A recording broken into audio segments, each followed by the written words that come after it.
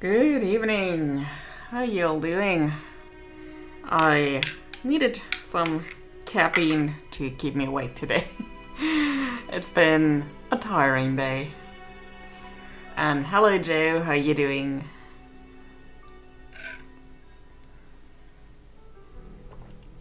Yeah. So I'm not sure how long I'll be on today. I'm having a bit of a sore throat.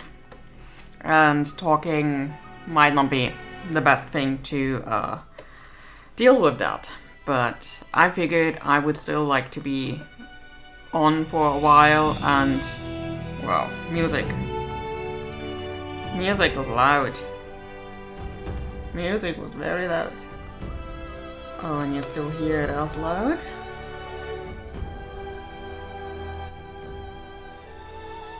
There, that should be better.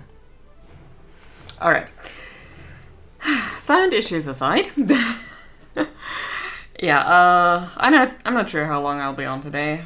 Just a bit of a sore throat. And I'm not sure talking is the cure for that. Might just be that with my flat having been cold for 2 weeks because nobody came to do something about the non-functioning heating for a while, I actually got myself a bug. But who knows?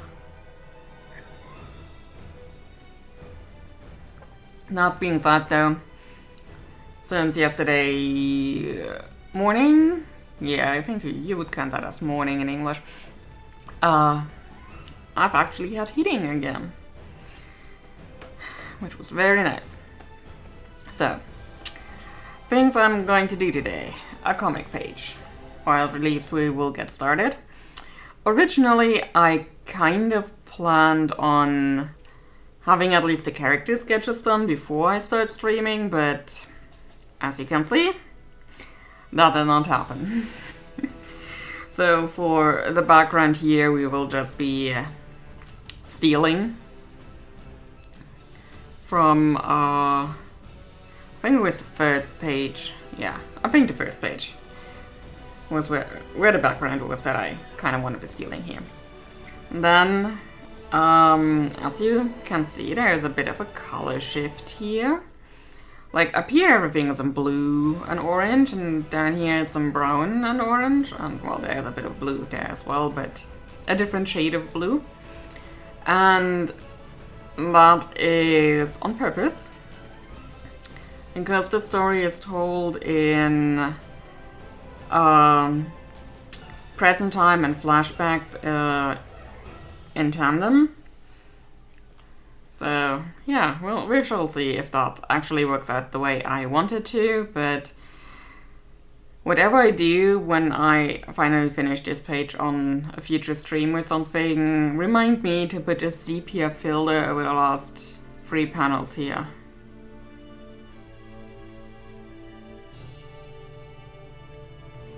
So, and the thing I've been wondering is mostly the question of why did I have 2 panels here? Because technically both panels are showing the same thing in concept. People attacking the mage that got roasted the page before. Also, hi VP, how you doing?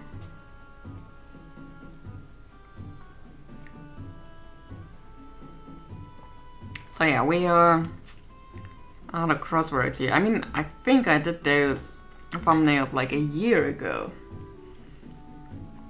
And I'm really not sure what I was trying to do there. The other thing is, the way this character is angled, it might actually work better over here.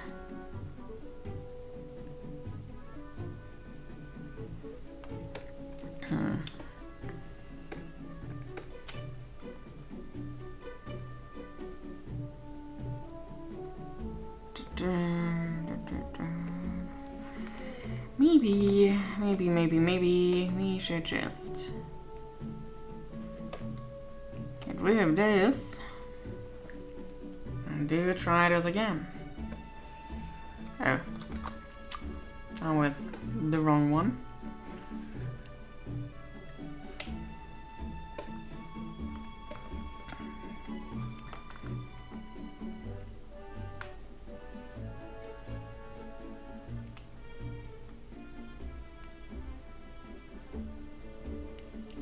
So, shall we just leave it like that? Or what we could do is have like 3 angled panels. I don't know if you can actually use the symmetry tool at that stage, but yeah, because that's not symmetrical.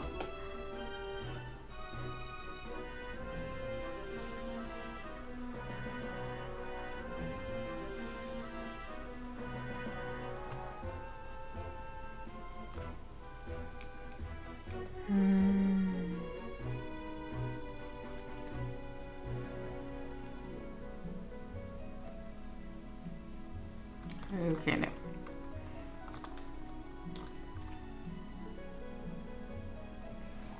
Well, that's symmetrical enough now.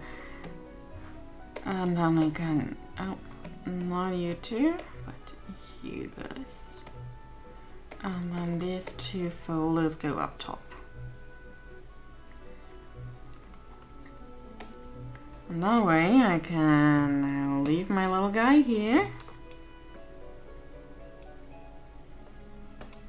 Just scoot him over a bit so he's a bit further in, and then yeah. Hey Kay, how you doing? Also have fun lurking.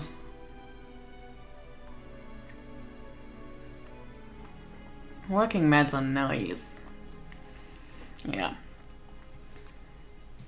I took a cough drop or like just something to get the throat a bit more oiled, I guess. Earlier, because the throat is a bit sore. I'm not yet sure how long I'll be streaming today on account of that. So, we'll see. I think if we go with sketches for the characters and inks for the characters, that might actually be enough for today.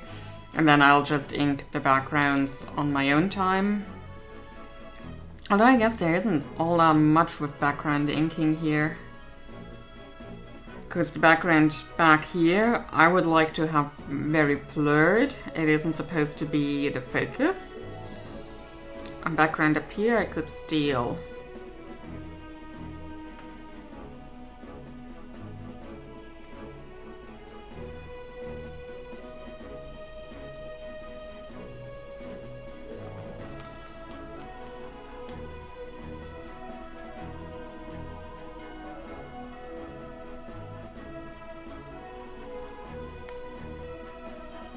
Yeah, I think I could steal that. So, now I just kinda... Oops, I need to look at the old pages again. The finished pages. Okay, yeah, that one we can steal for sure. I got this guy, and there was another one down here. Okay, here's the one with the bow.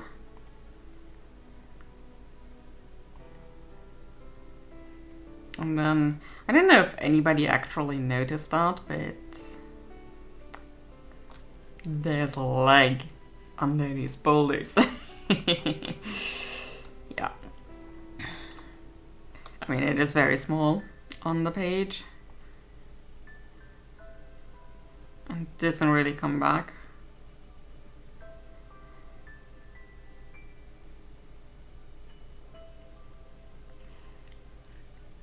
Okay.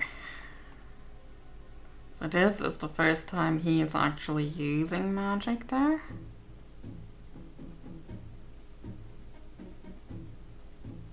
Okay.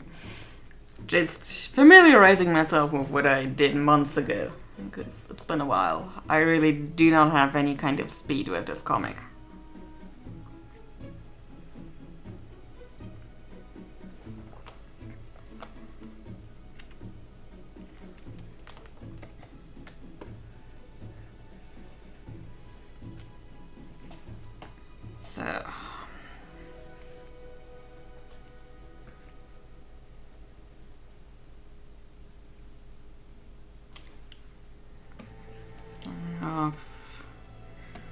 Over here.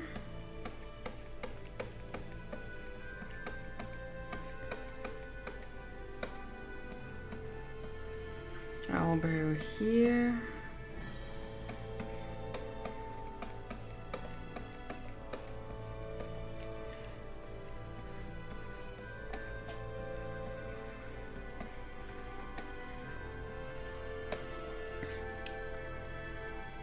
Alas, doesn't quite look right. Foreshortening is not my favorite thing.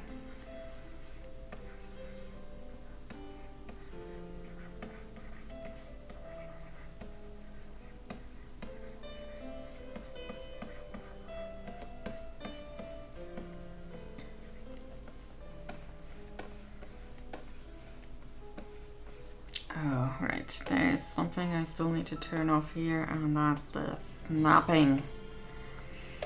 Otherwise, it will just have all my lines like up here when I try to draw anything that way.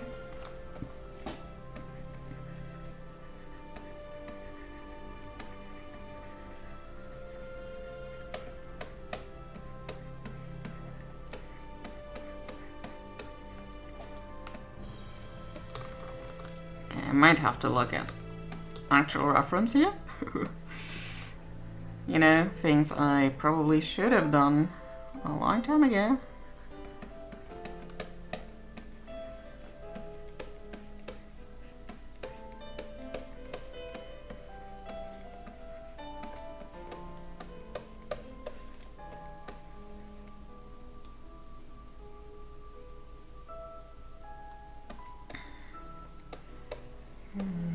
Start that way, and then there's more arrows over here.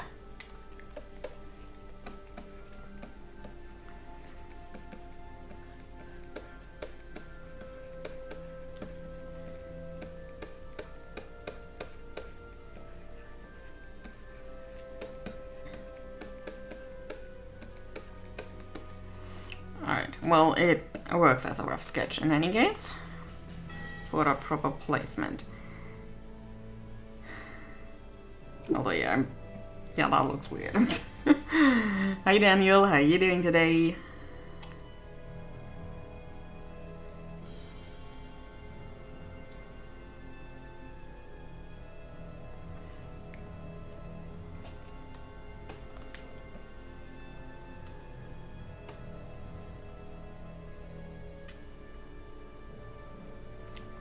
Yes, he has it that way. Yeah, okay. I'm just trying to make myself familiar with placing and space and everything. So I just really try to sort of act it out here. Might look a bit weird sometimes.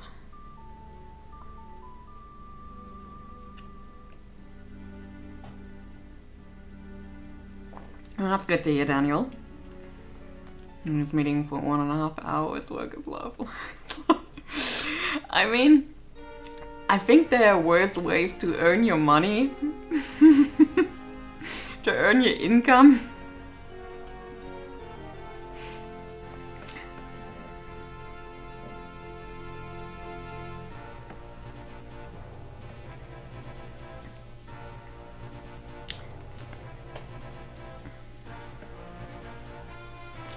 I'm wondering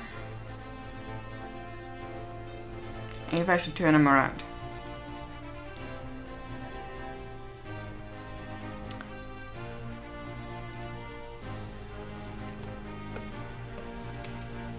Because right now, both of them are kind of looking this way. Well, their body is angled that way.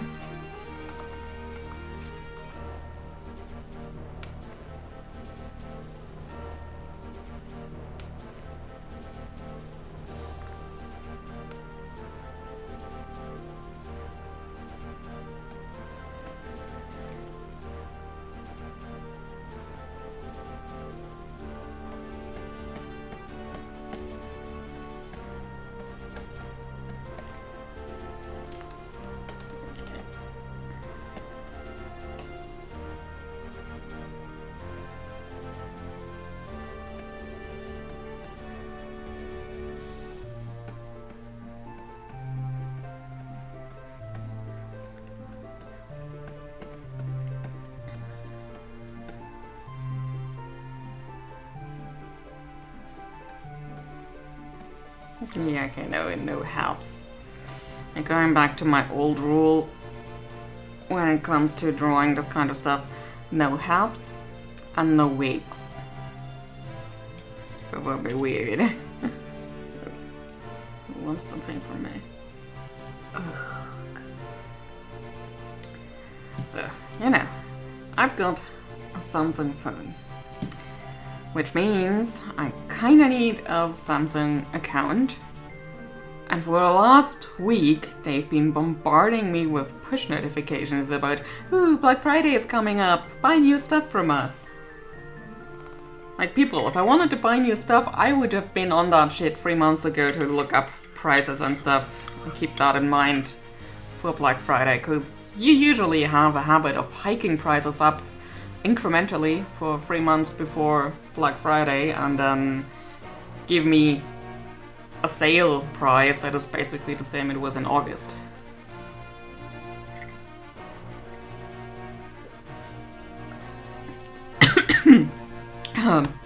Okay, so I went into the wrong pipe down there.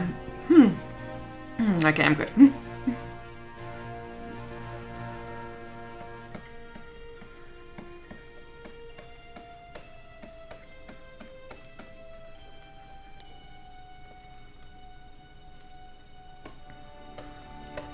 We need something else here.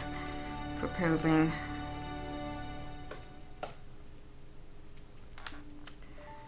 You know, if I was alone and not on stream, I would probably get my camera out and try to take some reference of myself posing weirdly. But we have the power of Pinterest.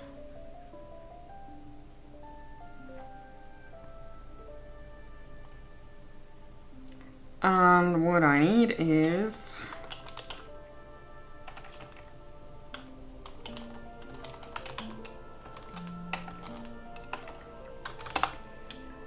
fencing stance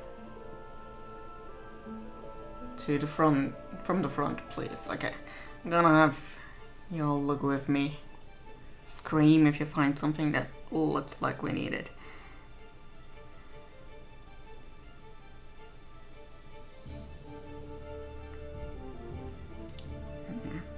Seeing all these lady fencers, you know what?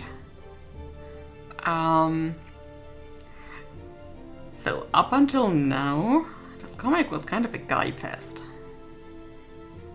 I'm gonna make that one person here a lady instead. I do all my detailing and figuring out on page a lot, and it's something I was trying to overcome a bit, but then the entirety of me going back to drawing comics was kind of unexpected.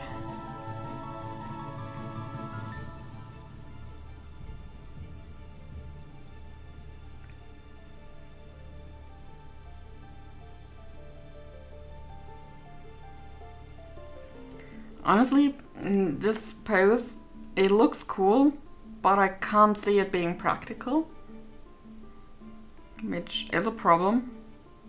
I mean, you can't just go with something like this. I might want to angle that one a bit differently, but that's minutia. Not exactly something I would get hung up upon.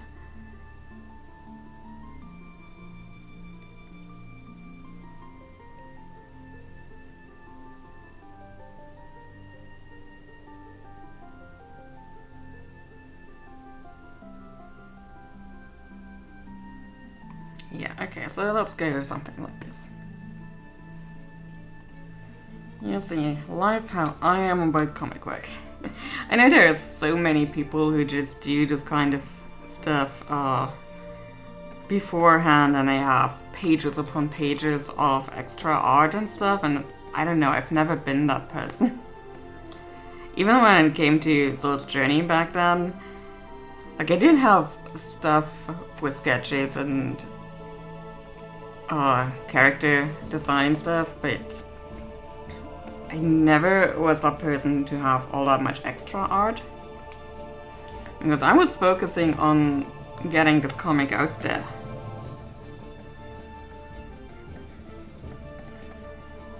And I think that's just something that has kind of contributed to me being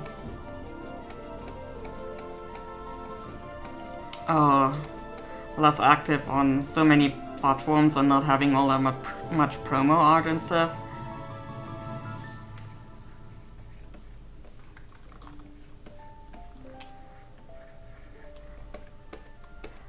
I'm not gonna say that's the reason things kind of failed for me at that point, but it probably didn't help.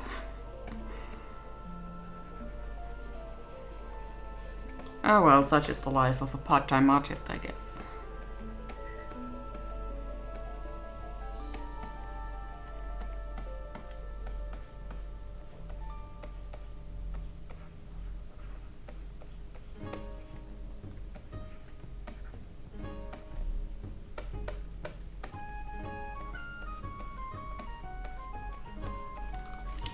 So, also, something you need to keep in mind is where is the cutoff of your character. Like cutoff of the panel or the border of the illustration or something. If it cuts off at a joint, everything looks very wonky.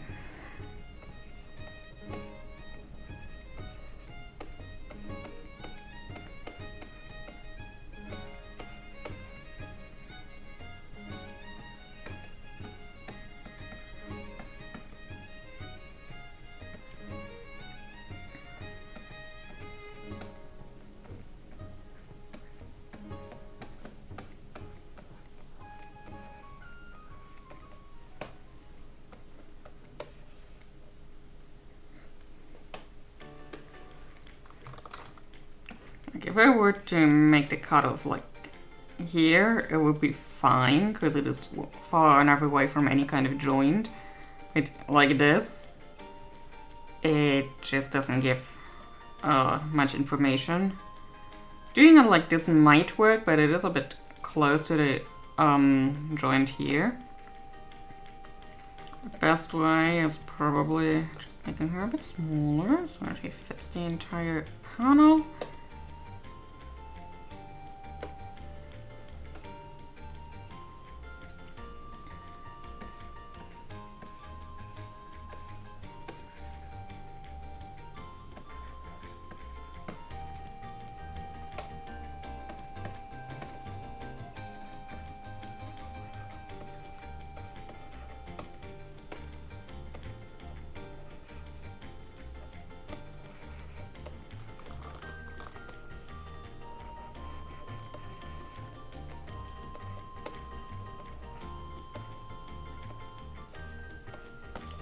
So, how are the proportions going? Yeah, that's good. But I will also need to look up an archer just so I can fix this whole mess that is this arm. And is there a filter here where I can just say anything from, I don't know, 2021 and before? That would be best. Because a lot of these references that I'm seeing here kind of look like AI. And I would prefer a real human.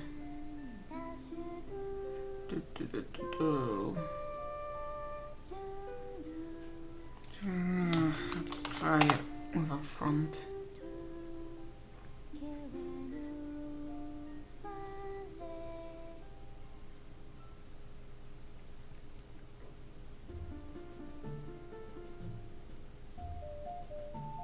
What even is happening here? Okay, I need to show this. What the fuck is happening in this picture? Tell me you are AI art without telling me you're AI art. Oh, jeez. That just doesn't work at all. Oh, gosh.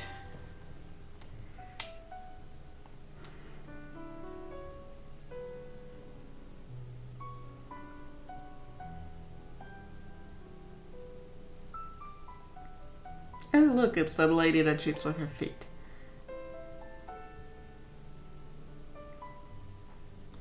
Okay, we are trying something else here. On our own.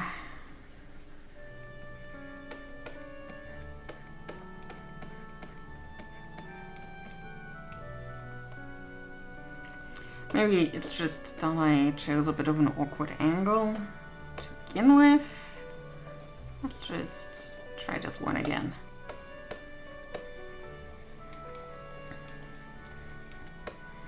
And you know, the thing is, I have nobody to blame but myself. Well, past me in any case.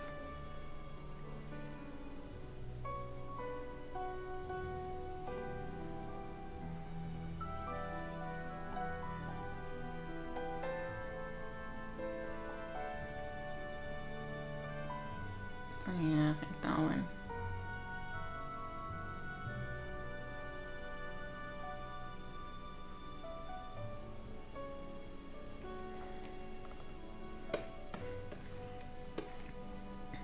Let's angle the bow a bit.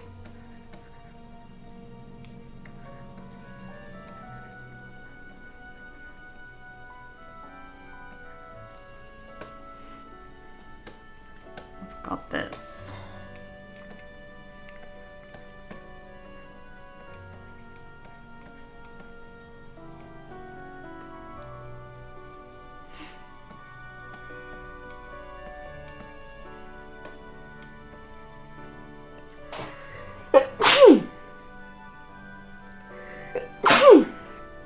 Okay. I think everything's out.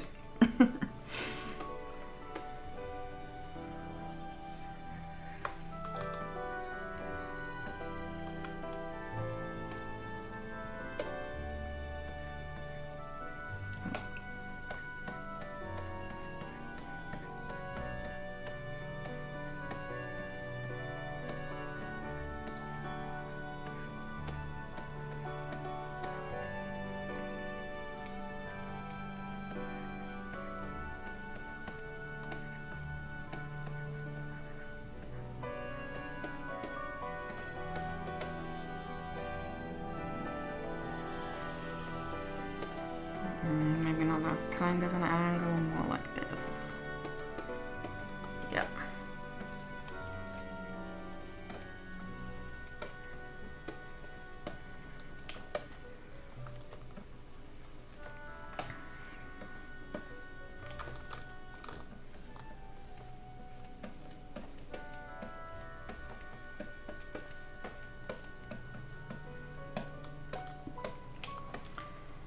Alright, we've got this.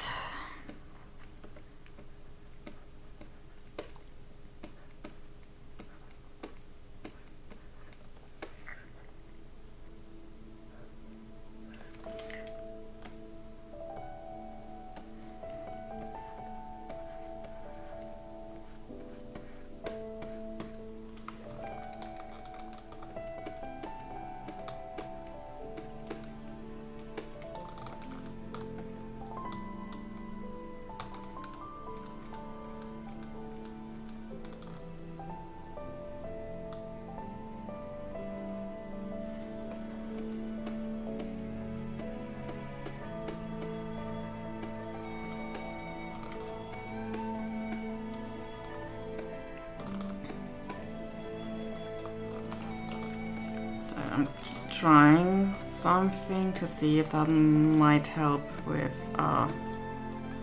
focusing the reading direction a bit more. Because to some extent, anything you do in a comic might also just fall under the rule of cool if it aids the reading direction.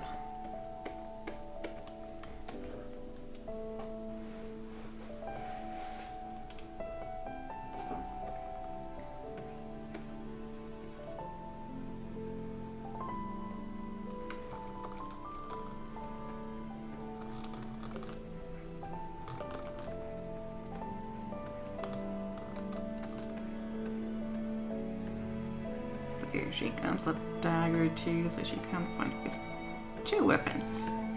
Because 1 is not enough.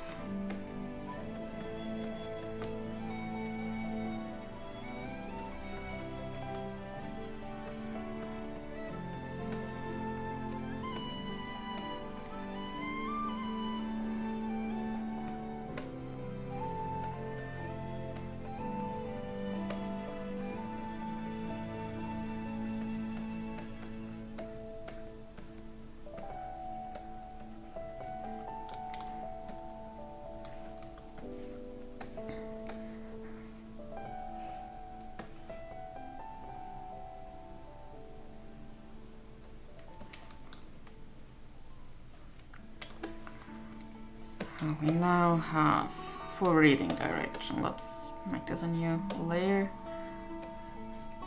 Okay. Okay, we're back.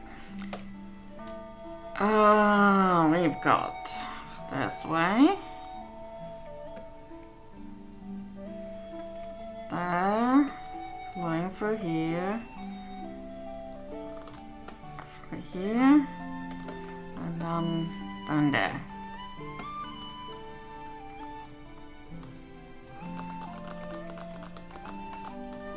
That should work.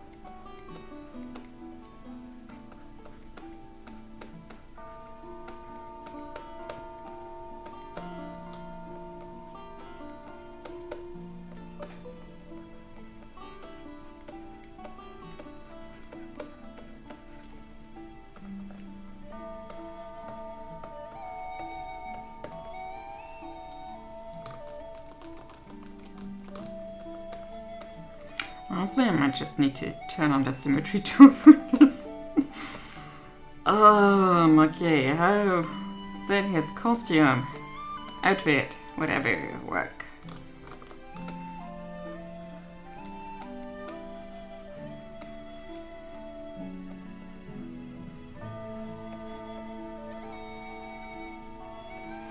Okay, I want to go with better. This was traitor. Probably a better stance. Says me, who has never been in an actual fight.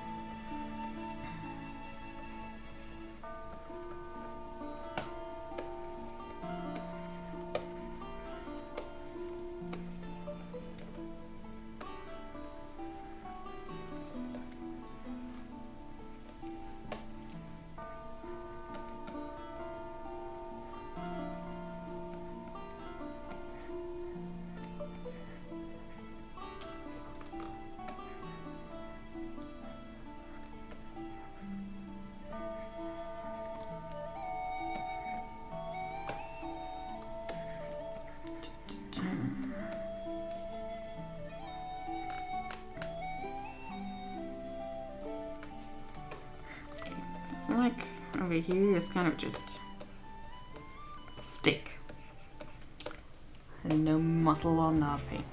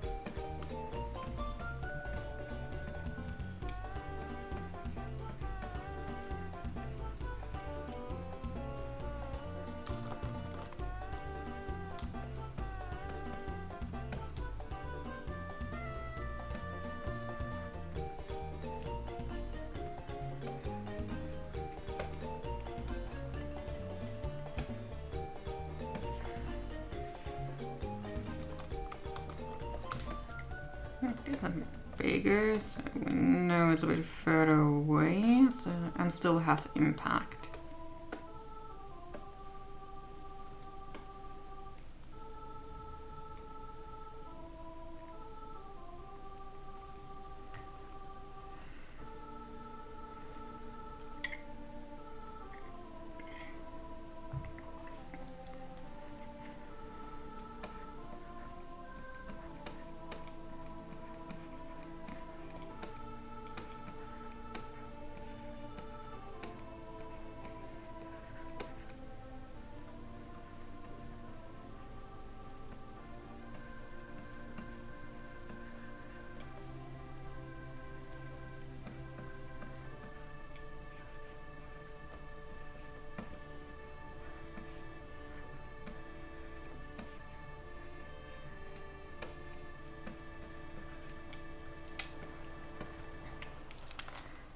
Okay.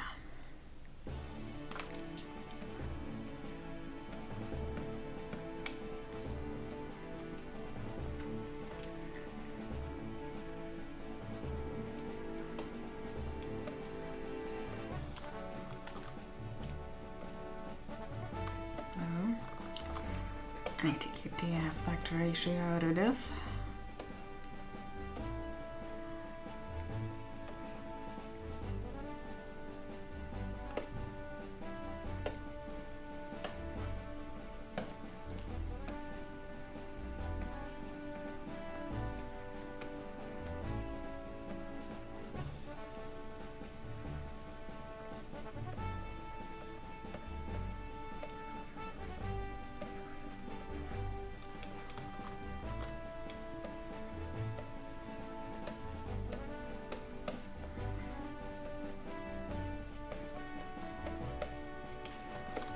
There we go.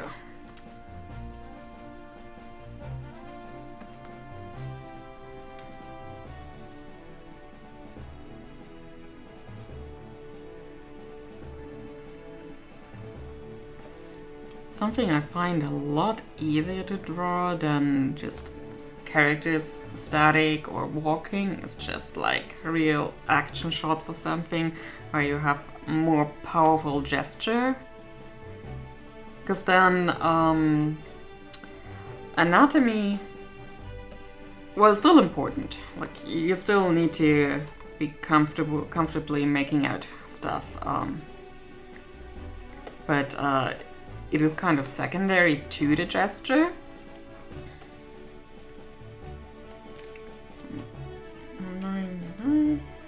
Yeah, pull that up a bit.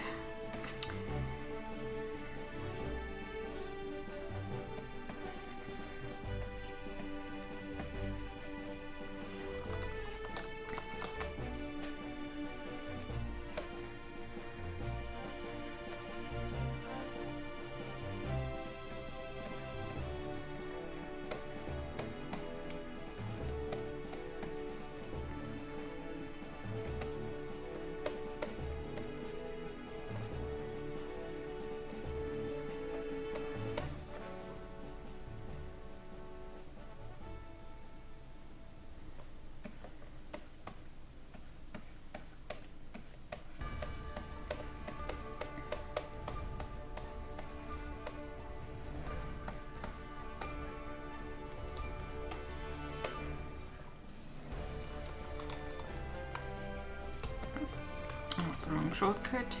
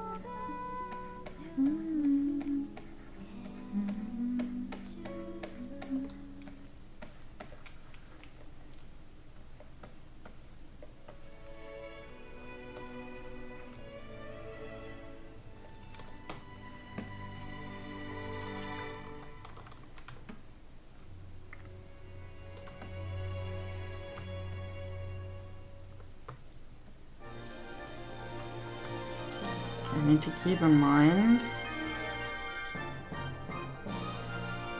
size relations here. Yeah. Can stay here.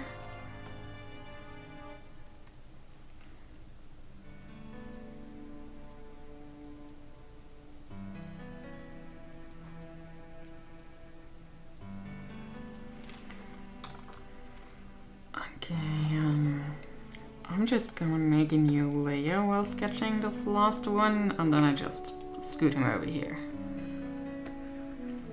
Then want the edge of the canvas to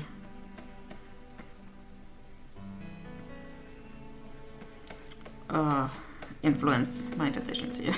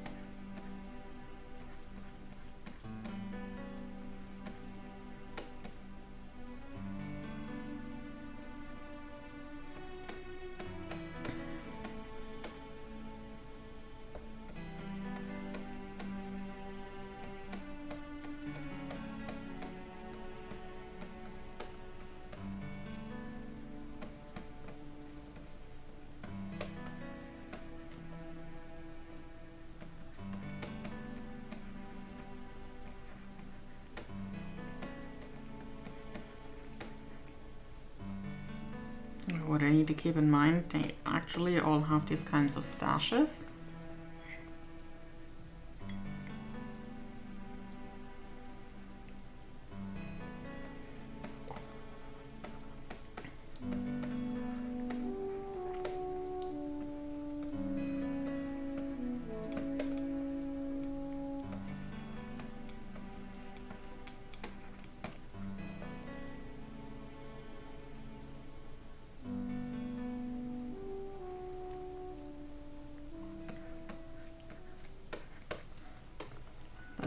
Go.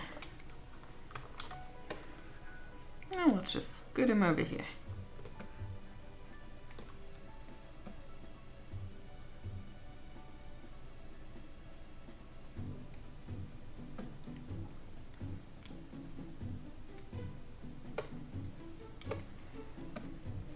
So you notice what I mean with not trying to let the edge influence me. If I had drawn this more over here, I would have tried to scoot the foot in there, and it really didn't make sense for the pose.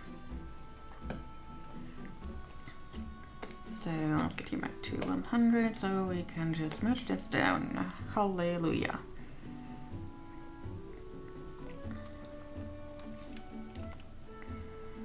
So, in that case, let's get started with some inkies.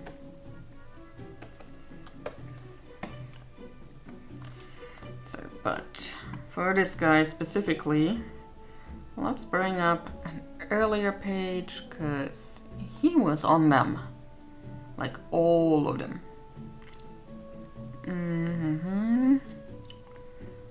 Give me some balls. Honestly, let's just take this one where we have flat colors.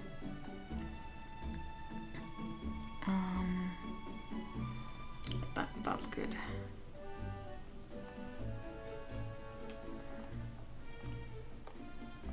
And also, bow guy, and not in a good state of physical health.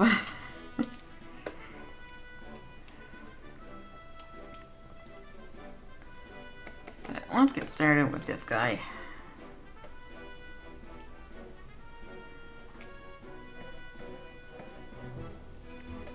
So let's, yeah, that is a better brush size.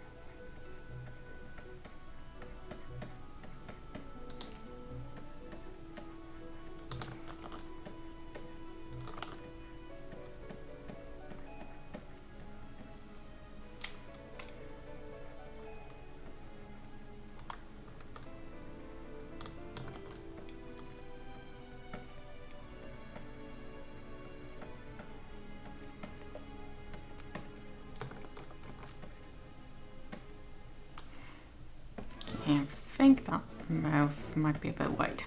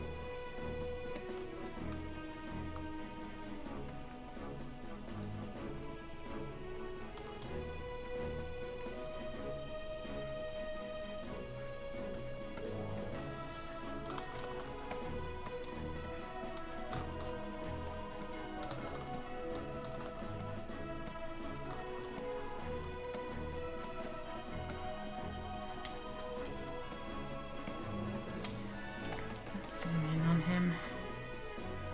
Okay, perhaps not that far in. Yeah, I think we need another page.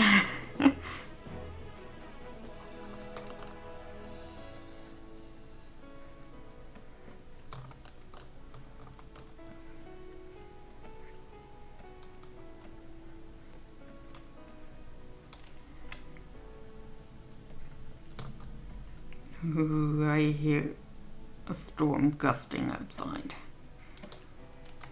Technically, that's my favorite time to bust out Scrivener and write.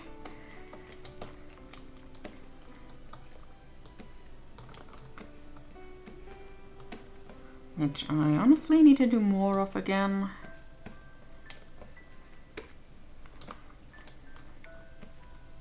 I've had high hopes of maybe broadening my writing windows this month, but so far we are still with Sunday writing sessions and no others. I mean, don't get me wrong, I'm happy to be writing at all, so I will take the Sunday writing sessions and smash them.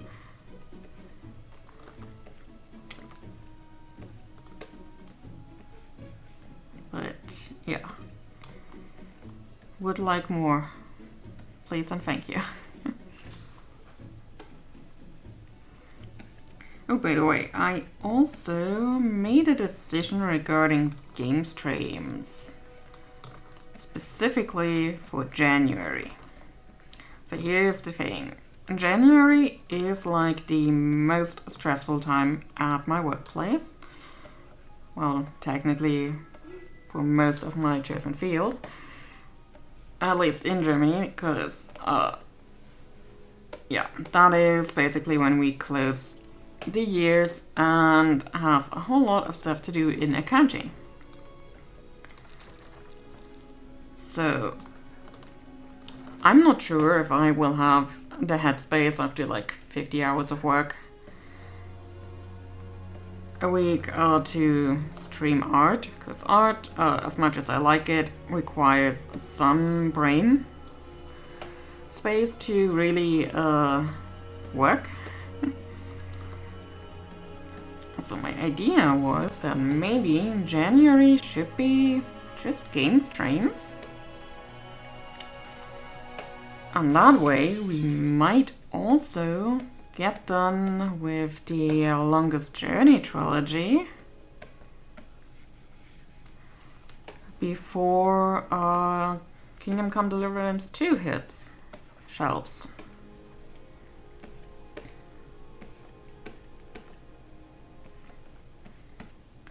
That was at least an idea of mine. I think it might work. That way I would still have streams, even if I'm not feeling like drawing.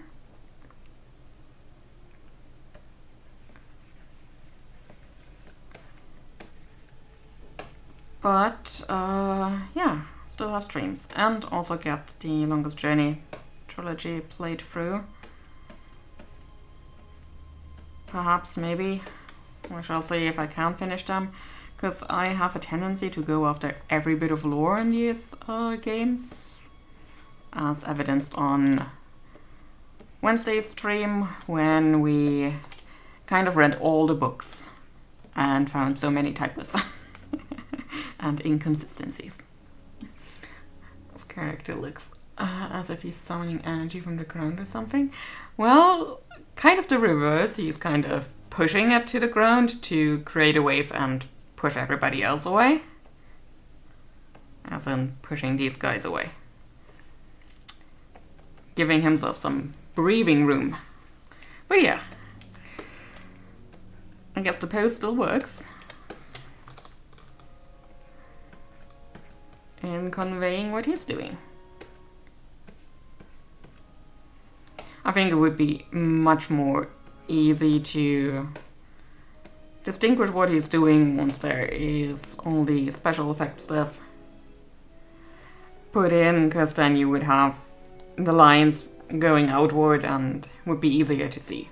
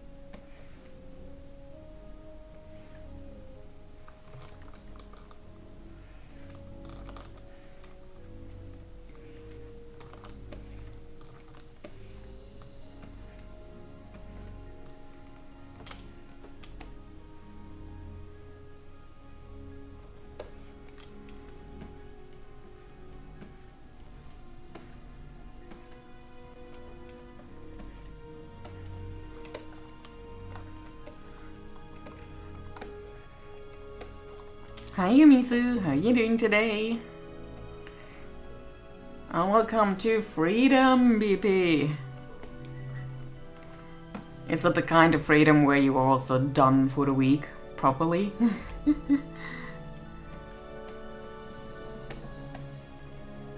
Thank you. Yeah, I technically really love sketching. I mean, I also like inking and coloring, but I think in sketching you have a dynamic to everything that isn't as easy to replicate with inks sometimes. So now let me get another sketch layer in here, because I think I drew these hands a bit big.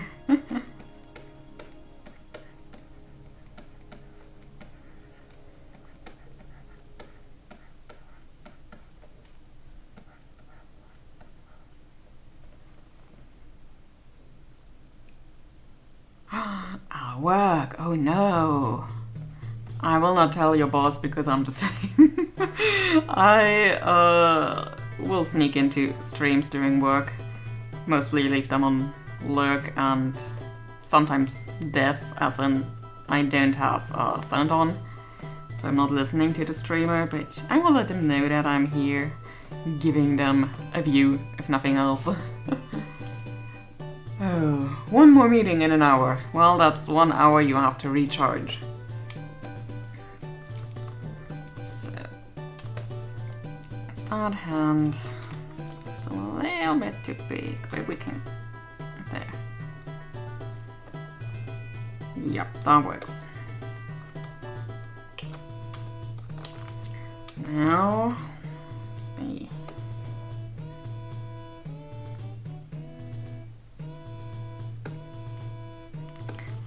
Because we are working smart, not hard, we are just copying and flipping that one.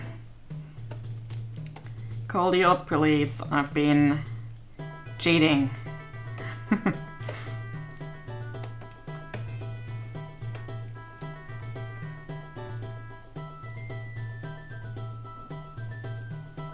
I'm benefit of being sick, my dad gives me lunch. Oh, that's nice, at least. Wanna be eating together, too? Because that probably really nice. Like, I personally like having company while eating. Not necessarily the feline company, because these two be like vultures. And not today, they're really behaving. Good Anna over here sleeping. Elise down there on her ottoman. I don't know. Are you? Can you see her? Oh no, you cannot see her. That way, that way. There she is on her ottoman. And Anna's over there. There's a lot of daytime with what I do in our streams, and I can, yeah, that's nice if you can use that time our way. Whoever said that working had to be all dread and no fun all the time? Probably some capitalist. So, yeah.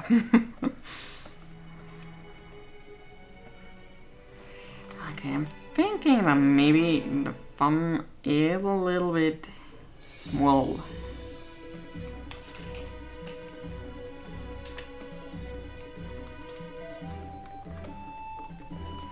We'll draw on your iPad, yeah, that will work too. I'm kind of looking forward, but also dreading Black Friday this year. Because I am thinking about getting an iPad myself. And for years at this point, I've been the person who's like, no, I do not want half-eaten fruit in my house, thank you. Because, you know, the Apple logo has a bite taken out of that apple, so half-eaten. But so many artists really swear by the iPad, so I was like, okay, I'll bite the apple.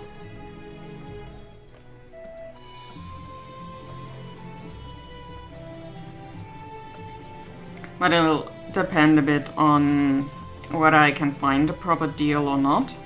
I've had 2 variants of an iPad on my wish list and just have price tracking on. If there's not a good deal next Friday, then yeah, it may have to wait a bit more. Maybe there's a better deal during the last week or so of Christmas, and if not, then maybe in January when, you know, the whole returns and exchange business is going on.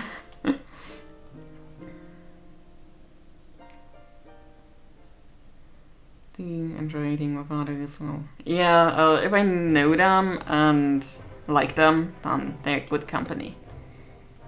Definitely. Very convenient. Yeah, I think so too. It would be very convenient. Like, I love my Cintiq. Like, what I'm drawing on here is the Cintiq 22 HD, so one of the older models. And I love it. Like, it is sometimes showing a bit of age at this point, but also, as long as it works, and you're knocking on pressed wood here for it working a bit, I will definitely keep it. And if this were to break at some point, or decide that it will not function any longer, because it is also almost 9 years old, so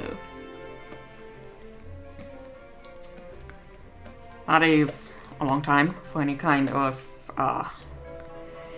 technology to still be kind of there.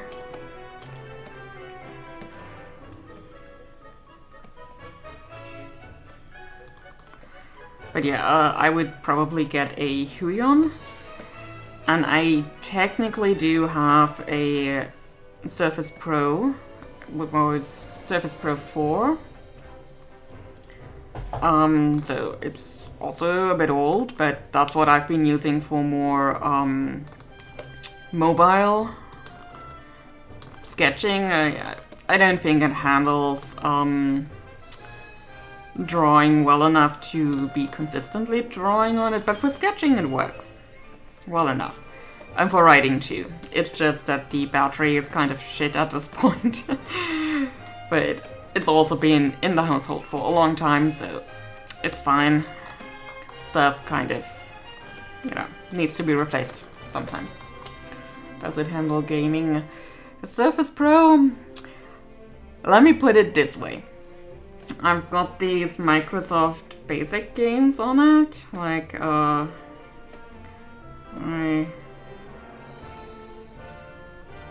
where are they? Because I'm pretty sure I have them installed here too. Yeah, solitaire and casual games. I've got them on this computer, and I also have them on the Surface Pro. And 10 minutes into playing just that, the Surface Pro is imitating a helicopter.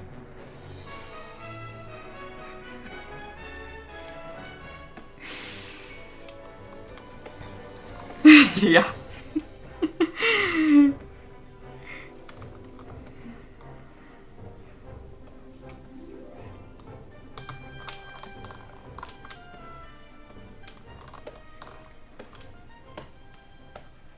It gets warm very easily too.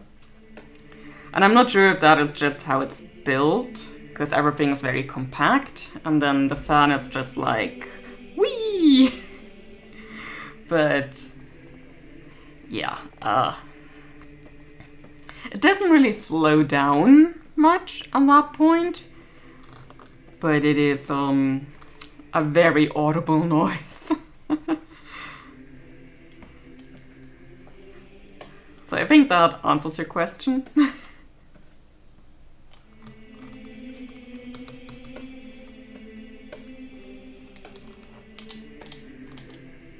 Yeah, it lets me know it's not having fun. At all.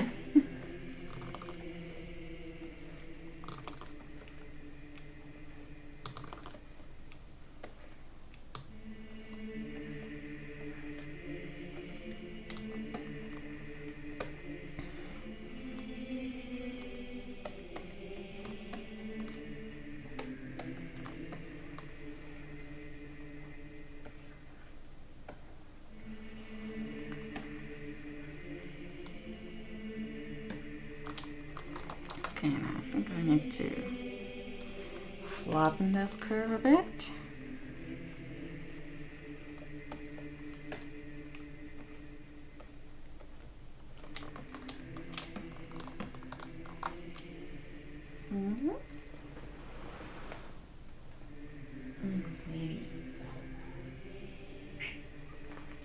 Oh.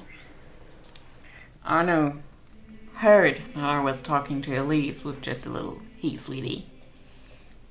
And he came running, because he might be missing treats. Right? Might be missing treats. He's back there now. Isn't he a good boy? Sometimes. He's a good boy when he wants to be. But just this week alone, he has made a kitchen counter crash. Oh, what else did he do? Oh, right. I had one of those bathroom... Oh, what are words? How do they function? What are they? How do you use them? Oh my god, I need my translator. I am weak.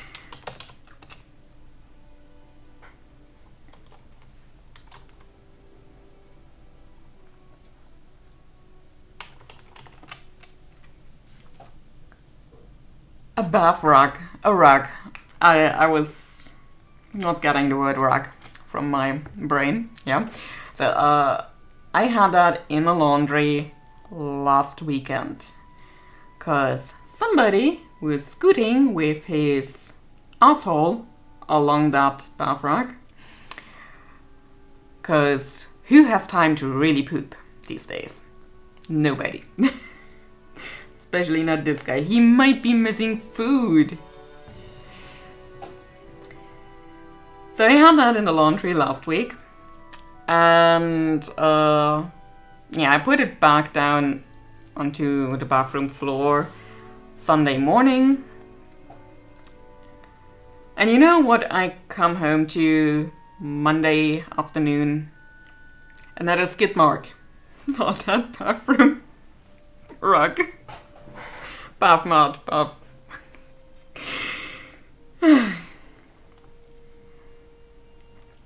So it's in the laundry again.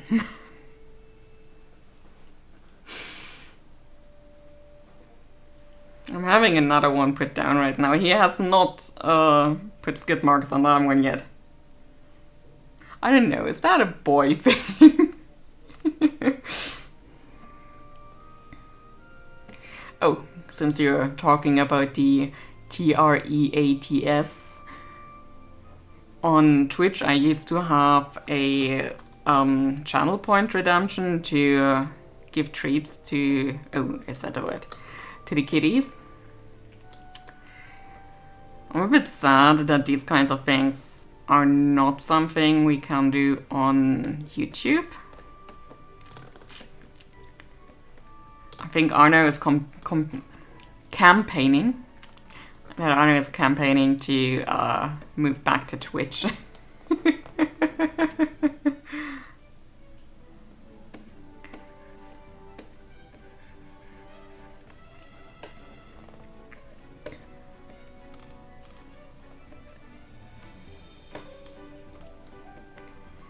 I guess I could try to build that into the bot as a command. And then maybe use currency, like the currency that comes with the bot, cat hair specifically.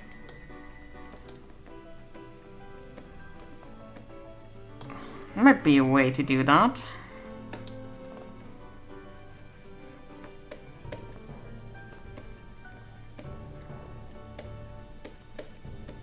Might have to look into that.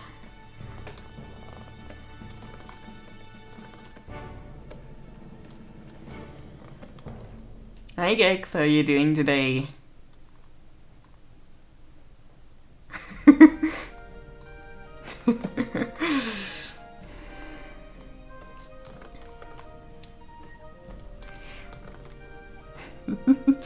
Yeah.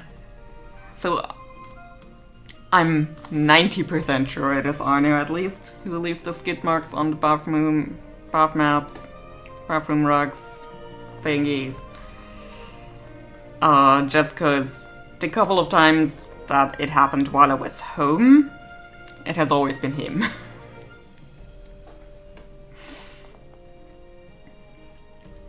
But yeah, who has the time and peace and quiet to properly poop these days?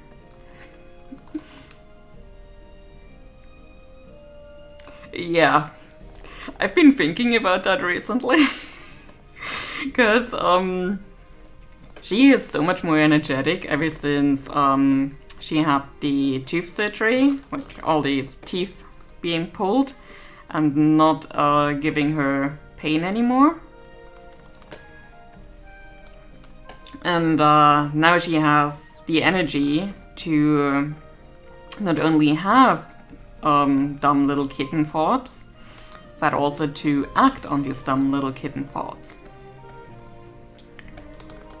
And she's becoming a bit of a wild one. She's been trying to steal my food a lot of times ever since. She didn't do that before, so yeah. But you know, I would rather have a cat who has stupid ideas and acts on them than a cat that is in pain, so still worth spending 500 euros on her. Just to get these teeth removed.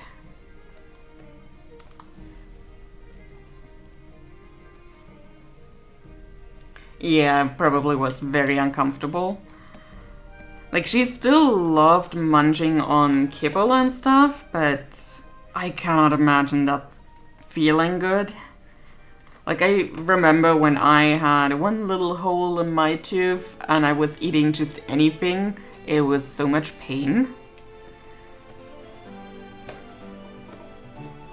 I mean, generally I have good teeth matter, so that was one hole and none since. And that's been many years, let's leave it at that. But, yeah. And I mean, for Elise, it wasn't that it was poor hygiene or anything, it was just that her body basically attacked, or continued attacking the teeth after her baby teeth fell out. Because the body is prepared to attack the baby teeth, so they fall out and then the second pair of teeth come through. I'm not sure if it is basically the same process for humans or not. I have not looked into that part, but I could imagine that being the case. That it's not just a second teeth coming through and pushing baby teeth out, but yeah. And generally, body is supposed to not attack anything afterwards. Yeah. Yeah, and it is the same for cats, at least. I guess it is probably similar for a lot of mammals, but do not quote me on that.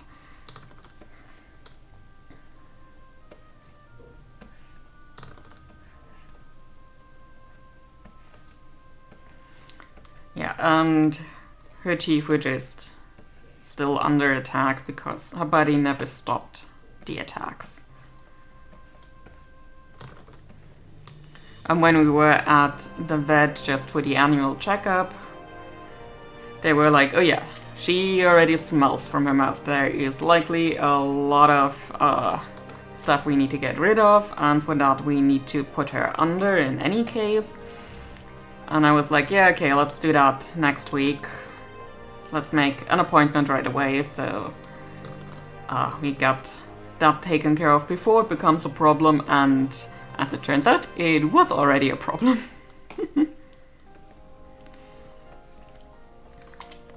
But she is doing fine now.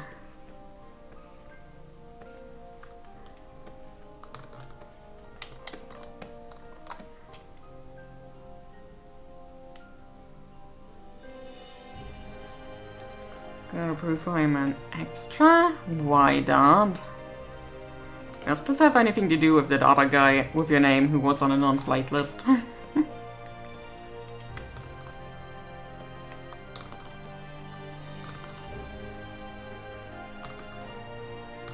they want to prove that again?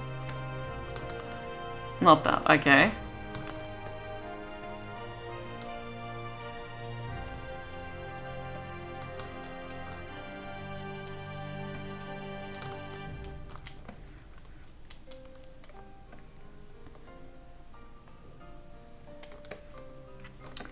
Alright, time to make some design decisions.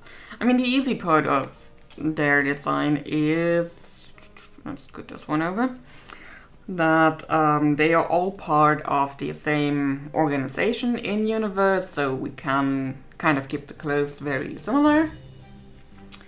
And yeah, just some minor variations to you know, show a bit of character, because, yeah. Oh, I've got a kitty. Got a kitty? Somebody else has the kitty now. I need to exempt myself from that bot at some point. USA has that great new thing called a real ID. So the other ID was fake. And if I want to fly domestically without a passport, I need a real ID, not a fake one. And I capitalize real, because they do. Okay. So I guess any previous ID was fake then? Have you been lying to us about who you are, BP? The entire time? You were fake?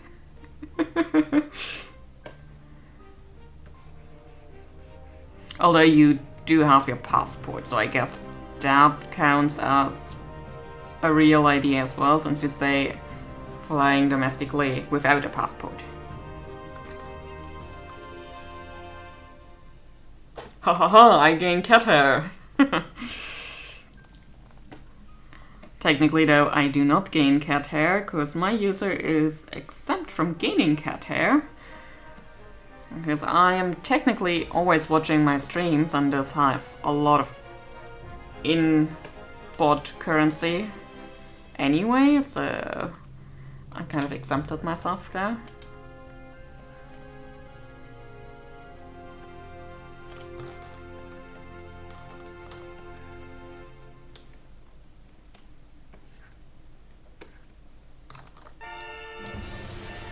Hey, music. Music is screaming at me here.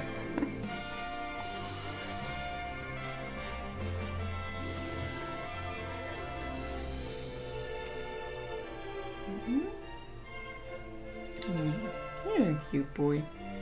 You've got that going for you.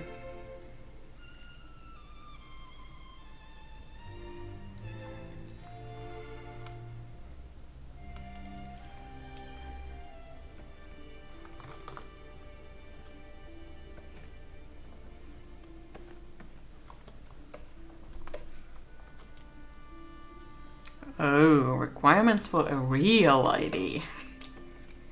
Not a fake one. Real.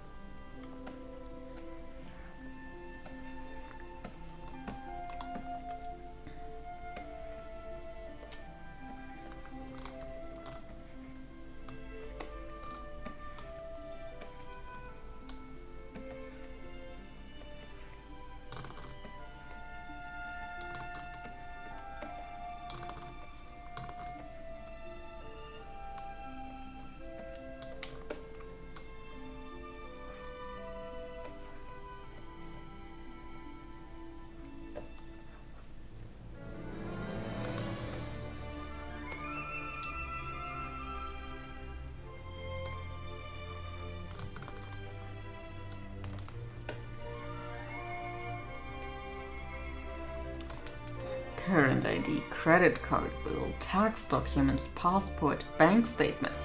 Jeez. They sure want to know if you've got any kind of money.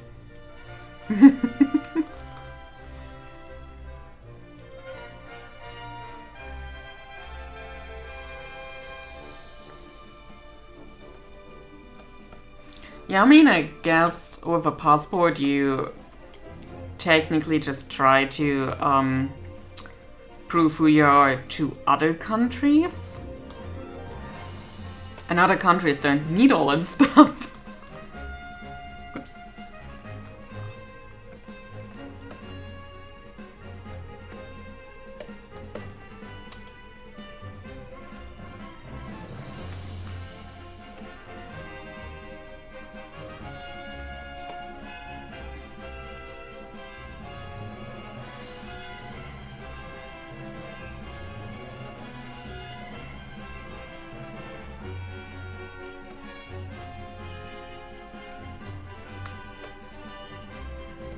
So yeah, what would you do if you do not have a credit card?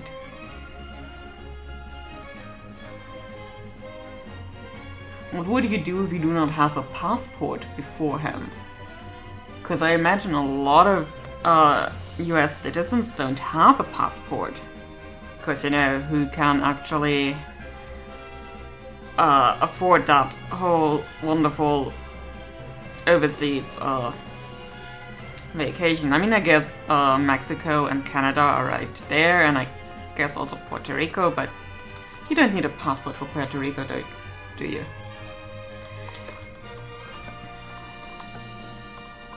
Because that is US territory, I think. feel free to correct me.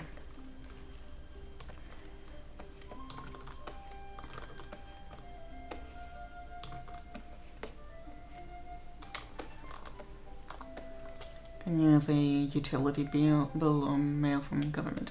Okay, so still though, in order to get a real ID, you need a place of residence, so you can have any kind of documentation, like a bill or something.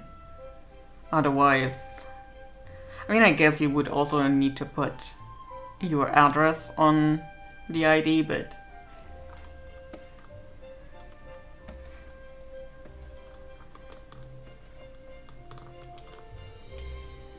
yeah, okay, any ID needs an address, okay.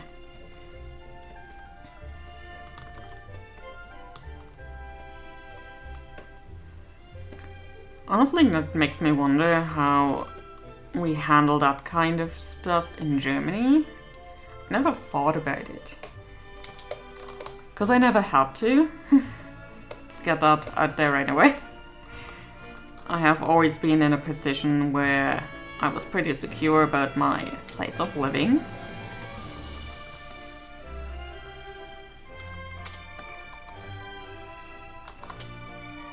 There's no passport, you can use a birth certificate. Okay.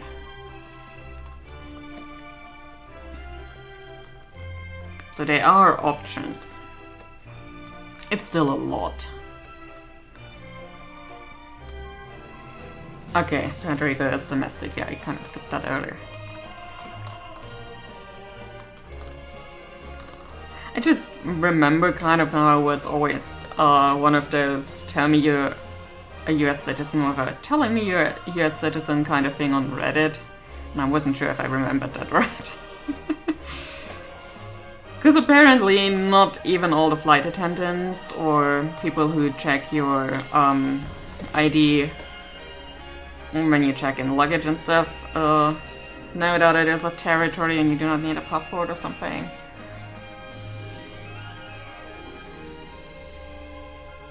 Oh yeah, that too, yes. I mean, I'm like, I'm not from the US. Any kind of knowledge I have about that is extra knowledge. I don't technically need it, but especially people who are in a position who work in places that have to check ID or issue ID, should know that, is my opinion, at least.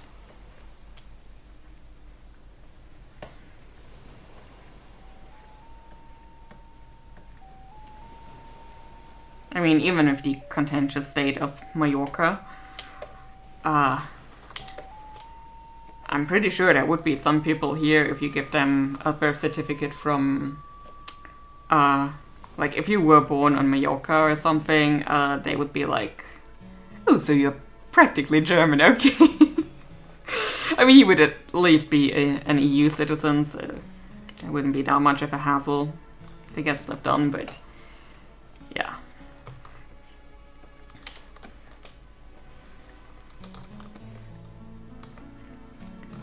Yeah, the Germans and the Brits. We're still kind of fighting about Mallorca. I'm not sure if what Spain's stance is on that. I have honestly never really talked with a Spanish person about that.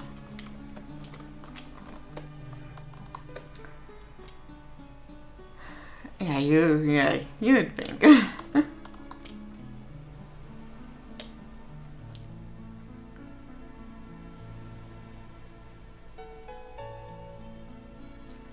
Yeah, Mallorca is technically Spanish. However, the Germans and the Brits are having a tourism war about basically whose island that is. Every summer, and technically the rest of the year as well, but summer specifically, we have droves of our tourists, both Brits and Germans, go to Mallorca and lay claim to the island.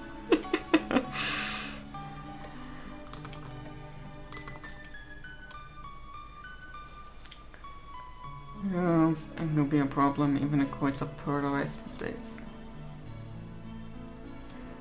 Oh, so basically you would be a US territory but not have the privilege of being citizens?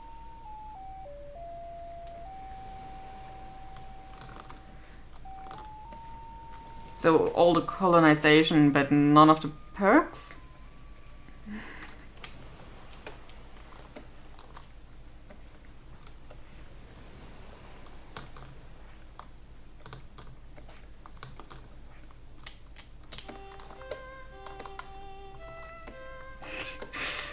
Yeah, just put a towel there. Stake your claim. Also, let me... No, wrong. That way. That being said though, last time I was on Mallorca was 1995. I was 2.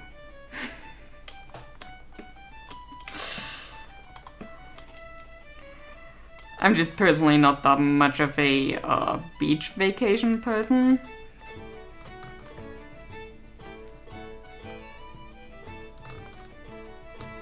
Like, I love being close to a beach, I love the ocean. But, I couldn't spend 2 weeks just lying on a beach. I have no idea how other people do that. I would go stir crazy after the first day.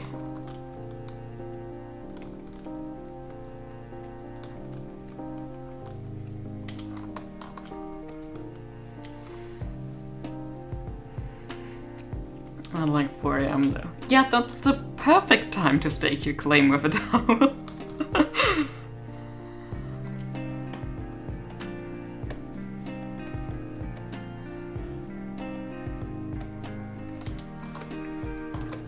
And I'm not sure, is Mallorca in the same time zone as Germany or the same time zone as the UK?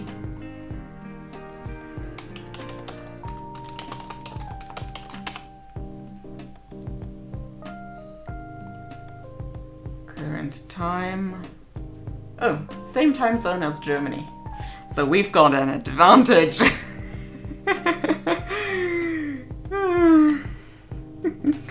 You're going to the States and hiking the Rockies. We can talk about that in like 10 years maybe. Depending on whether or not there was a Third World War by that time.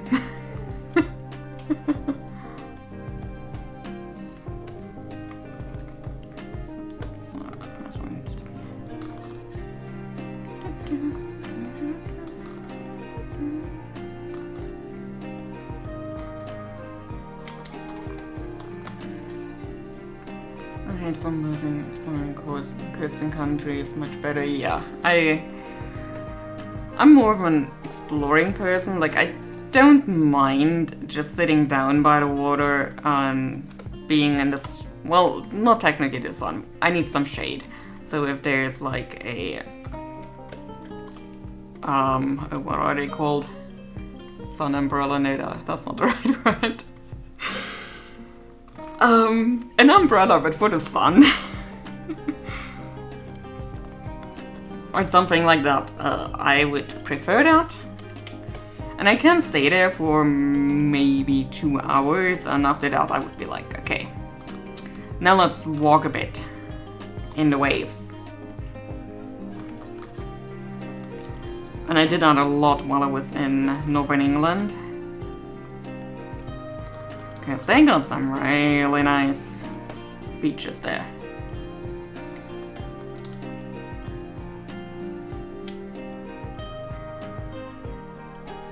Parasol, that's the word, BP. I'm in my what are words and how do you use them phase today. Like, I don't think this week was particularly taxing at work, but that might have been the issue. My brain is not that used to working today.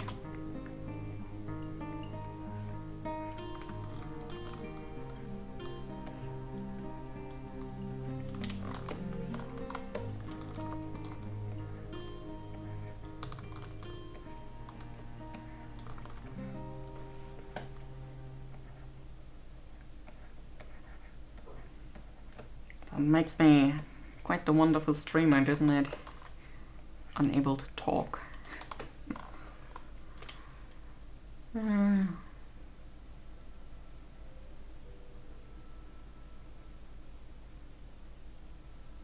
Wait, almost 10,000 steps already?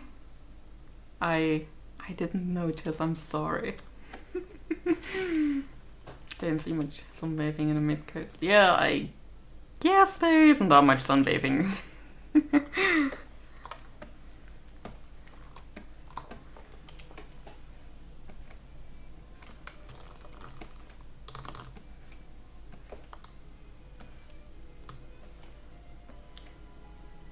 Was my music out? Oh, that's just a tiny one. Quiet one. Quietest word. Tiny volume.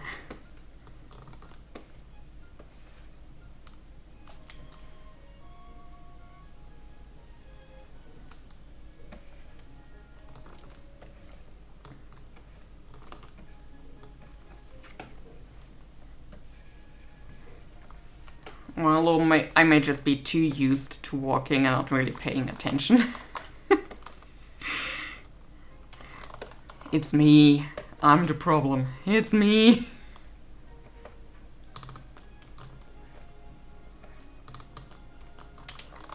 Oh, wait. Or... Okay.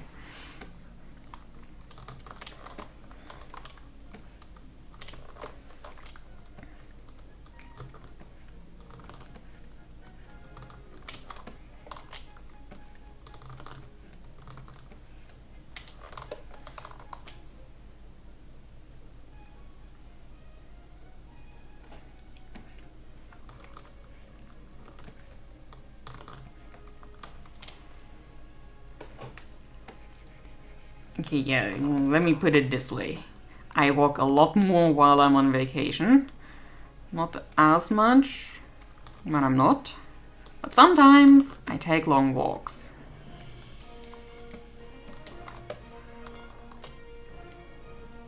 Most unsafe to walk around, yeah.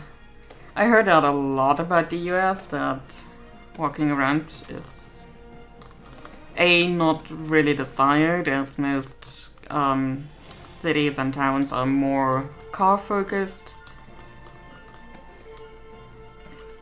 But also, I heard a story about some German tourists, or well, they were visiting family in the US and they stayed in a residential area. And they were like, oh yeah, let's take a walk now. Because, you know, our motto is, nach dem Essen sollst du ruhen oder 1000 Schritte tun. As in, after eating, you're supposed to either rest or walk 1,000 steps.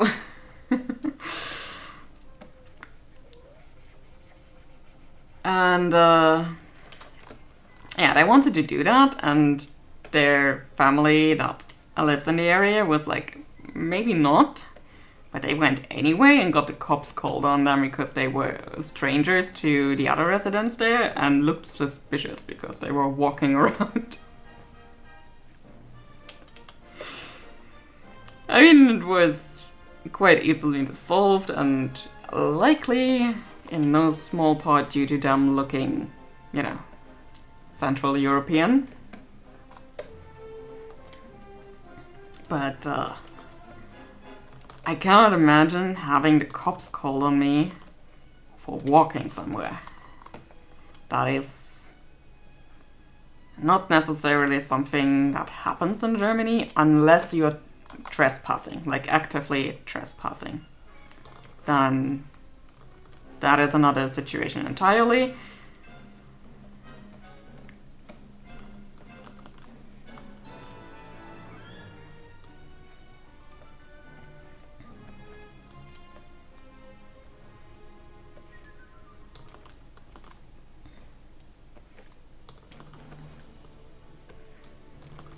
So yeah, I understand that there is a fear attached there, because there are some people out there that abuse the cops, basically, or abuse calling cops to intimidate others.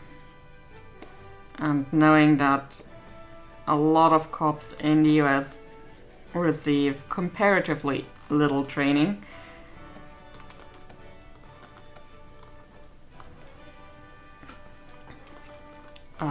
yeah, they might not actually be the best solution to a lot of problems. And that is my very European point of view on that subject.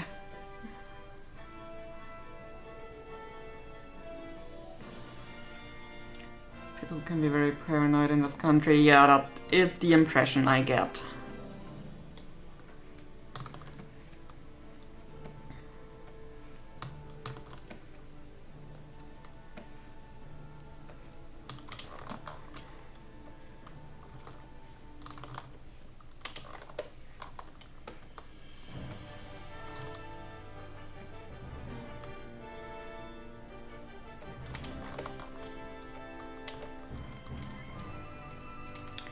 I don't know if police are here, but I sort of find out that was so fair. So fair. I mean, if I don't have to, I would also like to avoid police here. Like, it's not that I'm afraid, but it's more like... So there are a lot of allegations that there are a lot of right-wing people in the police as well. Personally, I don't think I have anything to be afraid of, but, you know, a very privileged position to be in as well. But also, I would feel so weird calling the cops for basically nothing.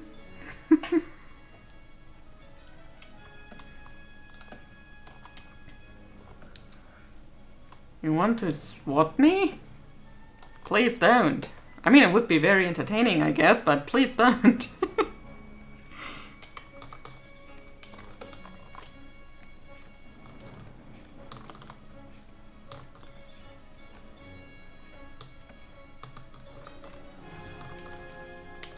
Yeah, that's the other thing. When I heard that some people call SWAT teams on streamers or just other people in general, I'm like, are you right in the head? Why would you do that?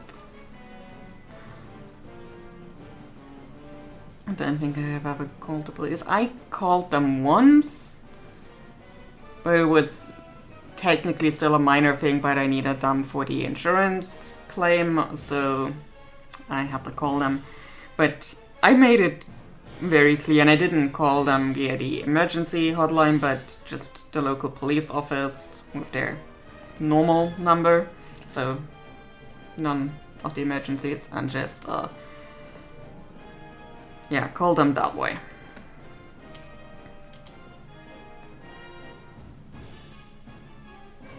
Even the police at times don't know why they are being called. Yeah, I imagine. Like, that's the thing I often get from a lot of Reddit stories, although I'm never quite sure how much truth is in them and how much of them are just literal stories being told. But like, there is so many people calling them for basically nothing. Nothing at all. And especially things where the police doesn't even have jurisdiction, so weird. I don't think I know anyone that has called for anything other than a report needed.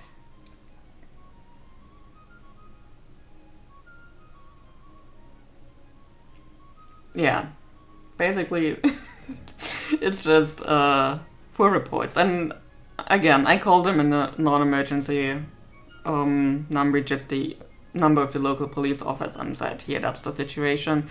And they were like, yeah, I'm not sure when exactly somebody will be there, but sometime this afternoon. And I'm like, that's fine, I'm at home. So.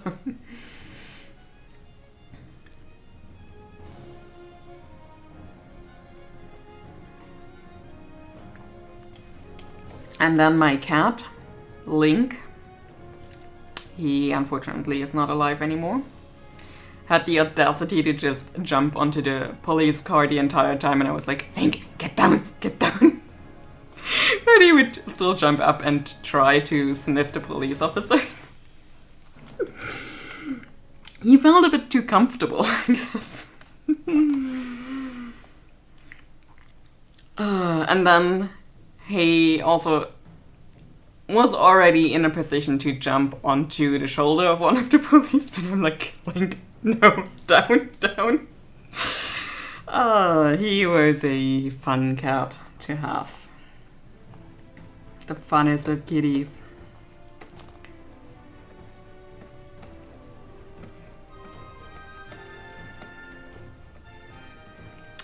Hoping he has a lot of fun in cat heaven. There he is now. He got a bit too comfortable with one of the cars, I guess.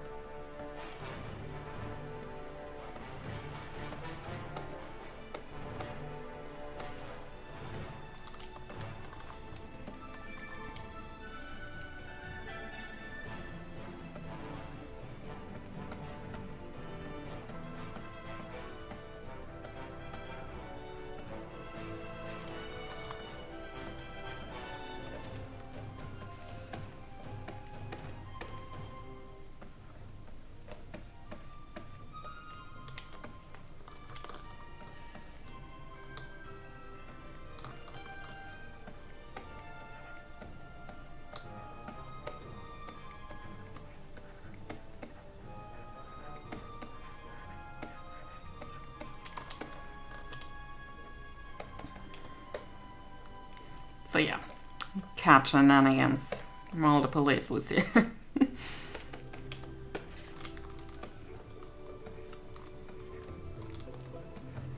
I'm not sure what it is about male cats being like just all around menaces.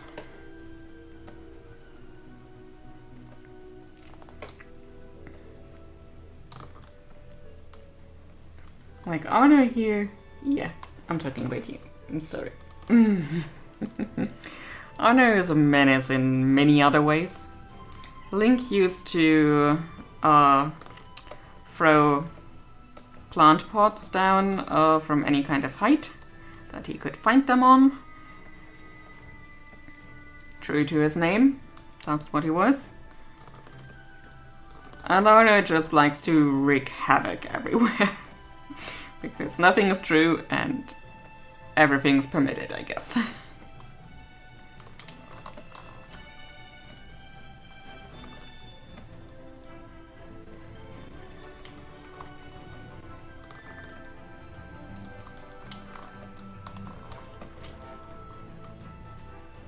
I should be more careful about naming cats after video game characters.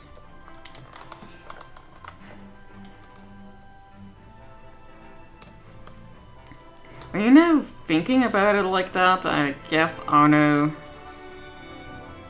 really took the whole Assassin's Creed thing too hard. Like, I've never played the games since I've had them. So, I played the games many, many years ago. But not in the last year when I got them like 1.5 years ago. Thereabouts. And I remember in Assassin's Creed Syndicate, the opening basically like kind of like the prologue, where you just meet, oh, what were his names? Oh, their names. Evie and... Oh, what was his name? Like the twins. Like in Assassin's Creed Syndicate, you had two assassins you were kind of following. And they wrought havoc. They destroyed a steam engine, they destroyed an entire factory, and were wondering why they weren't graduating assassin school, basically. That was like first red flag in that game. For me anyway. And yeah, I guess he took that kind of to heart. I also never finished Assassin's Creed Syndicate. Might be that they got a bit more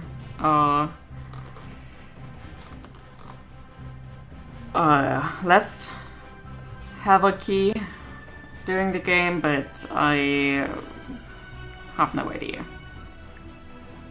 I never bothered to finish it, because after I got to Kenway's mansion and found that secret room with Edward's pirate collection, basically, and noticed that they were having party flags, like flags of skull and crossbones that you would get for children's parties these days.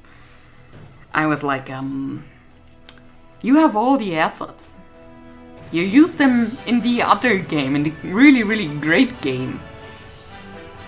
Why aren't you using them here? Please tell me. But also, don't bother, I'm quitting.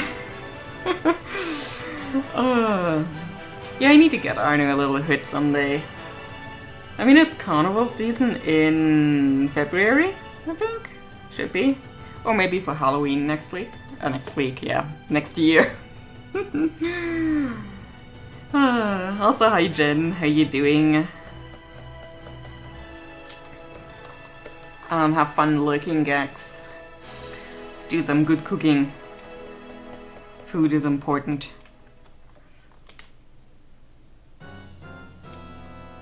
So yes, Arno is being the cutest little kitten over there.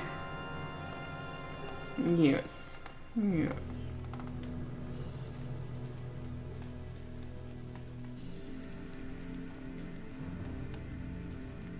He's pretending like he didn't do anything bad this week.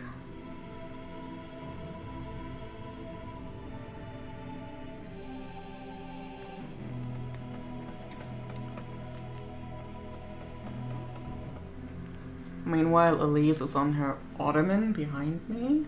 Let me just scoot over a bit. You can see Kaiba. And there's Elise on her ottoman, stretching. You can't see a lot of her.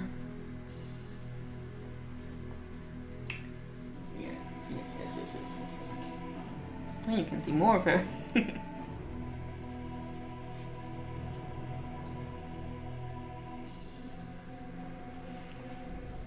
So, yeah, I still need to put away the space heater now that my heating works again. But until then, we shall have Kaiba sometimes in the background.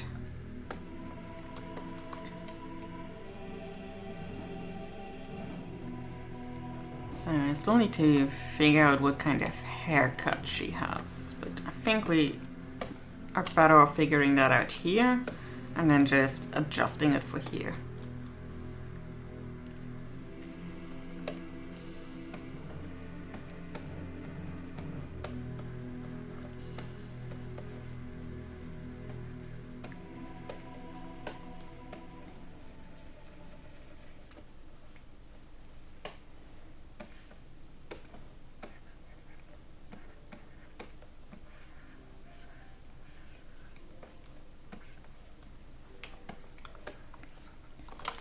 So now I just need to look up some daggers. Didn't I? Oh, I think I closed the other Pinterest.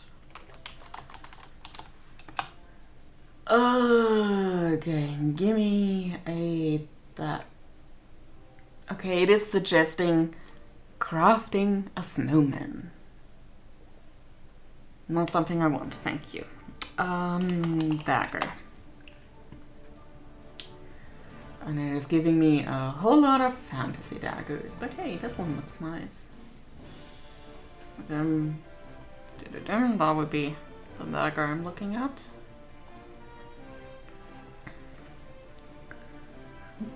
I think it looks pretty nice in terms of form. It wouldn't have all the ornaments because... Oh, wait a moment. I like this one better. I love the shape. Let's put that onto a pin so I can find that again.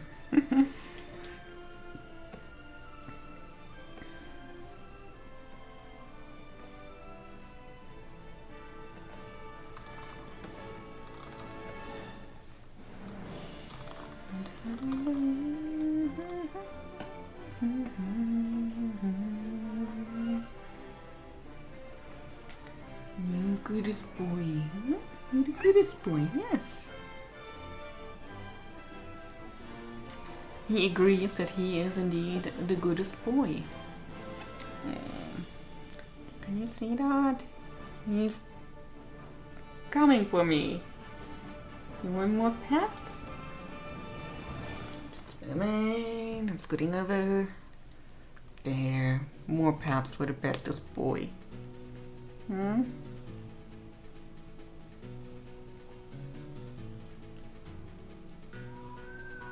bestest boy.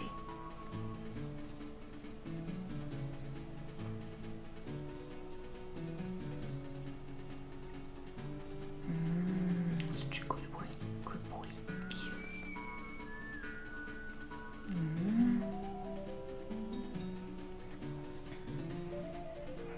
Yeah, where was I actually with counting all the things that he did this week?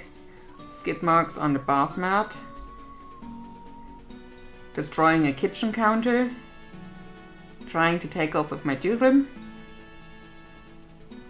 Is there anything else, sweetie? I feel like I'm missing something. I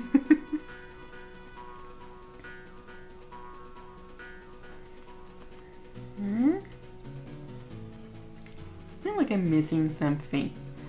Was it this week or last week that you destroyed the bag for the treats? Literally ripped that open, splayed it. There were skid marks on the bath mat, yeah.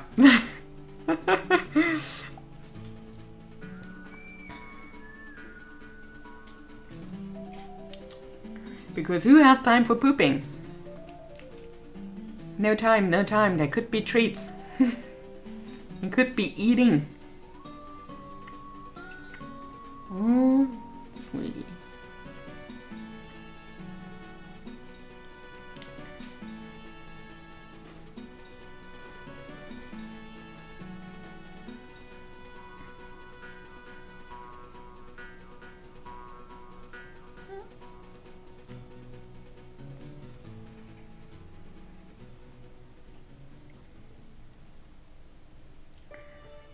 In other words, life without him would be very boring.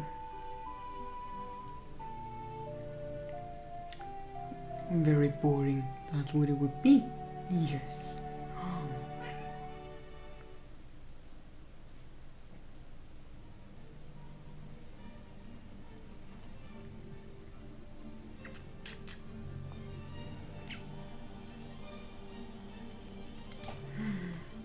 Jen got all the kittens.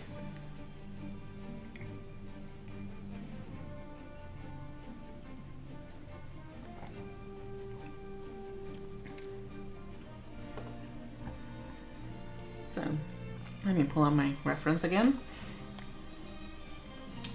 So we have...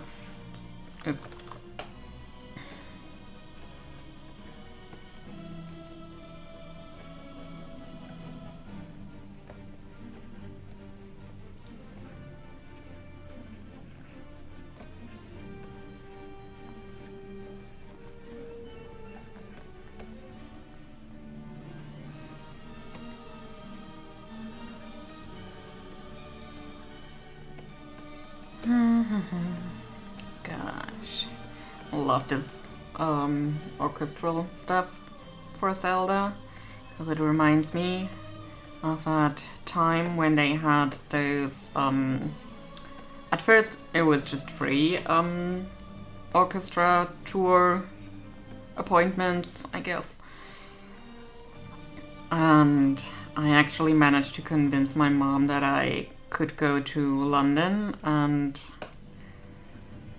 be there for one of those appointments. Tour dates, that's what it's called.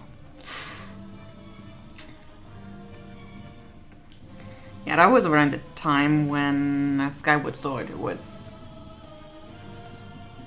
No, it wasn't released yet, I think. No, it wasn't released yet because I remember I got the special edition so I could have the CD from those tour dates.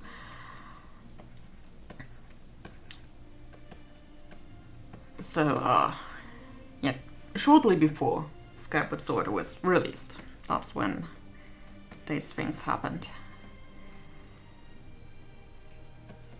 And I got to go to London to watch one of those concerts. It was amazing.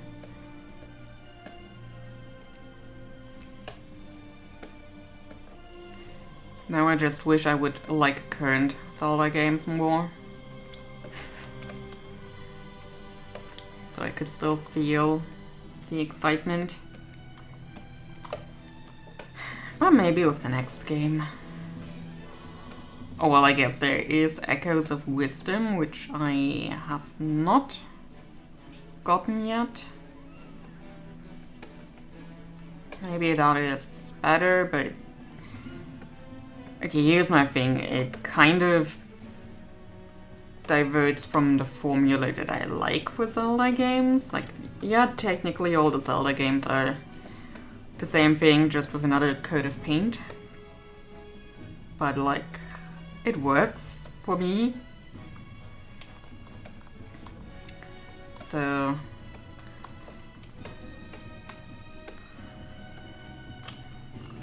And I mean, the other thing is, oh, there's another ladybug in here.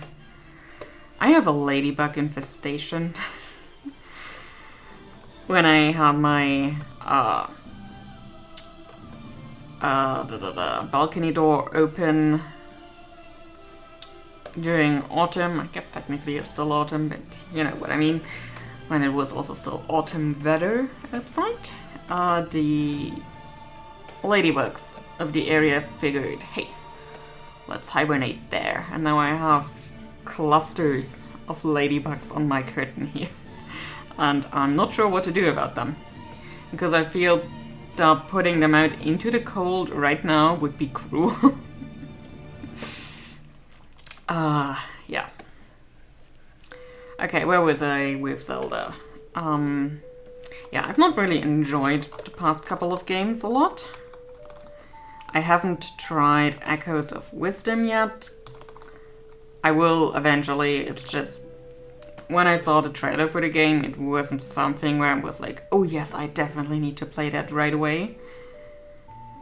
And I love the formula they had going beforehand, because, you know, for me personally it worked. I'm not opposed to them trying something new. I just wish we could leave the Breath of the Wild / Tears of the Kingdom formula behind now. Because I absolutely did not enjoy them. And the other thing I would like them to get rid of again is voice acting. Because, oh boy, was that not a good decision. And while we are on that, getting rid of the animification of the acting for the characters, that would be nice too, because if I have to endure another scene where everybody is just looking at each other one by one and then nodding towards each other and then presenting their big decision that they definitely did not talk about beforehand and then just came up with while they were nodding at each other, oh gosh, I hate that.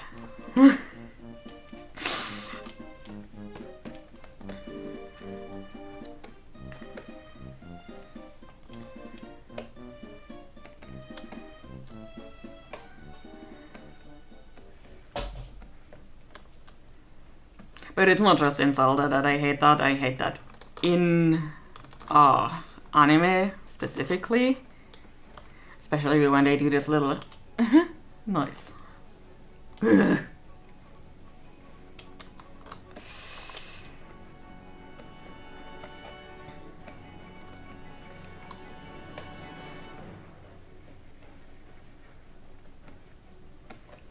And the fact that I actually liked the voice acting for the German version of the game better than the English one has me baffled. Because generally, I do not like German voiceovers very much. Like, I don't mind hearing German voices or stuff, especially if it's like a movie or a show that was made in Germany, or Switzerland, or Austria, I guess, because they're also speaking German, at least in parts. But, with voiceover, I mean, for the 90s shows and movies that I watched as a kid with German voiceover, I have a bit of nostalgia for those. They kind of still work for me. But newer stuff, I'm not sure what it is with translation scripts and stuff. Cause yeah, I tried Breath of the Wild and did not enjoy it. Yeah, see, I guess you were like me, cause I did not enjoy the game very much. Like, I felt very disconnected from any kind of story due to the time difference, basically. Like, there is 100 years of difference between story elements, or half the story elements in any case, and what we are doing in the present day. And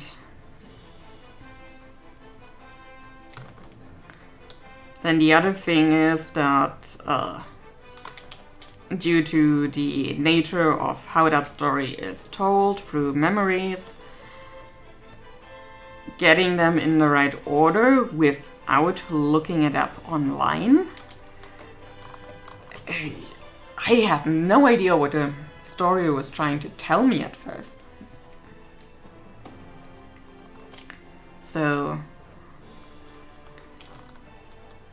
I could not connect with any of the characters, which was then compounded by me basically finding out before I had the first memory, I think. Or maybe I did have the first memory and then got to the first...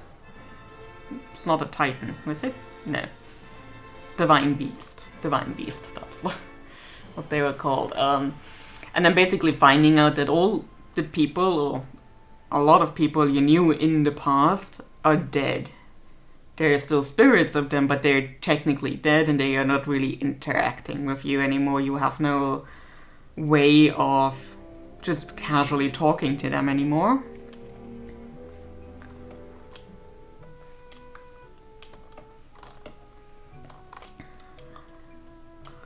I'll be honest, for me, Ocarina of Time is probably my favorite, and then A Link to the Past. I liked Twilight Princess and Majora's Mask. A Link Between Worlds was okay. Jen, I do not need to fight you because I am of the same opinion. I love Ocarina of Time. And there might be a lot of nostalgia coming from that. And with my first Zelda game, I have so many great memories of playing that with my brother and my uncle during school holidays and stuff, because my uncle was the one with the N64 at the time, and we basically only had access to it while on school holiday. So, yeah, it might be the nostalgia talking, but the fact that the game affected me enough to give me nostalgic feelings has to count for something too.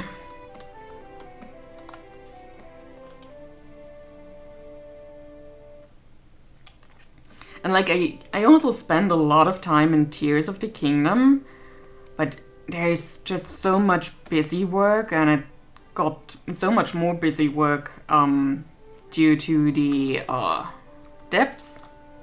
Depths, yeah, that's what I would call. And I just felt like 90% of the time I was like, why am I doing this? What purpose does that serve?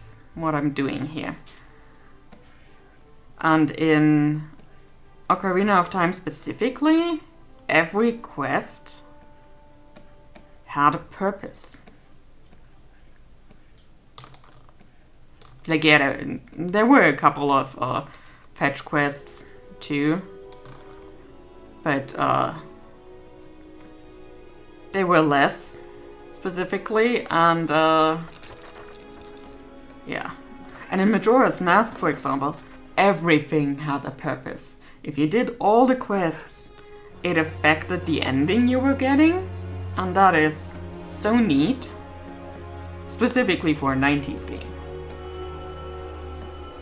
You didn't have that all that often in that time, so it was definitely paving the way for other games to come about.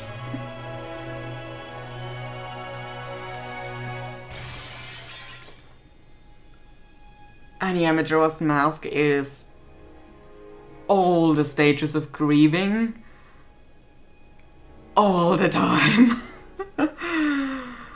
It is such a wonderful game, and I love what I did under those time constraints that they had. And I think that is, in some part, a problem when they tackle a huge sequel to Breath of the Wild, and then take so much time to do it, because I was like, okay, you did better with less.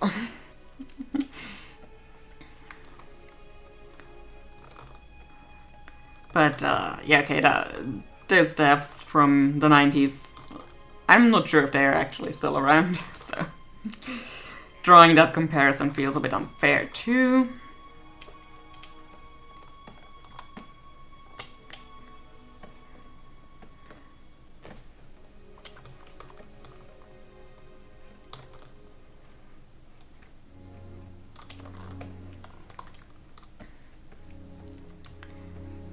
But yeah, if I had to rank Zelda games, I mean, I haven't played all of them yet. I do have a couple of older Zelda games on my 3DS for Virtual Console, and I never got around to playing them. I did start on Link's Awakening at some point, and then they announced the remake for the Switch, so I only played that one, but I think in essence it was the same. I hope. But yeah, for my favorites I would probably have to go Ocarina of Time, Majora's Mask, Twilight Princess. I mean, it got a little bit muddy towards the end, but the opening for Twilight Princess was solid. And it caught me in the height of my Wolfaboo phase, so perfect timing. And I mean, Midna, one of the best side characters we've ever had. I also really enjoyed Skyward Sword. Oh, what else was there? Let me see. I need a list of Zelda games.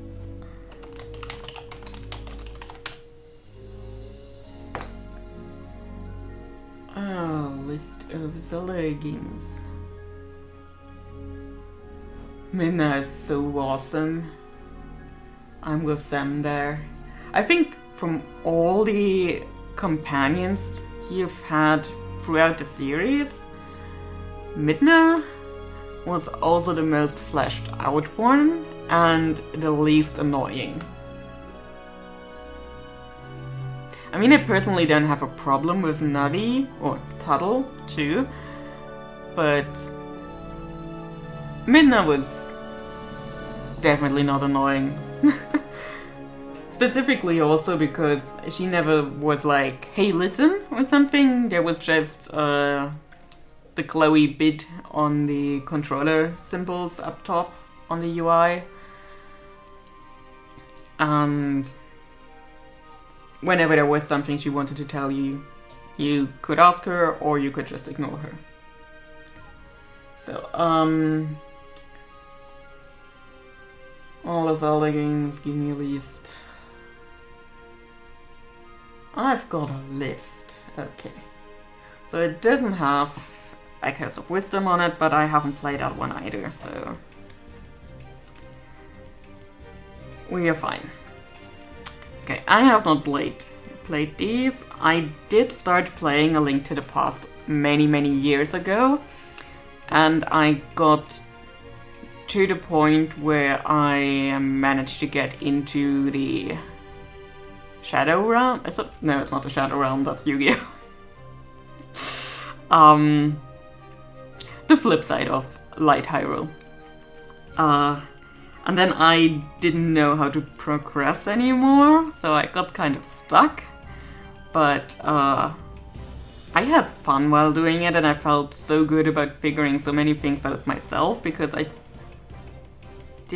we had internet at the time, but I don't think like looking up walkthroughs for games was that big at the time yet. So Link's Awakening, I only played the Switch version. I enjoyed it. It was really sad towards the end. And I also like what they did with the Switch version for the beginning, like the intro, and for the outro. Then Ocarina of Time, I have no words. They did great. They did awesome. I love this game to bits. Then Majora's Mask, same, hands down. I mean, Majora's Mask would not exist without Ocarina of Time, so yeah, that's why it is second, I guess. Although I think that Majora's Mask is like the tightest in terms of scripts. So the Oracle games, we did have Oracle of Ages, but the battery in the cartridge wasn't working anymore, so we couldn't save the game, unfortunately. Next meeting, ooh, I wish you luck here. I'm pressing thumbs for you.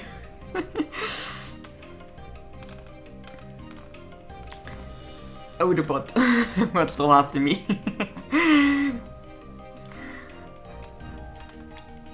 So yeah, we couldn't really save the game, so we basically always just got a little bit farther than Nairu singing, and I actually really loved that soundbite for it. I would listen to that for so long sometimes, it was kind of fun. Then Wind Waker I really enjoyed. It was such a fun game, and Link was so expressive with his facial expressions and stuff. They did really great there. And I think the other thing is that I didn't really know what they were going for, what they teased beforehand, so I wasn't that disappointed about the graphics at the time, so it works out for me. Four Swords Adventures, oh, that game is so much fun. Just going through all the 4 links the entire time, like pressing the R button, I think it was, on the GameCube controller. So much fun, just having them. I could do that for hours. Yeah, I enjoyed that game so much. I think it would be more fun to play with friends, but you can play it solo. There are 2 of the Four Swords games though. One of them you can't play solo, one you can. Minish Cap, I love that game. Fight me. I love that game.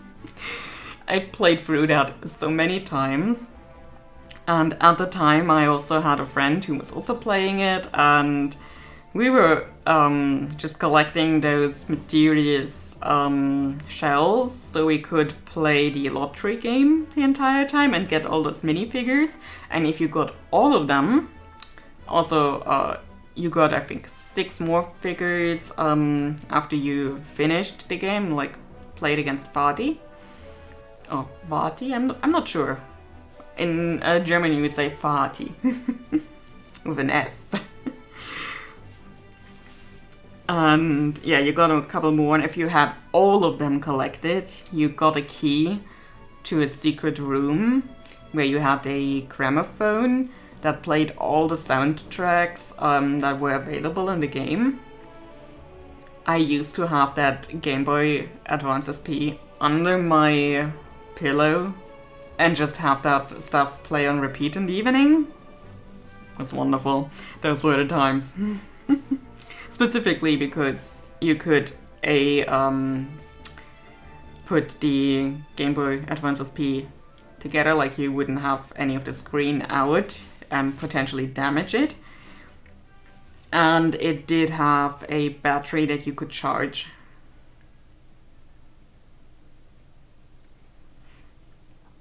Oh yeah, that is a lot of games after that one. Definitely. And Twilight Princess, again, that hit me at the height of my Wolfaboo phase and also kind of inspired my webcomic. It wouldn't be for another 10-ish years till that really took off for me, so... But yeah, Twilight Princess did inspire. Also, just a moment. Oh no! There's nothing in that bag. Just a moment. I need to dissuade them from the plastic bag. Yes, sweetie. There's nothing in there. Yes.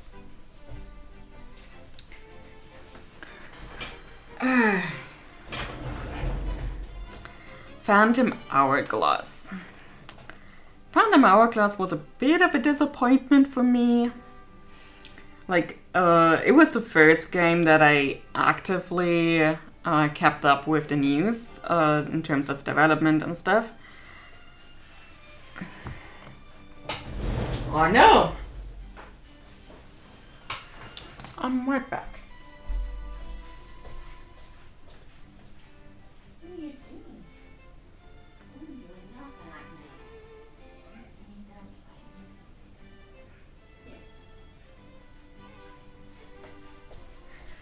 Okay, he just crawled into another bag. He's now sleeping there. You buy them beds and blankets and they just sleep in a bag. But fine. Caps, I guess. So, Phantom Hourglass. Yeah, I was a bit disappointed by that game. For one, you didn't have the kind of freedom on the oceans that you had in Wind Waker. You always had to draw a path on the map, and the boat you were on was following that path to a T. If you had a bit of a jitter in that path, the boat would go like G.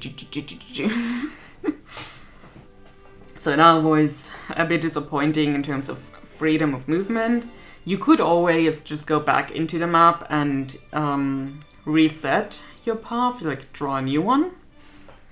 But that felt a bit, well, not very intuitive, let's put it that way. And the other thing is, you had the Temple of the Ocean God. Don't ask me how it is in English, I only play that in German. And you had to go in that, and back into it, and back into it, and back into it, and back into it, and always go deeper into that stupid temple. I never replayed that game. I played it once, all the way through, and never again after that. And I do not know where my cartridge for it is. It kind of got lost a couple years ago. So I can't even replay it now, if I wanted to. Spirit Tracks, on the other hand, was so much more fun. it was way smaller in scope, I think. But I had fun with the trains, and it had a phenomenal soundtrack too. That's the other thing with Phantom Hourglass. The soundtrack was really small. There weren't a lot of tracks there, and also the texture work was very repetitive. And in Spirit Tracks they mixed it up a bit more again. So that was good, at least. Skyward Sword. I had so much fun with Skyward Sword. I replayed that when the HD remake came out too. And so much fun. I love that game. It is tightly scripted and you have a very linear story. And I know a lot of people don't like that, but personally, for me, I love that kind of shit. I want a tight story that makes me feel things. And probably anything that doesn't make me feel frustrated, as Breath of the Wild and Tears of the Kingdom did. Then A Link Between Worlds. That was a fun game, but for me personally it wasn't all that memorable. They did try that thing where you could rent items, so you could tackle temples in different orders. It was interesting. You still had some tight scripting of the story in the beginning and also towards the end then, when you had all the temples done. But yeah, otherwise, I don't think it was all that memorable. It is basically set in the same area as A Link to the Past. Like the world is very different, not very different, very much the same. There are minor differences, but generally it is the same world. And I'm thinking perhaps they kind of used the 3D models they made for that game a bit as a basis for Echoes of the Kingdom, because that seems to be set in the same kind of Hyrule that A Link to the Past took place in. Triforce Heroes, I think, would have been more fun if I had played it with other people, but yeah, it kind of suffers from the whole multiplayer preferred aspect of it. I personally am not very much a multiplayer game kind of person. I like my solo games with an option for couch co-op, but I don't have friends in the area, so that doesn't happen. And then Breath of the Wild and Tears of the Kingdom, I was just constantly frustrated by. They were long, busy work. They looked pretty, that I can give them. The horses looked pretty too. But I very much disliked that you couldn't take your horse with you into the specific areas. Like, you couldn't take your horse with you into the desert, to the Zora Mountain, Zora's Domain. And I think there was a bit of a ledge too when you were trying to go into the mountains on the northwest of the map. And I found that very sad. Also, you couldn't take your horse with you into the Lost Woods. I don't know, if you give me a horse, let me take it everywhere. Like, Assassin's Creed did that really well, up until they kind of abandoned horses altogether. You could take your horse with you everywhere in the Ezio trilogy and also in Assassin's Creed 3. I'm not sure if there were any in Liberation and Rogue. No, Rogue definitely not, because that was basically based on Black Flag and they didn't have horses there. So, for ranking, I would go Ocarina of Time, Majora's Mask, Twilight Princess, Wind Waker, Skyward Sword, Link's Awakening, for me personally the Switch version because that's the one I played. From what I've seen of the Oracle games, they might come next, although, no, let's put Four Swords Adventure there.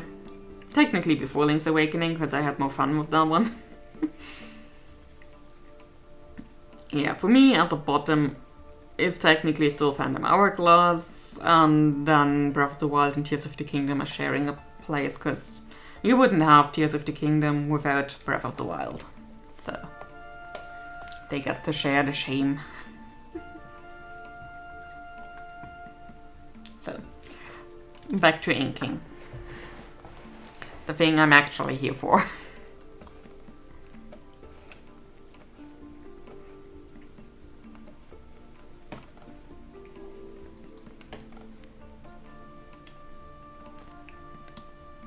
Yeah, I love my Zelda games, some more than others, but yeah. With the recent entries, I'm not sure. I didn't really find a connection to them, and that is a bit sad because Zelda used to be my favorite game series overall. And depending on how Kingdom Come Deliverance does with its second entry, and I have high hopes for that one, they may be displaced in terms of favorite series. Although technically I'm thinking, because I really love the Longest Journey series too. But yeah, I guess I would still put them below Zelda.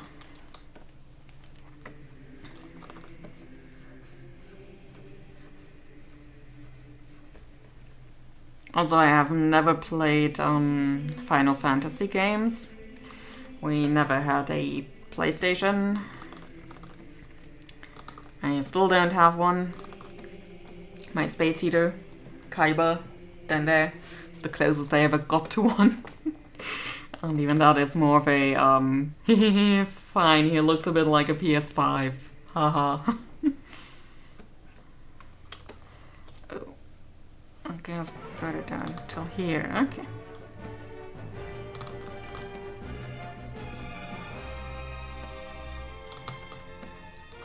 And I know I'm also a bit in a minority there, but I really enjoyed the mangas that were drawn by Akira Himekawa. Like, they're technically a duo, and that is their, like, pen name, artist name.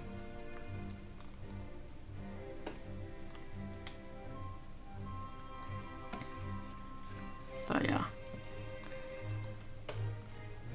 Yeah, it's good that technically I could get all the Final Fantasy games, or I guess most of them at least, yeah. Many of them.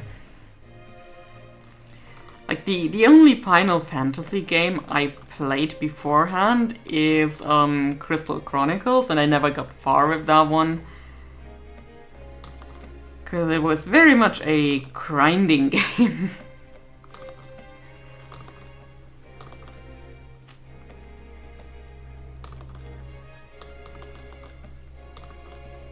And more of a, I guess you could call it almost a strategy game. I don't know, I just don't have the patience for these kinds of games. Like, when I want to relax by punching people or sword fighting people.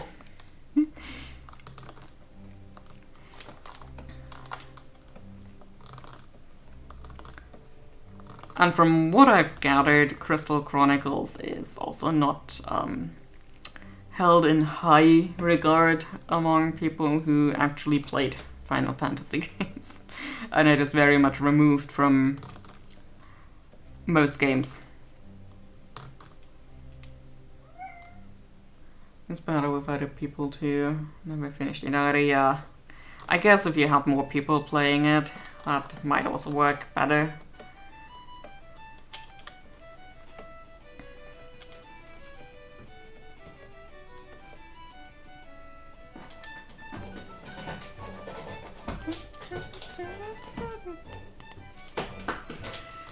Yeah, one day I will actually get around to playing the Final Fantasy games. And when I'm at a point that I want to, I will go into Jen's Discord and just start a fight asking them what's the best Final Fantasy game.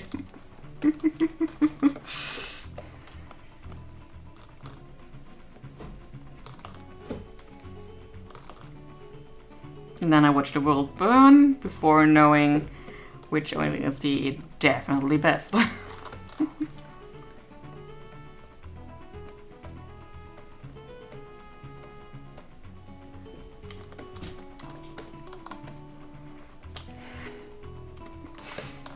I mean, it's kind of like people asking, what is the best Zelda game?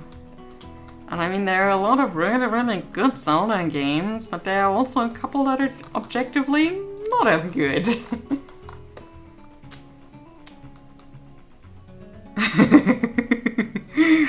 See, the Persona games is something I also kind of want to get into at some point.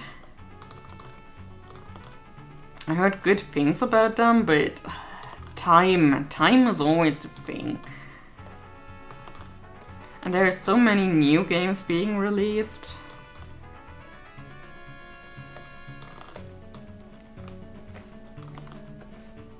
Like, I was really looking forward to Horizon Forbidden West,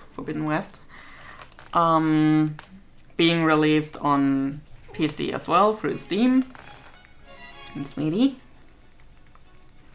I have enough of backlife. Sweet boy.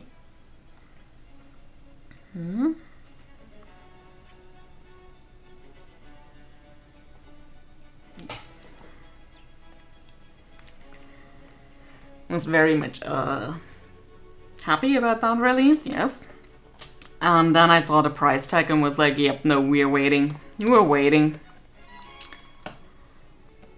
Like, price tags these days feel so...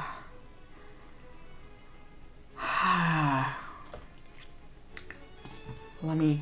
I have a German word in mind. Let me see about that translation.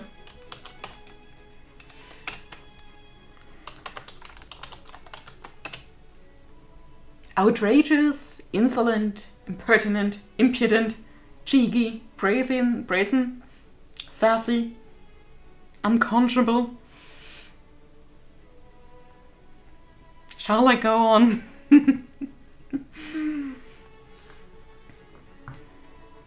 I mean, that's kind of the same with Echoes of the Kingdom. I think that game was also 60 euros when it released, and I'm like,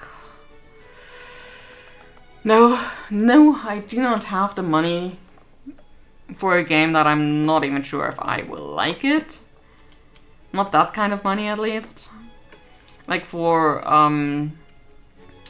Tears of the Kingdom, even though I was relatively certain that I wouldn't enjoy the game very much, I could at least see that they likely put a whole lot of work into that.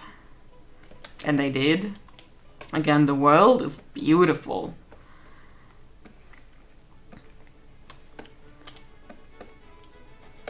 But,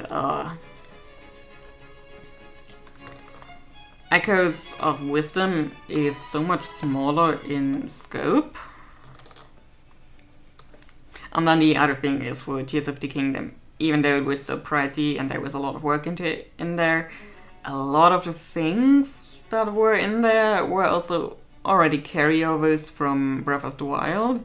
I mean, they basically took the template of Breath of the Wild and thought, how can we destroy that? At least in part. That worked, I guess. And I mean, they did have the whole sky area and the depths, even though the depths were very boring. It was basically just shoot light there, find another route, light route, make it light. Busy work. So much busy work in that game. And the shrines. Oh, I hate shrines. They don't go back to traditional temples in the next game, like next big game outside of Echoes of Wisdom. I'm a throw a fit.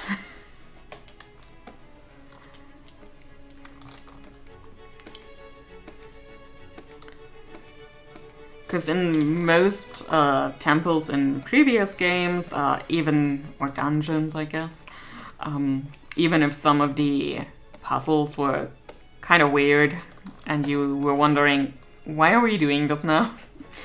You at least had the context of, oh, we kind of need this to progress in this dungeon. And with Breath of the Wild and Tears of the Kingdom, specifically outside the dungeon areas with those shrines, I always just thought, why am I doing this? Why? I never really saw a sense in that other than, oh, I get shiny thing, now I can have more hearts or more stamina. Yay!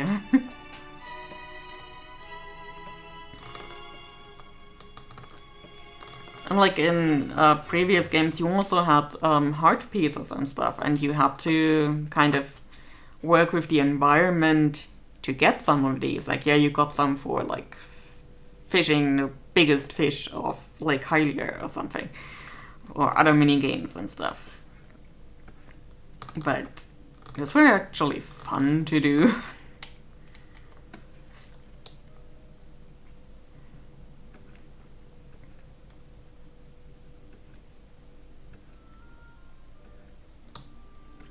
Like both in Twilight Princess and Ocarina of Time, I could stay in the fishing area for ages. Just walk around, throw my line, cast my line? Would you say cast or throw? I don't know. And then just wait for a fish to bite. Reel it in, have a fight, maybe lose it in the process. I don't care. I mean, I also really liked in Twilight Princess how you could be on your little canoe and just row about the fishing area and try to get different angles more. Like, that was a really nice extension of what Ocarina of Time offered. They build on that.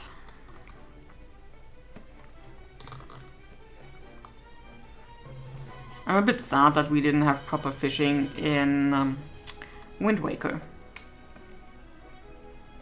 Because high sea fishing, that would be cool.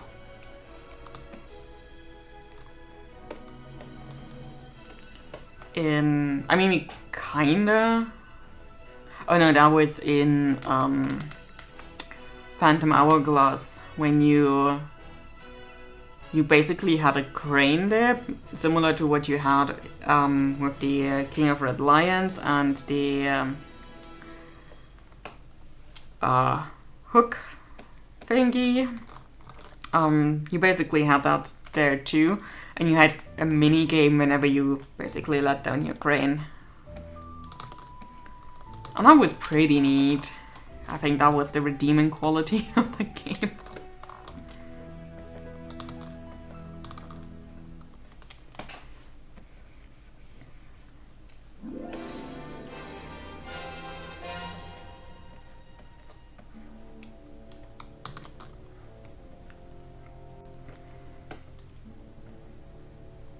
Yeah, and I'm kind of sad that we didn't have a proper fishing game in either Breath of the Wild or Tears of the Kingdom, because I kind of figured that this version of Hyrule was just asking for one. And it felt so obvious to me. I mean, yeah, we had Snowling, which, unfortunately, they didn't carry over the Snowling pun into the German version of the game, and I was very disappointed by that. Like, it was right there. Schneegeln. From snow, Schnee, and Kegeln, which is similar to bowling, but not quite. But it was right there. Schneegeln. And they didn't do that. So yeah, there I was disappointed with the German translation.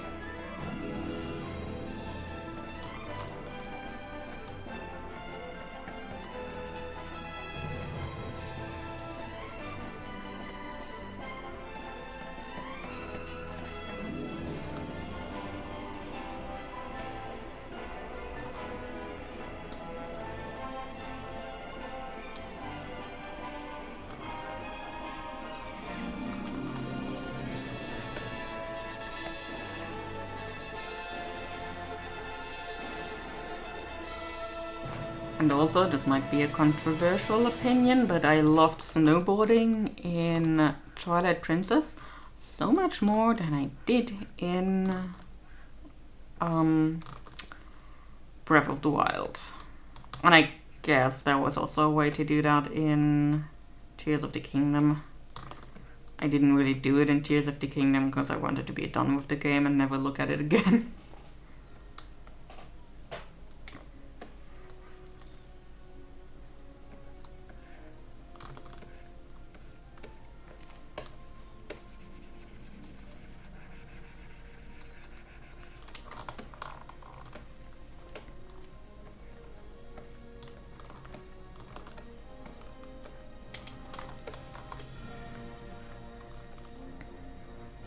And I know that specifically in Tears of the Kingdom, the building mechanic was very much revered.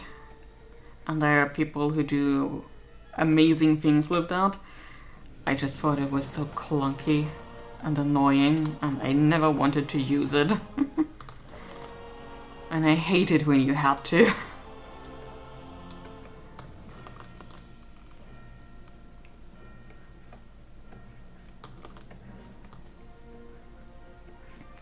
Because the thing with that game is, on the one hand, they want to give everybody so much freedom with the game and the order you play it in and how you solve puzzles, but then they kind of force you to use the building mechanic that I hated it. I did not enjoy that.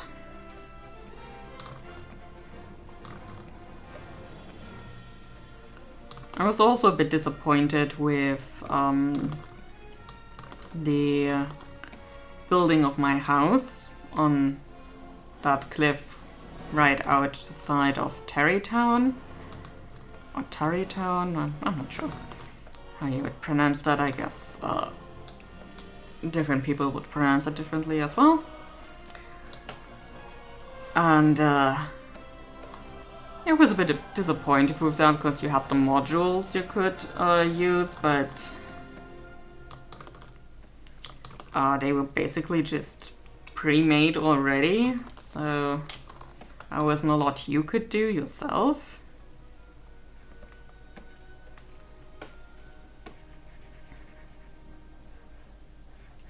I mean, it's feeling kind of typical for Nintendo. They have sometimes really cool new things and then don't think them through properly or with any kind of consequence.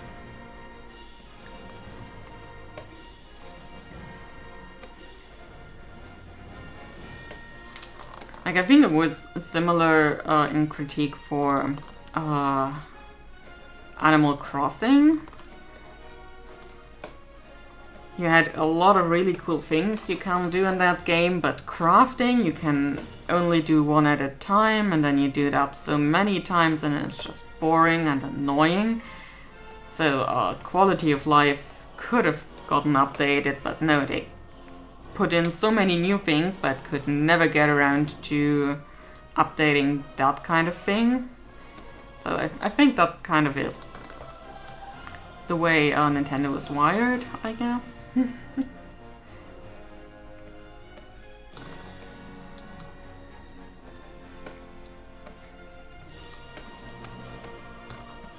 I mean, I will say at least for them, when they release games, they are not buggy messes, at the very least. They work mostly, at least, as intended, and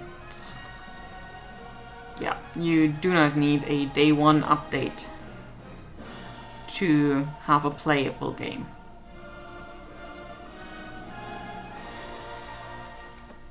Sadly, that is not something you can count on these days for most publishers.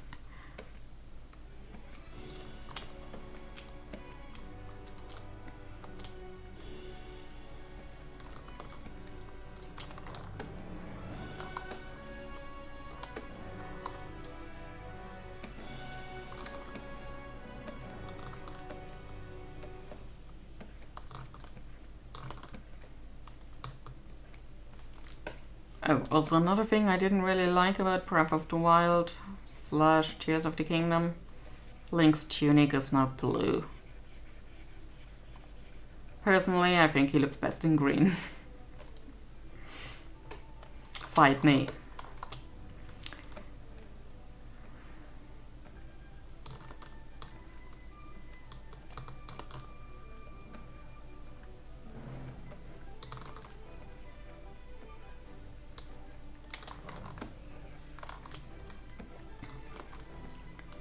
But if that was the only thing they did, I probably wouldn't complain.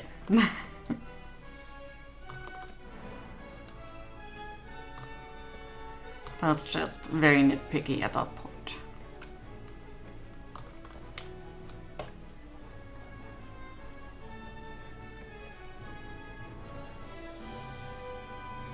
I mean, at the very least, we could dress him differently. Although I felt a bit sad that, for the most part at least, you basically only had tunics of heroes past, so to speak. And the identity of the Breath of the Wild / Tears of the Kingdom Link got a bit buried under that. Like, never really established. Outside of the blue tunic, that is. Which, as I said, I'm not that big a fan of. Okay, I need to open another page. That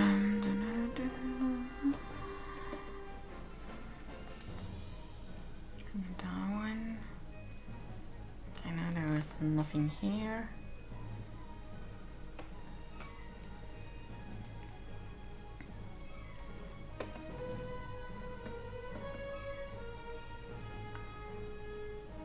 Oh, here I can see what I need. He does have gloves. We love ourselves some gloves. Specifically, I love myself some gloves. And also sometimes he does have a guard and sometimes he does not. I guess he might only have it at one side, but why not the... Okay. I'm catching an inconsistency. I'm going to put it on a list.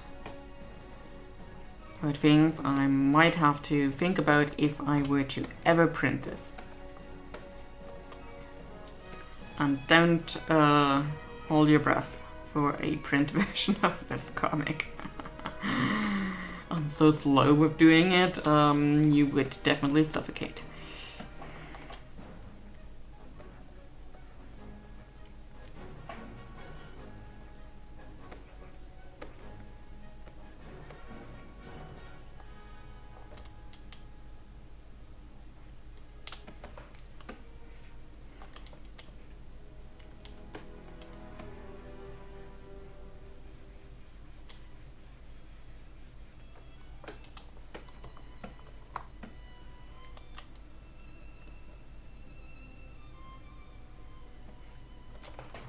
I need another sketch layer for hands because I did not sketch them properly the first time around.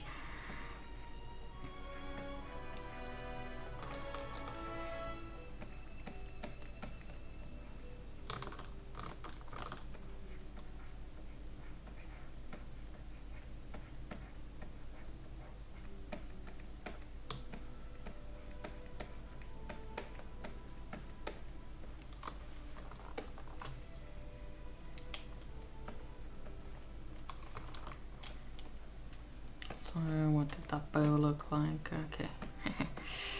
Nothing with double curves here. Although I guess it's not drawn there, so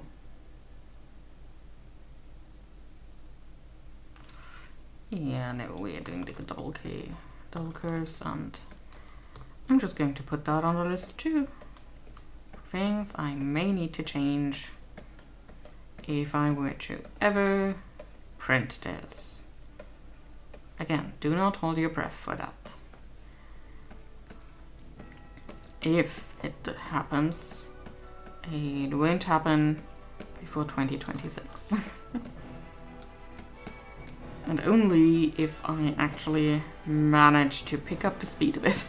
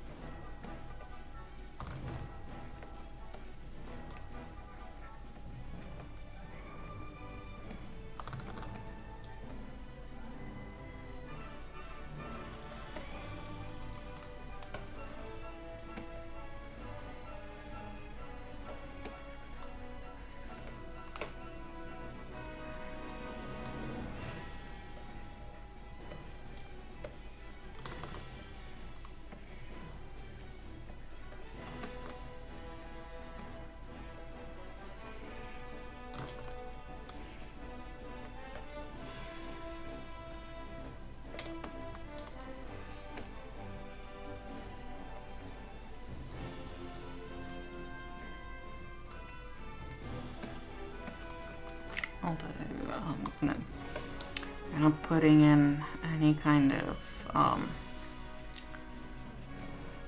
indication of movement here. That is going to go on a separate layer. And it is going there in white.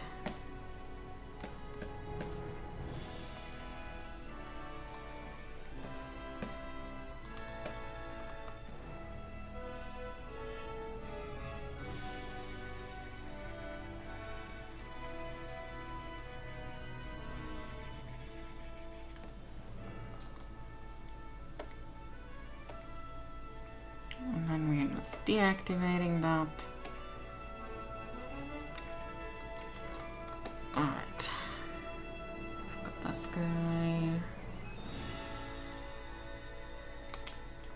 inked.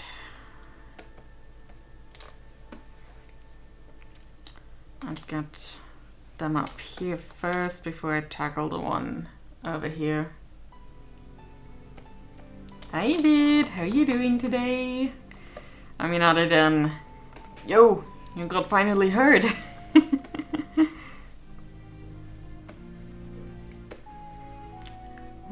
Oh. And this is in another group.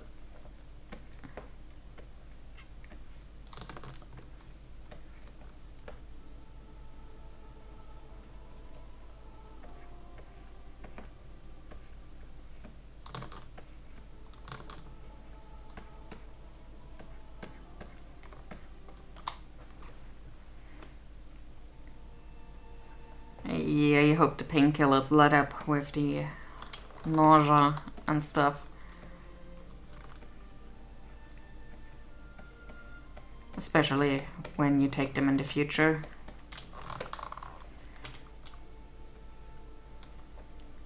I mean, if it helps with the pain at least, that is something.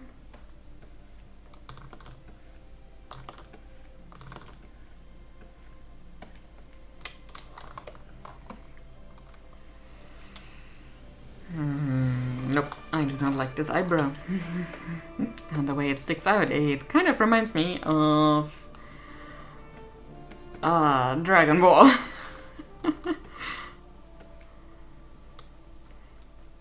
So yeah, that is better.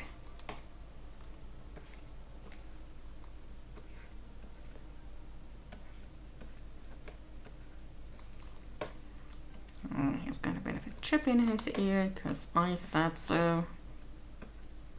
Shouldn't have been one of my characters if he didn't want that.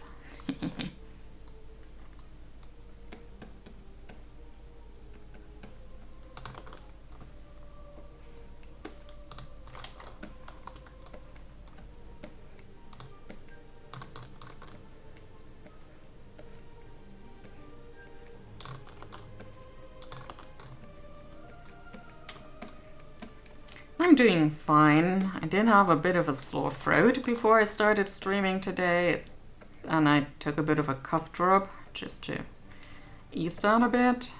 Seems to be fine again, now that I'm thinking about it. Wasn't sure how long I was going to stream today, but we are already 3 hours in, so I guess that concern was removed. Yeah, and most of the destroyed stuff by Arno is kinda in place again. Technically, the table legs were supposed to come tomorrow, but they were already here when I got home from work today, so I've got a table back in the kitchen.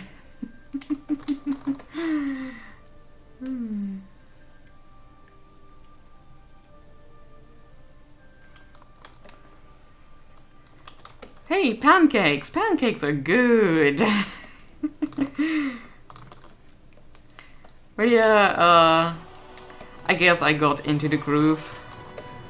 And then then there was a bit of a Zelda game rant in between, so whoops, got a bit distracted.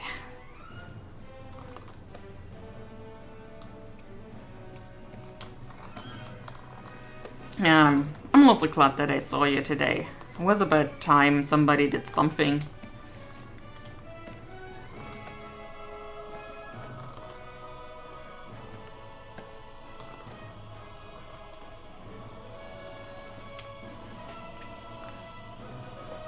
Honestly not too bad. Barely feels a bit wishy, but not like throw up nauseous. Luckily I need codeine, and I got it during labor.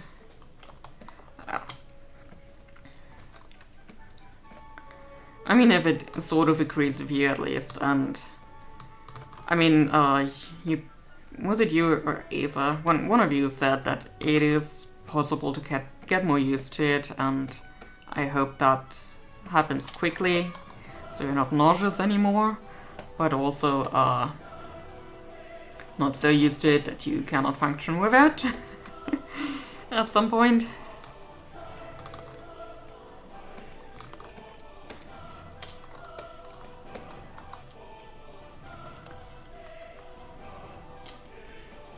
Not very angry for you, yeah.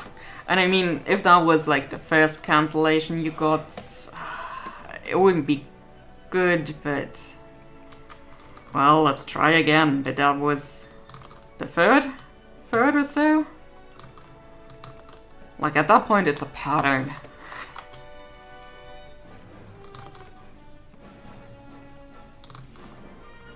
And not a good one.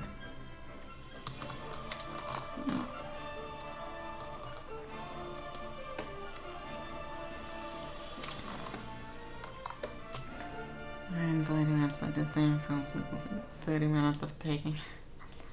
Only gotta get to bed as soon as I take the first one. Yeah, okay, that's good then.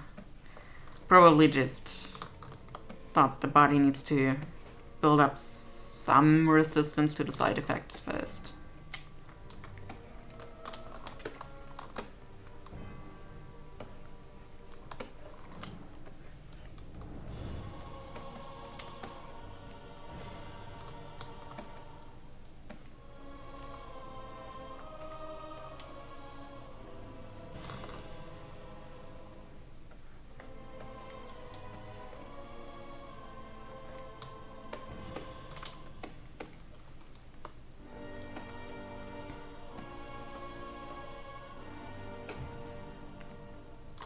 But also, if it helps quickly, and at least for the duration until you get a proper appointment, then being tired and going to bed early is, I think, not the worst.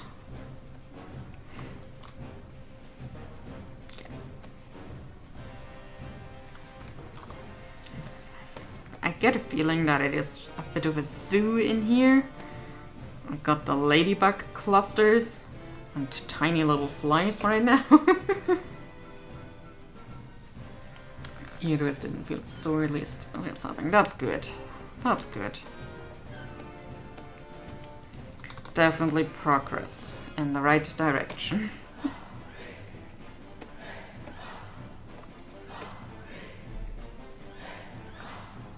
It's at 5 p.m. today. They haven't eaten a single damn thing all day. That's yeah, okay. So that is probably also a thing that's true.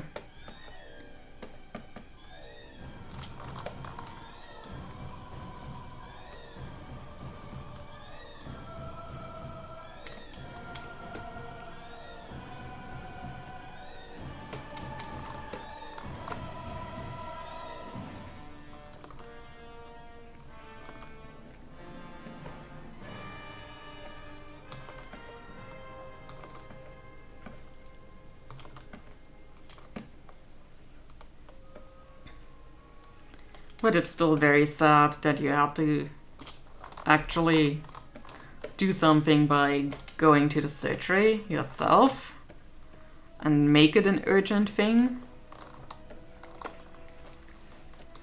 rather than just being seen when you have a regular appointment. Like, come on, people. You tried it the proper way.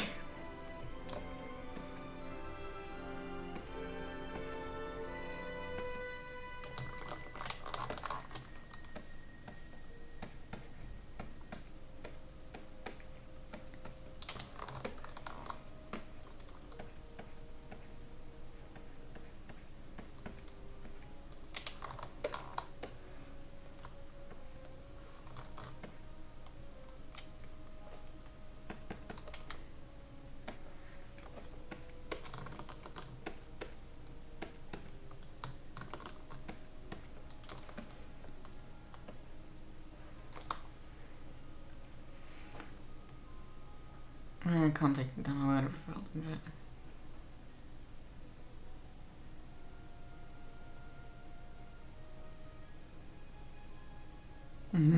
Yeah. Yeah, we forgot.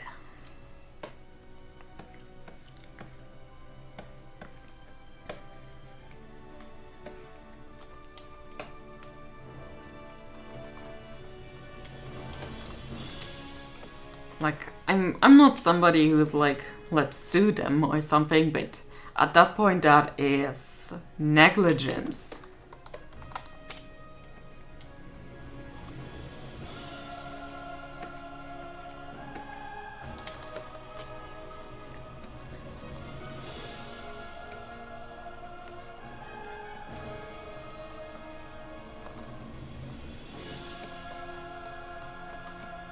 Like, think about how much they'll set you back over the years.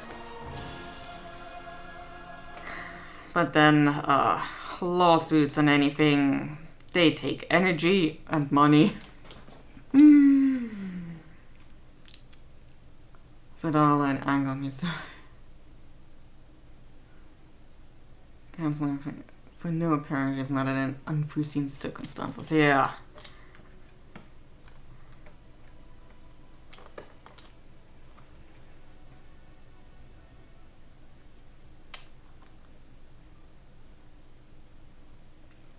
Stops really not interesting. Yeah, I really hope for the best for you in that case, that they find something useful. Well, let's put it that way, that they find something useful. So that you can actually finally get some answers and results.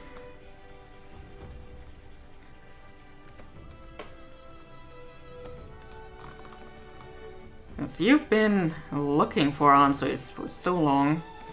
You deserved them years ago.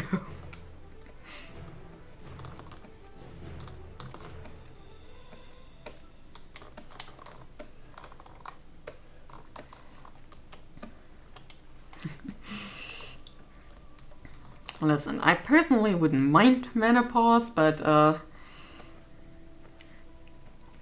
can understand how people think differently about that.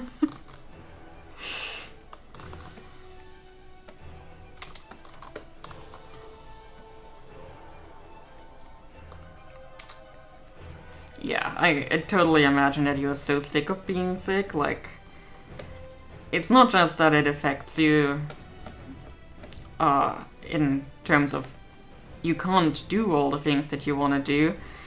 That also affects you mentally at some point, because you want to do these things and you're not able to because stupid body and nobody helping you the way they technically should.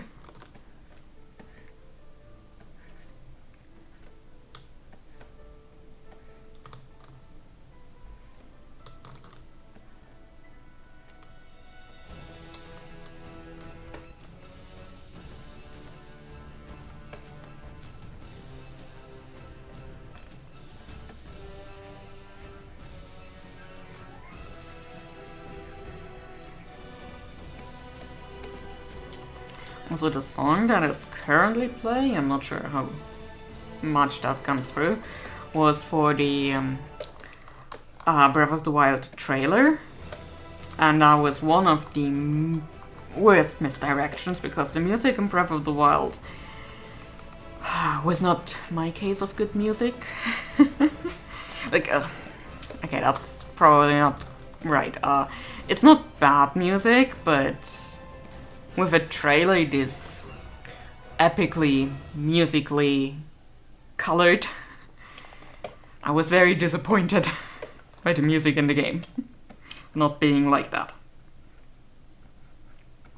So, I think that is it for the Zelda rants today. I hope, perhaps, maybe. So. Okay, big sword dude, we need to do something about that eye still. Let's give you some surgery here. There you go. He had eye surgery.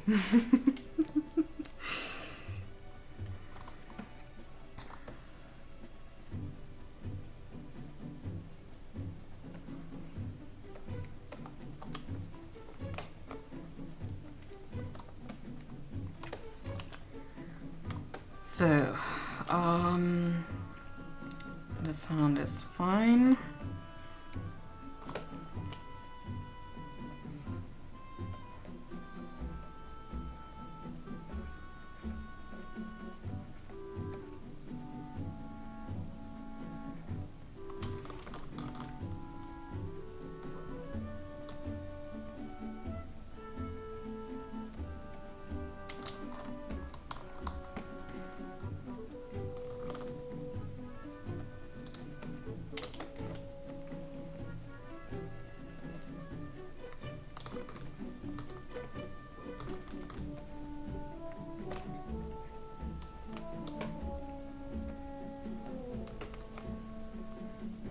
Yeah, I've been ranting about Zelda today. Specifically my dislike, I guess, non-existent enthusiasm for the latest entries.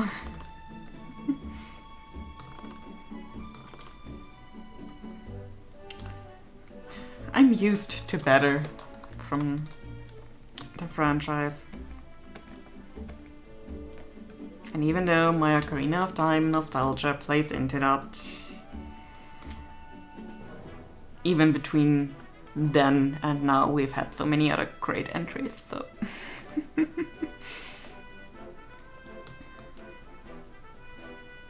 Okay, yeah, I promised that was my last Zelda rant for today, and then I'm continuing them. I'm sorry.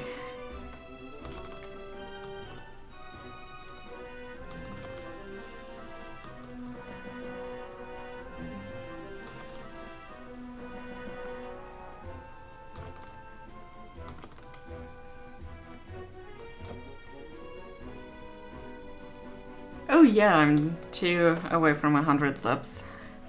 Making progress on the YouTube machine.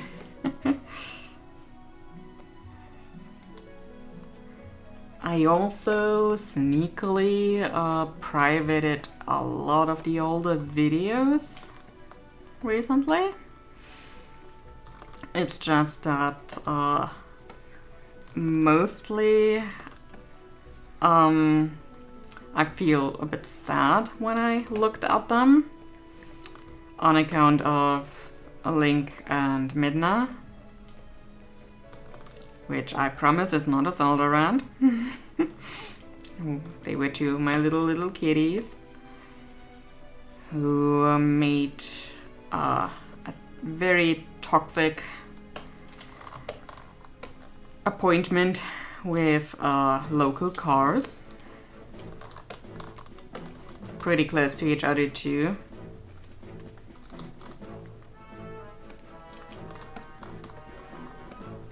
So I was always sad when I looked at those videos.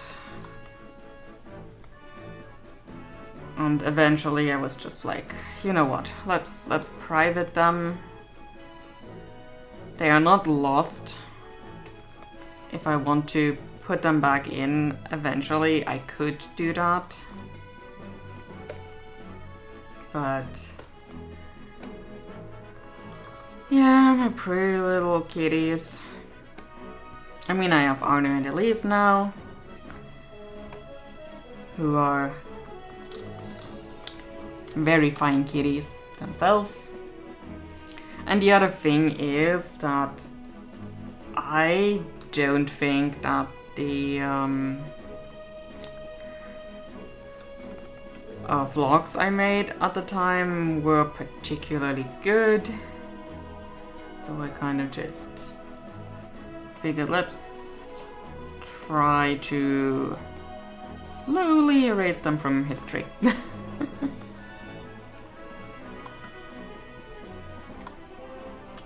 Yeah, that too.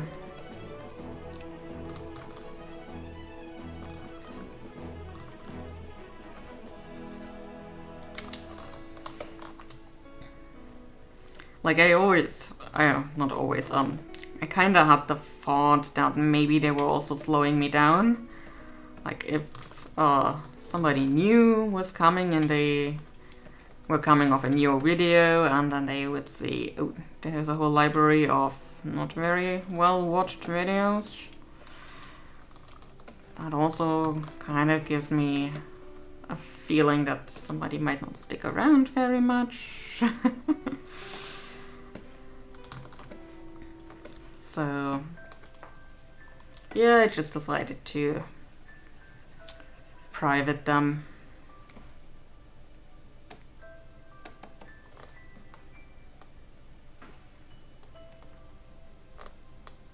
So I got a big sword to do it. Instant voice of the ickies, yeah. I'm not sure how I feel about voiceover still. Like, I've gotten to a point where I don't find my voice itself particularly cringy when I'm listening to it. Because I know that is definitely a thing I had to get over at first. It's still a bit weird hearing your own voice from somewhere else and thinking, that's me? Really? That's how others hear me? Because if you could hear me the way I hear myself, that would be nice.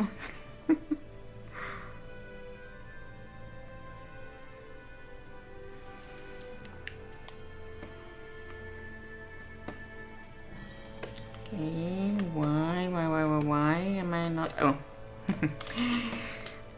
The reason nothing appears is because I'm still on the transparent thing. Yeah, I sound so much better in my head. I mean, I thought about maybe trying to find like an adjustment while editing the sound to make it sound more like I hear myself, and then save that as a preset so I don't have to do that all the time again. But also, I hate editing.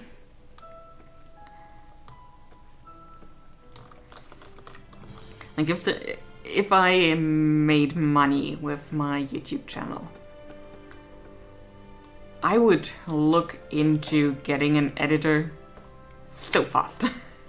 Anybody who enjoys it, be my guest. I'm gonna pay you.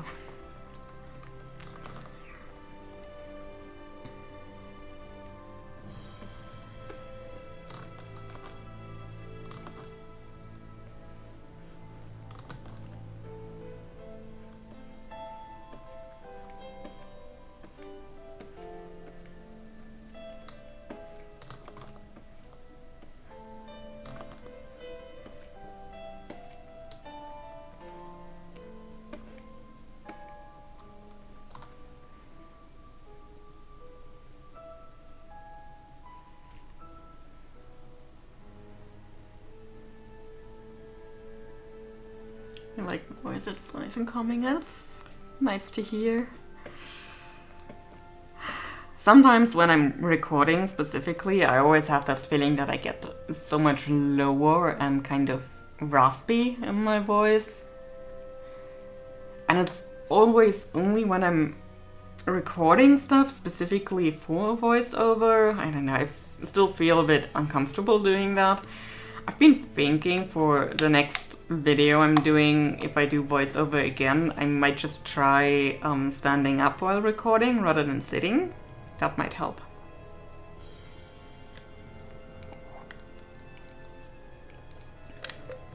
Also gotta hydrate a bit.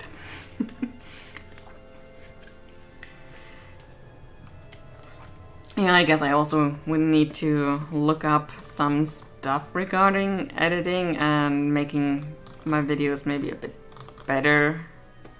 Right now they feel very basic, but I guess basic and watchable is better than editing gone wrong.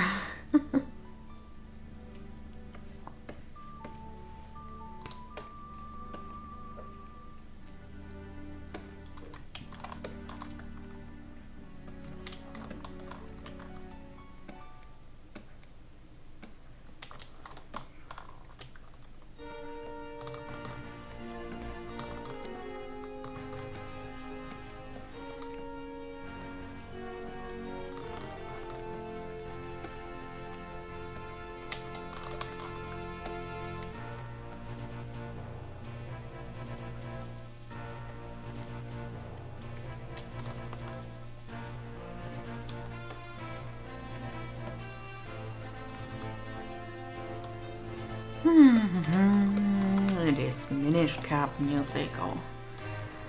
Honestly, if there's one handheld Zelda game that I will always recommend, it is Minish Cap. Such a cute story.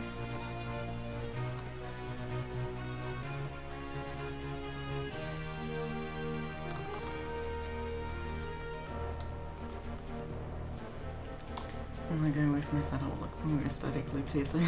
Yes, same. But I need to get like a pencil arm to hold my phone, clips from other angles, but I kind of money. More meetings! I'm wishing you all the luck to get through them. I'm pressing thumbs. Oh, no ears. Okay.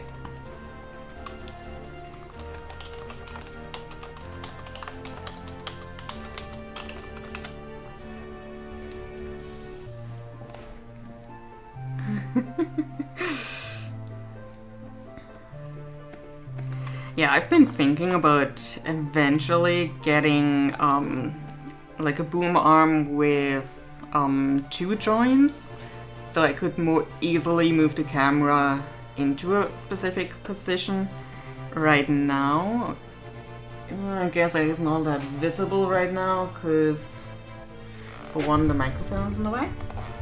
Yeah, you can see it a bit. But let me see, let me position my finger. There is my boom arm on the back of that desk. And I put some like contact paper onto the desk to make it look a bit more woody or wooden plank-ish, more aesthetically pleasing. And I used a lighter one specifically than I have for this desk. Like, there is some really nice texture and grain here too, but I feel it is a bit dark, especially if you put something light like paper or canvas on top of that, and then the camera tries to balance the colors a bit more, and that just gets wrong all the time. And yeah, so I currently have that set up, so I do have that top-down view at least. But I would really love to have one with two joints that I could then put on on this side a bit more. This side particularly because I'm right-handed, and then I wouldn't have my hand hide all the stuff that I'm doing. So yeah, I did try to get one of these before, then it arrived and it was so noisy when I wanted to adjust it that I was like, yep, no, this one's going back. I have to also take it off the arm, put a real battery in. Yeah. I mean, I do have one of these battery packs that you just put another plug in, so it basically has proper power, probably what you have to for Twitch. But for recording stuff in my sketchbook and stuff, I usually don't use that one because I do have the charging cable right there as well, so I can just exchange them really easily. And since the recordings are like 30 minutes at maximum, since I do not have it plugged into the desktop,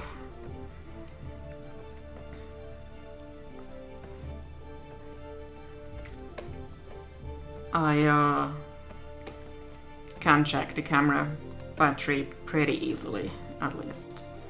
But yeah, again, I would love one of those boom arms with two joints to make them a bit more easy to adjust, and then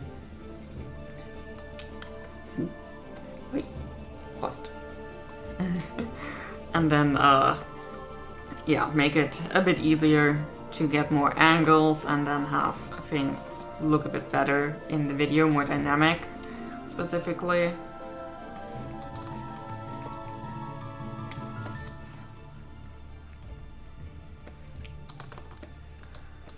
And all of this is very much I kind of would like to make a bit of money at least before I put more money into the YouTube channel, because stuff is expensive.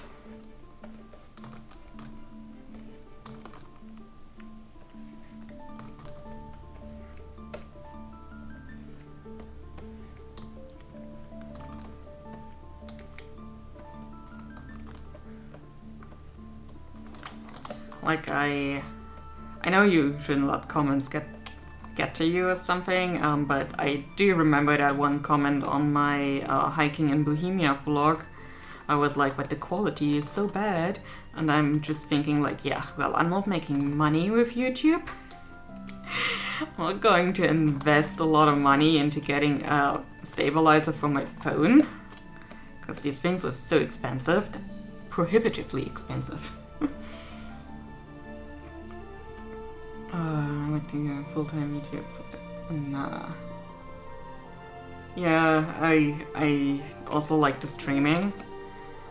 And I mean, the face cam here is very small, so the quality doesn't matter as much. If I were to do full screen with that camera alone, I'm not sure if I would like that, but having it like this small piece in the corner of the screen, it works well enough for that.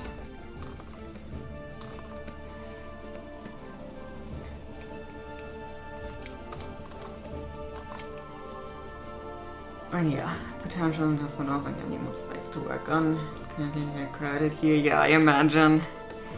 I remember having just this desk over there when I was still at my old place, and having one really long desk, even though it's also starting to get crowded here, and having that one as an additional one where I don't need to look all the time. And this one I can just put all the stuff down or onto this desk and then have it all free to do recordings and stuff. With this one, it's more involved. So, yeah, having that extra desk definitely helped here. But I also, I was in a position where I could look at apartments that gave me the freedom to have this kind of studio space. And yeah, the other thing is I don't have a kid, so I don't need an extra room for a kid, and maybe have another kind of setup for a living area with a partner or something. So yeah, that's the kind of freedom that I have. And she doesn't have prices down there. So I am a bit more flexible in that regard, since in this flat particularly it isn't crowded with humans.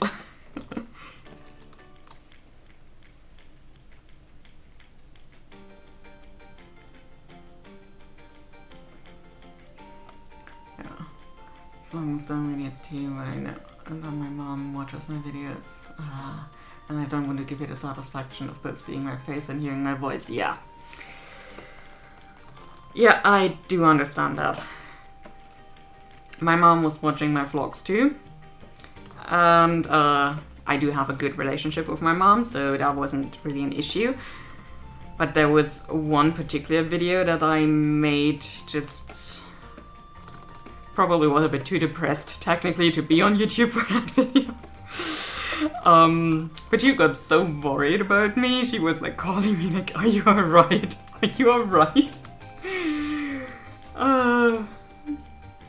So she kind of knew what was going on in my life, at least, because I'm really bad about texting regularly.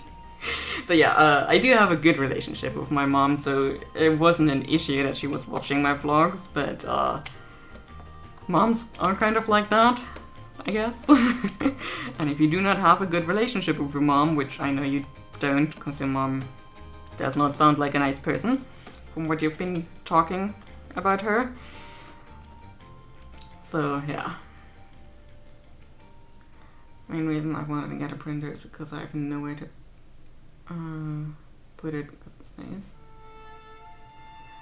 Oh well, I need to watch some videos and try to find one that's a bit more new. I don't want to get a printer and risk losing of some support. Yeah.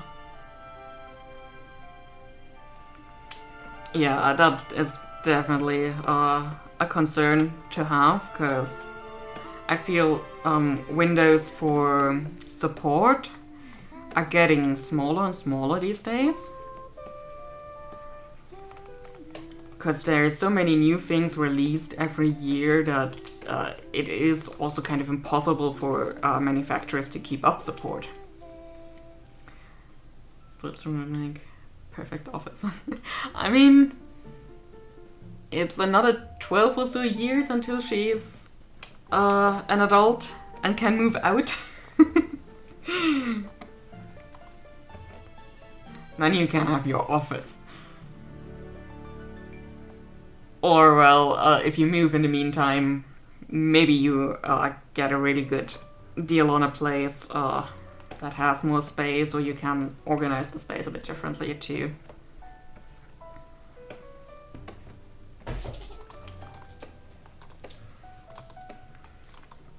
Yeah, see, that's a good relationship to have with your child.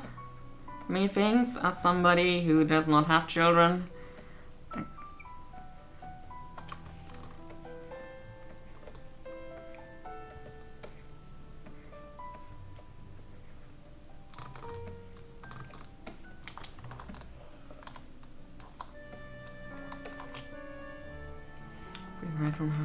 it's more likely that Alex won't have the extra room.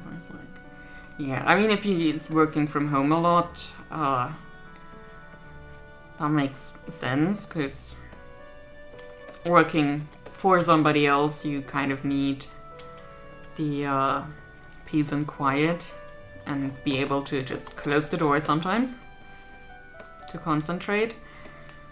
But then again, you are also working from home basically. Not as intensely due to health reasons and also being main childcare person. But you're also working from home.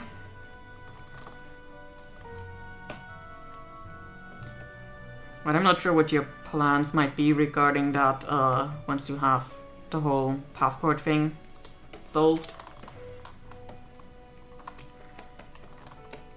I mean, I guess you would still need to get the whole health thing resolved too. And maybe, just maybe, that is now finally something that's on the way.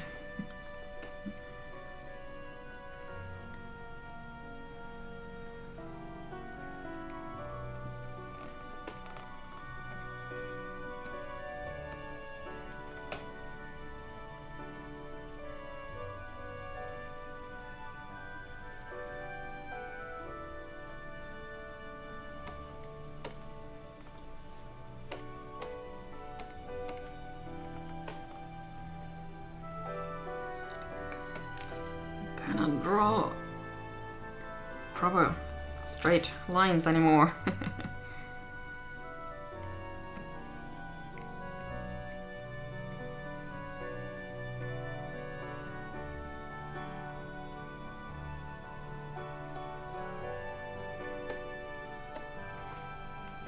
I'm currently sits in the kitchen, we're just finding the name. As soon as Spud gets home, it's Papa, look at this. Papa, come see Papa, Papa. I mean, on the one hand, it's really nice that that they are so close, I guess, that she feels comfortable to be that way with him, even when he's technically supposed to be working.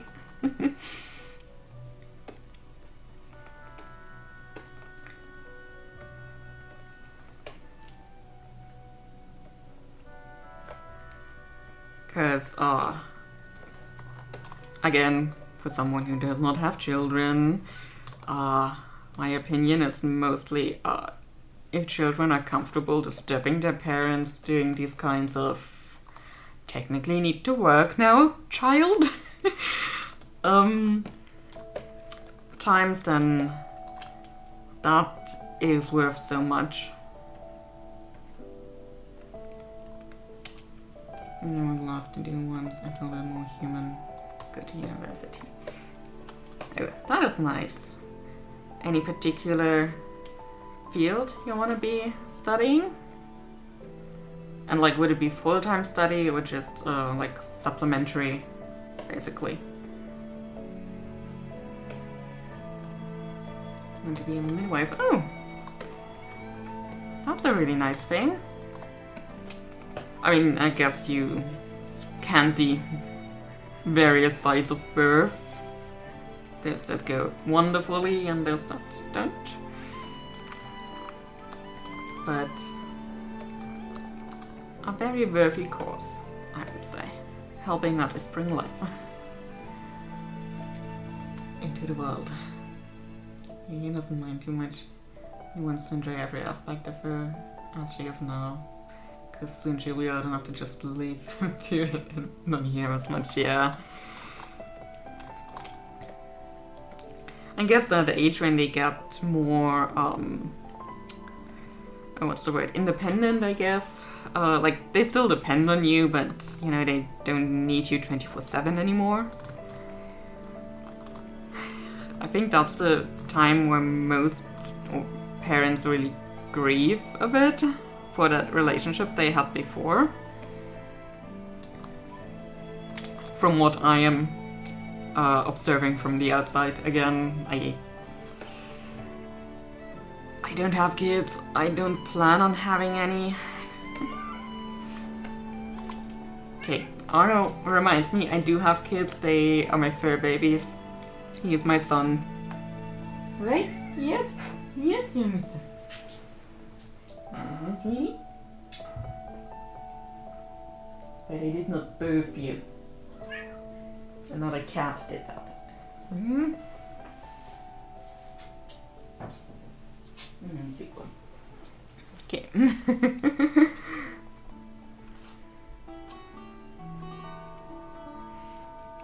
Yeah. You sweet boy? You wanna come up? Come here? No. He is not coming to me. I do not have treats. And he wants treats. You want them, right? I mean, what a question. Let me get the treats. We can have a bit of a cat break here. Hmm? Yeah. Mommy is getting the treats. Yes, we're getting the treats. You're getting the treats. Yep.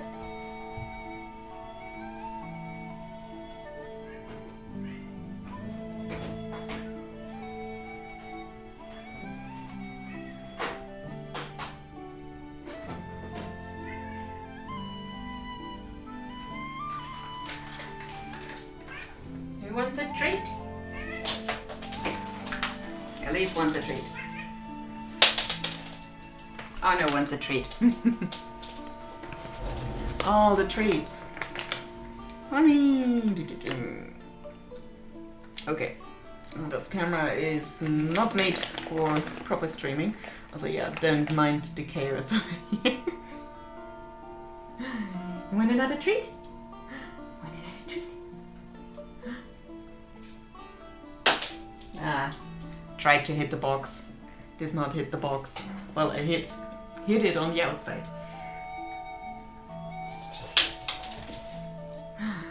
Who's getting it? Who's getting it? Arno got it.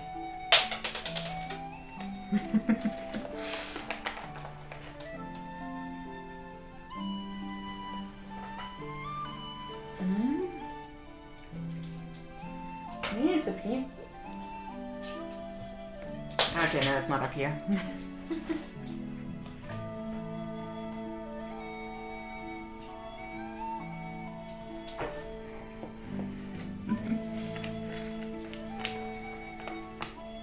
Yeah, so those treats are chicken breast, and they're, I think, freeze-dried. There is a bit of proteins from peas in there, but yeah. Ooh, that was a jump release. It's still in my hand, sweetie.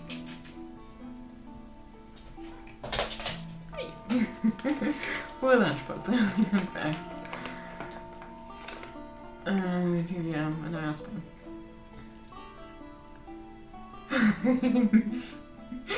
Oh no, poor lunchbox. Now it's in the box. Mighty Hunter struck. Hey Papa, how you doing? We are having a bit of a cat break today because Arno decided he needed treats to survive. Oh, there goes Elise.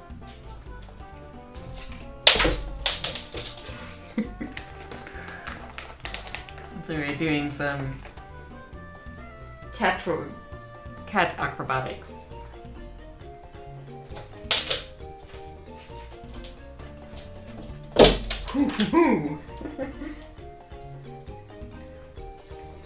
He's in a jumpy mood.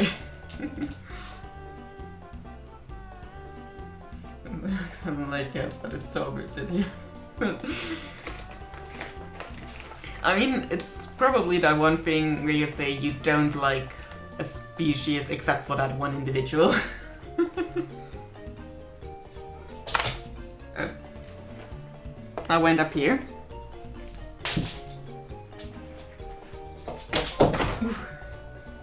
You okay, sweetie? I Thank you. Yeah, they're really cute. They're a menace. Specifically him. He is a menace.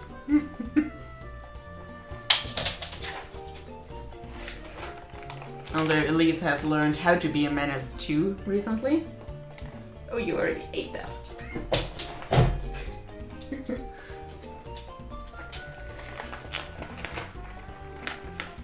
So let's do one more for each of them. And then it's enough treats, even though they have to do the jumpies to get them. Oh, you turned off Kaiba. That's good.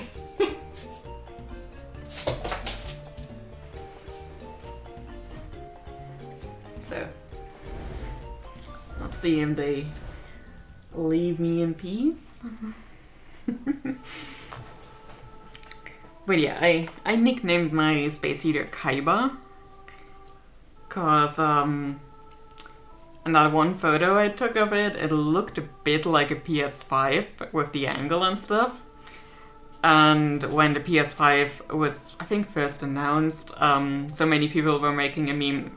It looks like Kaiba in his kind of iconic black suit and white coat. So I nicknamed my space heater Kaiba. And since my heating is now working again, I do not technically need to have Kaiba out anymore. And he does have another switch at the back. I say he, it, the space heater does have another switch at the back where you can like switch it off hard mode, not just have the buttons on top for all the settings you want to use.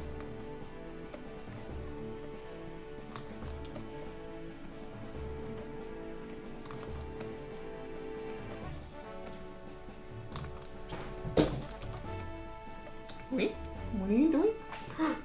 Did you starve? Oh no. He's just lying there now. Making me wonder, did he starve?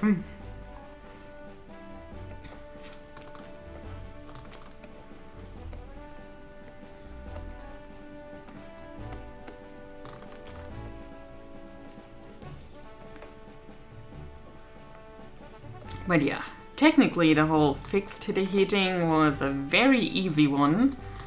Would have been even better if somebody had come by earlier, but that good night, Spud.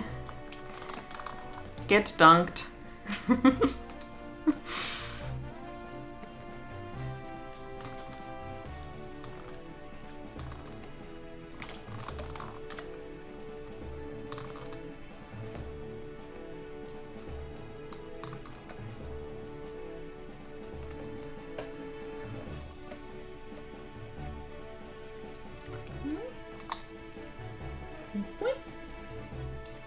One more treats, eh?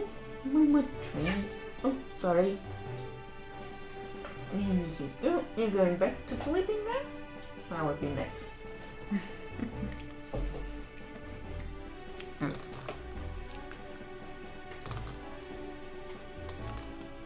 Okay, he is sitting in the box. Like a proper cat.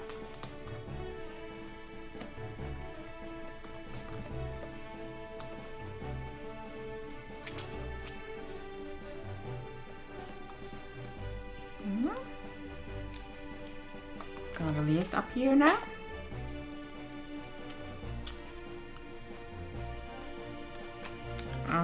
Please, please, please, please, please don't.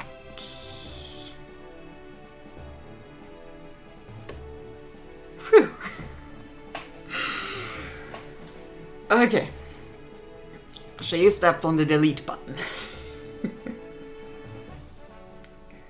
Fortunately, she only stepped on it once. So I got everything back very easily. Which reminds me, let's save this page before CSP decides to die on me. Because it will always do that in the most inopportune times.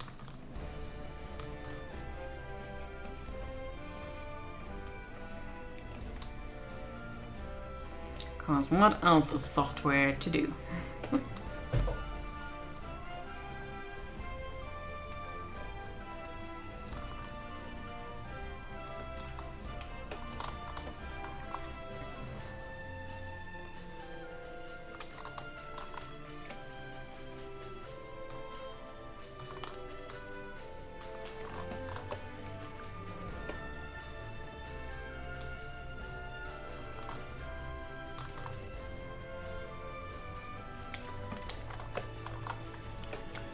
And then I gave these that kind of detailing. Okay.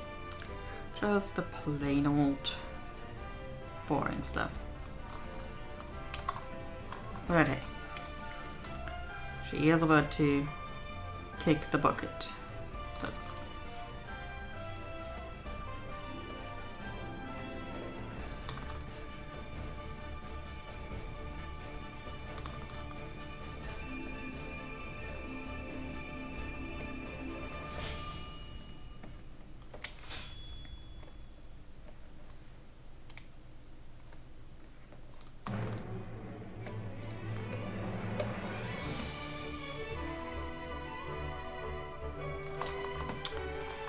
okay, I think I need to redo this one because it looks very weird.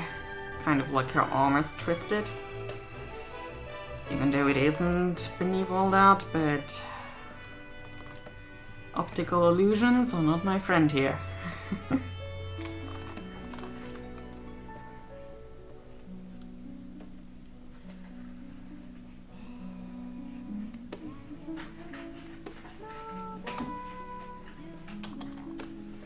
Okay, that is better.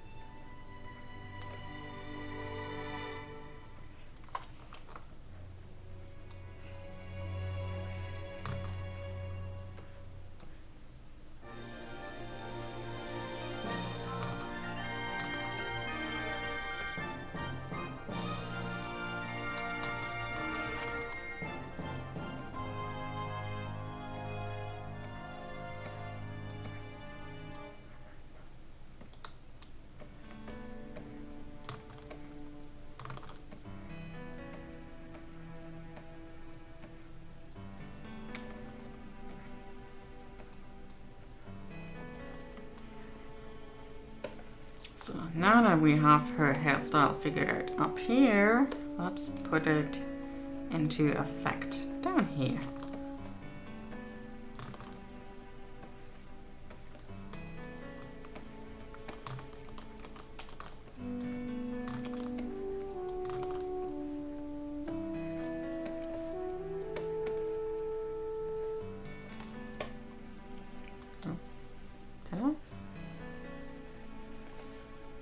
Okay, maybe something's playing tricks on me here.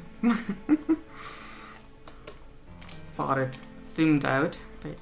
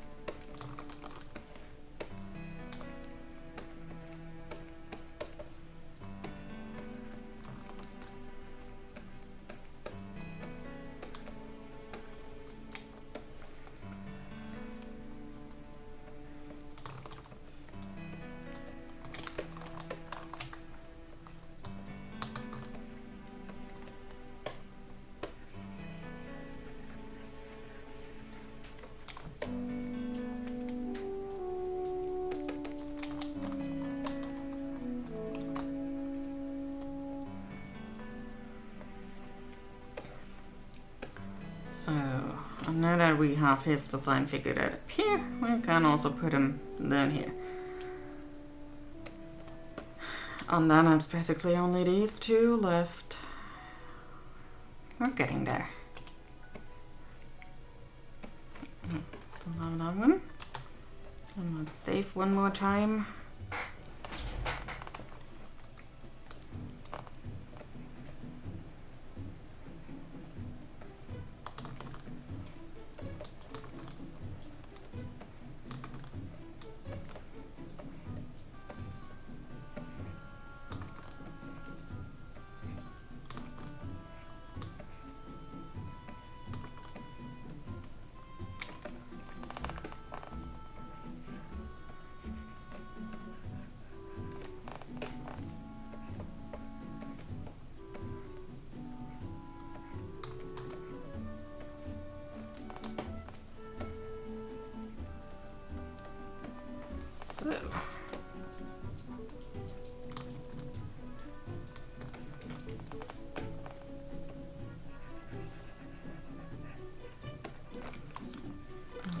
The jacket's zippers grating against my keyboard. Do not know if the camera picked that up.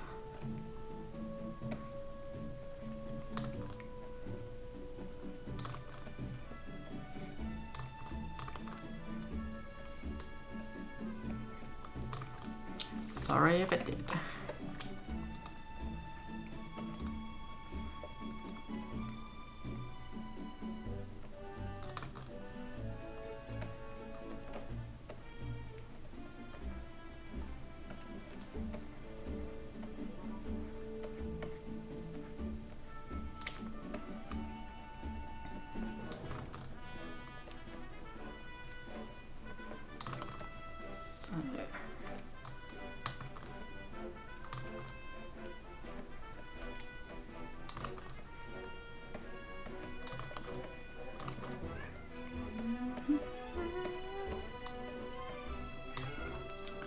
What's the matter, sweetie? Oh, you're starving again. Hmm? In other words, you want more treats? Or do you want me to go to bed? That might also be an option for his wants and needs. Because technically we're past my bedtime. But I'm so immersed into drawing. By technically, I mean it is under the week when I have work the next time or next day. And tomorrow's Saturday. I do not need to work on Saturdays. I get to enjoy the weekend. Hmm? Oh, you found the treat bag. Do we need to put that back?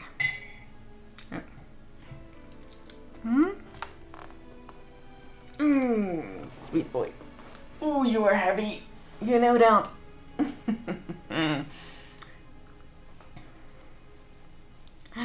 BP is free.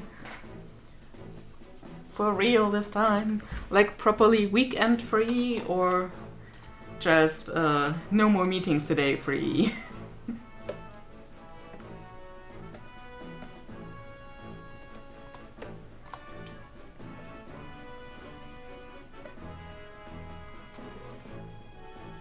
Proper emblem work. That's fantastic.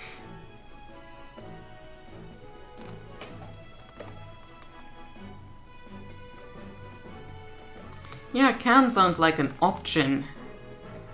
So, no. Let's not do that.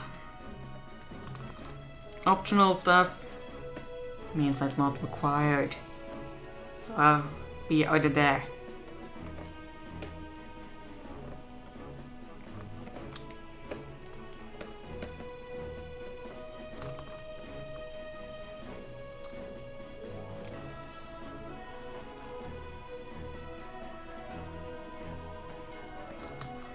Yeah, we did have a cat break earlier where Arno and Elise had to jump for their treats.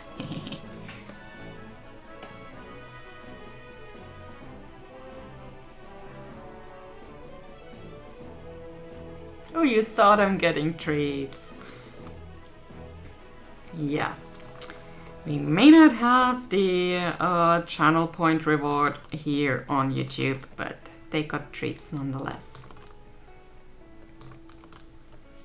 I'll have to see about making that with bot currency or something.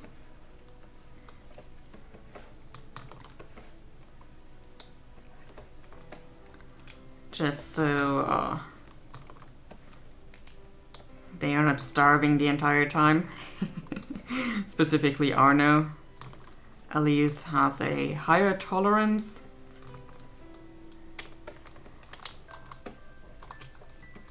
Oh, speaking of the devil, and she jumps down the cat tree in the neighboring room.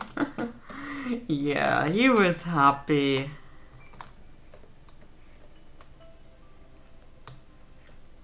Mostly because he didn't have to beg me for ages to get some.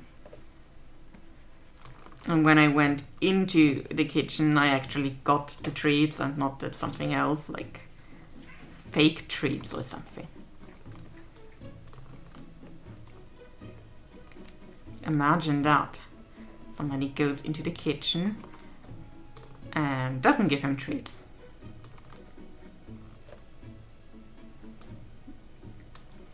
Oh, I can tell you what goes through his mind. Food!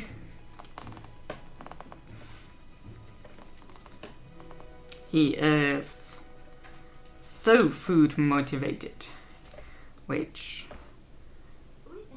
is not necessarily the worst.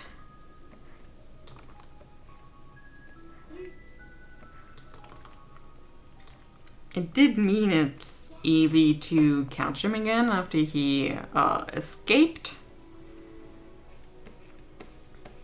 Or so my mom tells me, because I was in Scotland at the time. I did not care.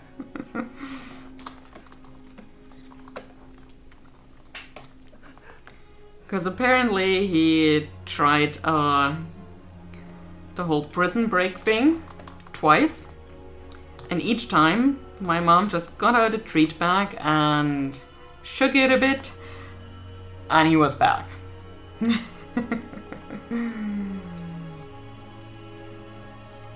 Yes, he will go with anybody who has food for him.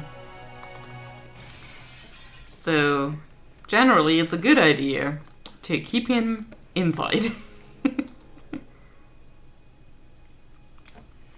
Oh, I wish you luck on the cat search. May the cats smile upon you. And if they don't, it's probably because you smell like dog. It's good. It was just empty bottles in the kitchen. Sweetie. Yeah, that one's not optimized yet. Yeah.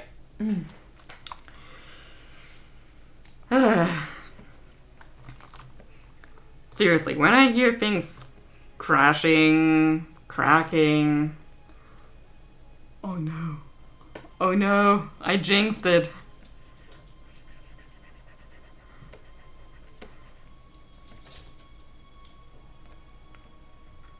I jinxed it. I'm sorry, baby.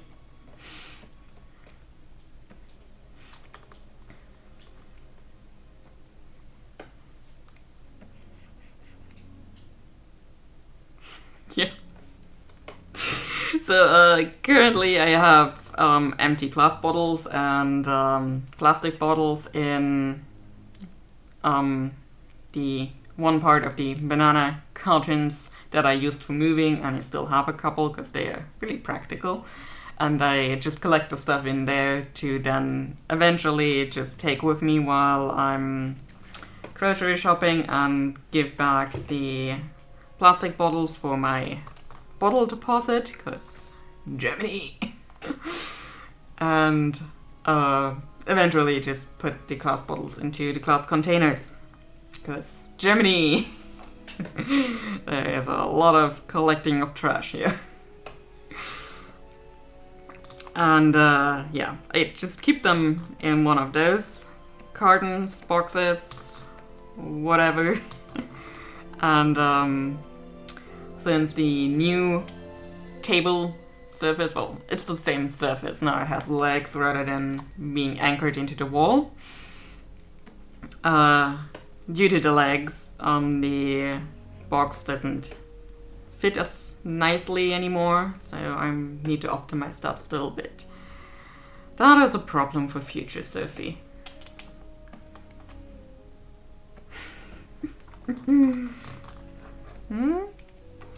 Sweet boy. Yes. Yeah, full on over the keyboard. We love that. We love that so much. My sweet boy. My sweet boy. Nope, nope, nope, nope, nope. That's treats on the website. You are too heavy. Yeah, I know, that's slander. Slander and libel. Although, one of them is when it's written, the other is when it's said. Slander of the kitten. It's just perfectly in shape, yeah? It's just muscles and heavy bones. Okay, yeah. That blanket just fit.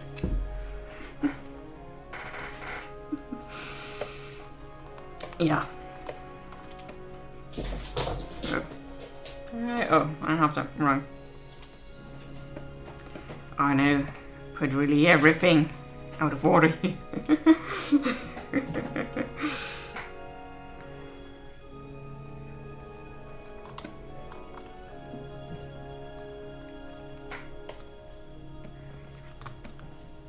Yeah, so according to Arno the Whole, he's too heavy. Slander of his wonderful physique.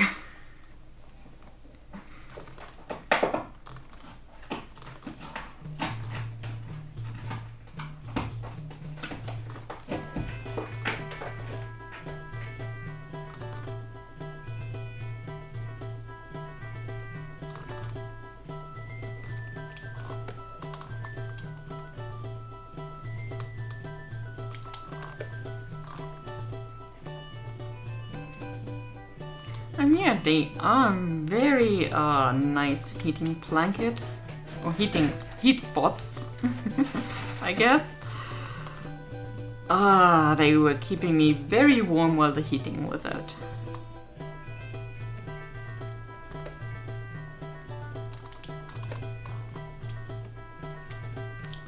So, I hate drawing shoes. But you know what I do to myself the entire time? Put scenes in here that require me to draw shoes. Everybody is just going barefoot in the next comic I'm making.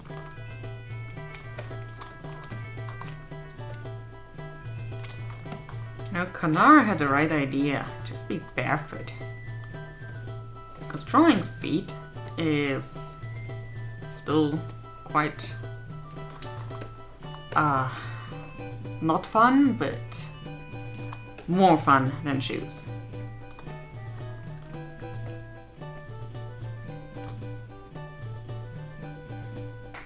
Yeah, they're currently actively taking apart the box that the legs came in. Lightning likes laying down on top of Lightning, you're getting too heavy, although that might also just be slander.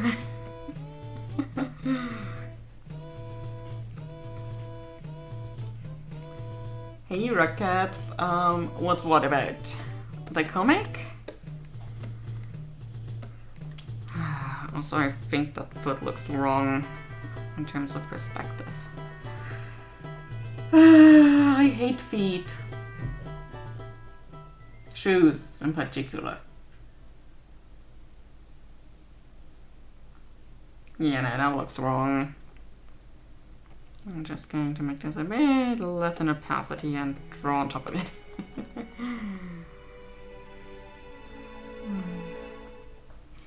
So she's perfectly. He's a cow. No, he's a chunky girl. A sandbag. I mean, on the one hand, slight overweight can be really nice to cuddle with, even though it's not necessarily healthy for the animal.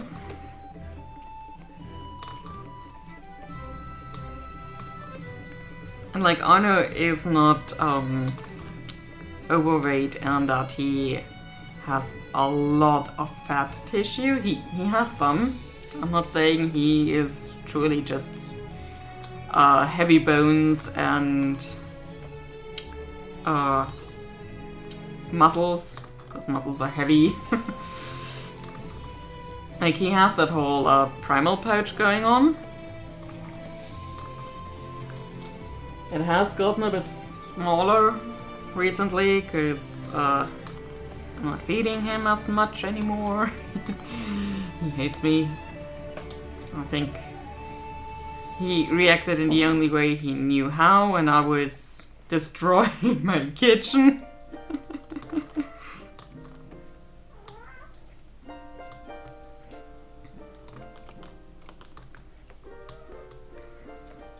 It's all my fault, just my fault. But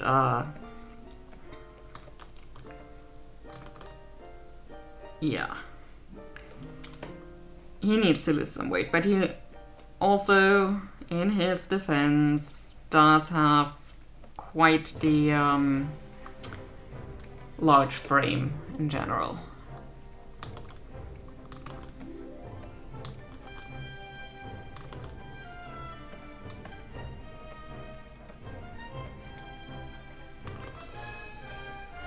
He's a large cat, not just in the width, but also in the height. I did a co-worker I got him through.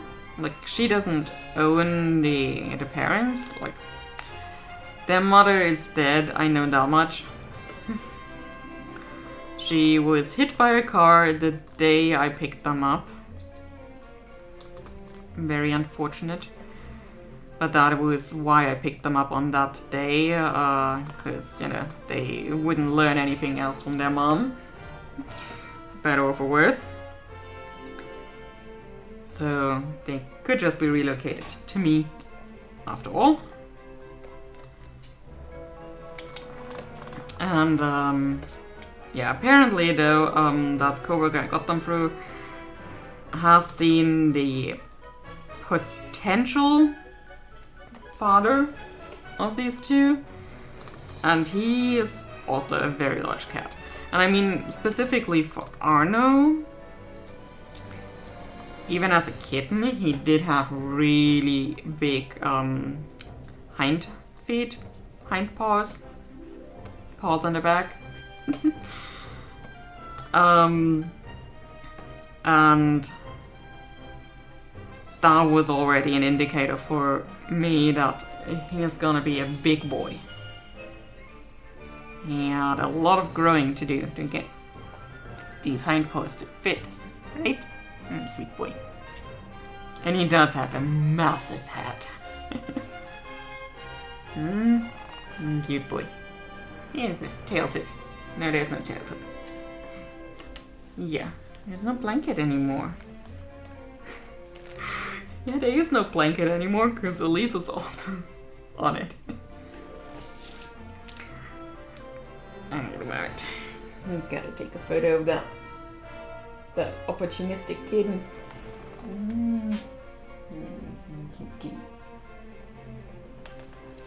So, this opportunistic cat took the blanket and ran with it, basically. There.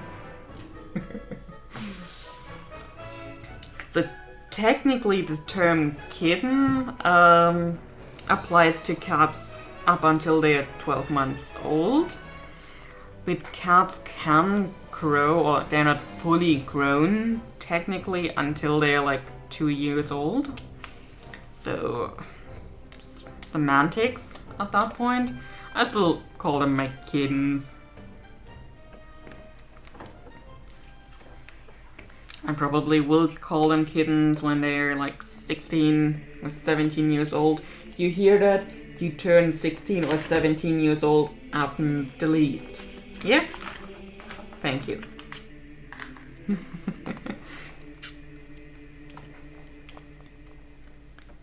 If you are not turning 17 or 16 at the minimum, we are having words.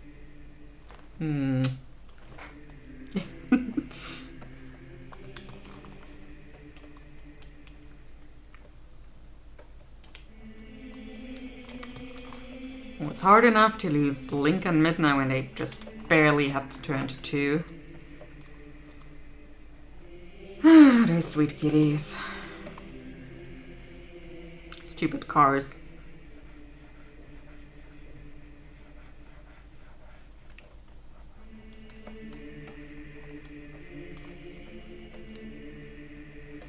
I mean, I get the feeling that I shouldn't make my cats my phone background in any way, shape or form.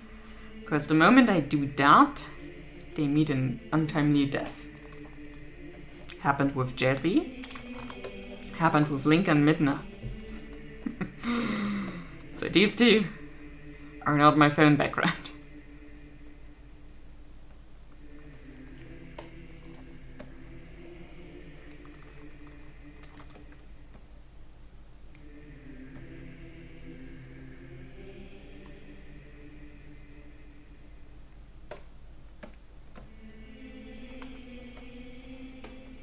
I do not have a hug command. I need to put that in there.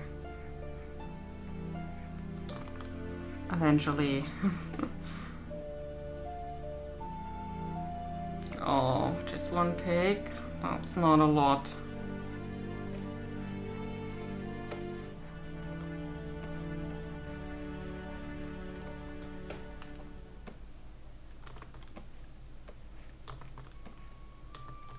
Yeah, I have a lot of images by all of them, and technically Jessie, Link and Midna still creates my phone backgrounds. Like, Jessie is the one I have. Jessie is the one that I have on my oh, what is it called?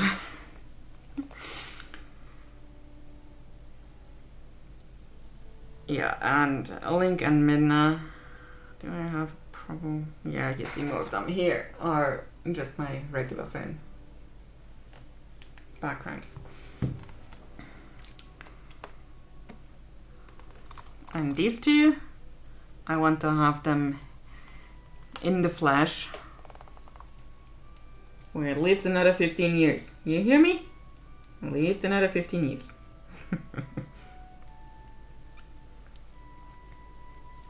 Imagine, me sweet little Arno, how many treats you can have within 15 years.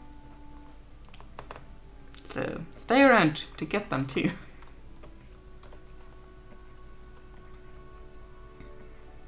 And yeah, I was talking earlier that I took a lot of my older videos down, the vlog style videos particularly, because they did have a lot of footage by Link and Midna, and I just couldn't really bear to see them on my channel anymore that much, because it still hurts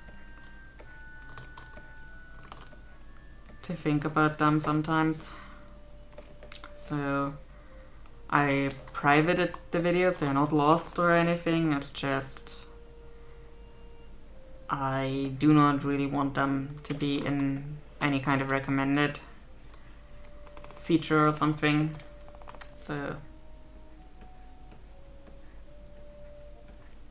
yeah, I privated them. I mean, it also helps with potentially making more of a fresh start again with YouTube. So now let's see how badly I messed up.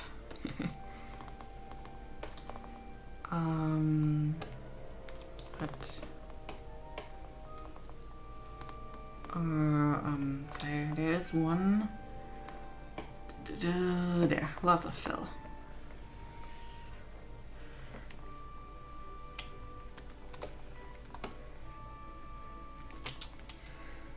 So The foot is not atrocious. Let's put it that way for now. But...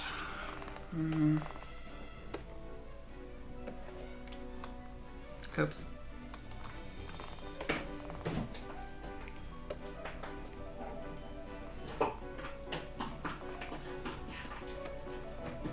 Oh yeah, Arno is taking the box apart again.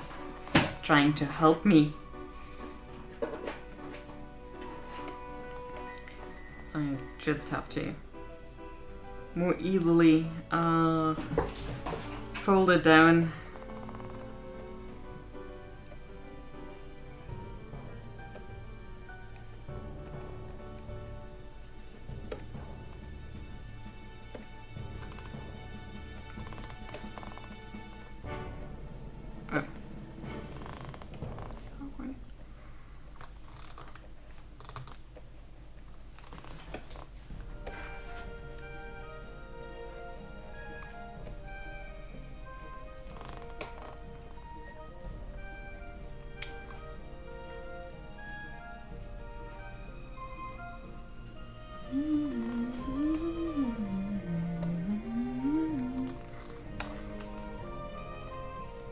Just make it a little bit bigger.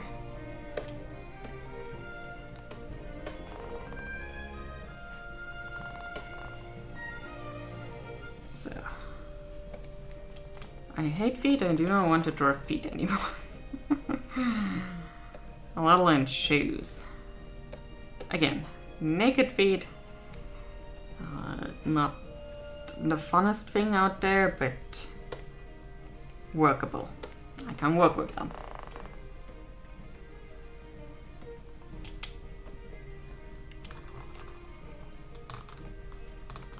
And Canon definitely had the right idea about being barefoot the entire time.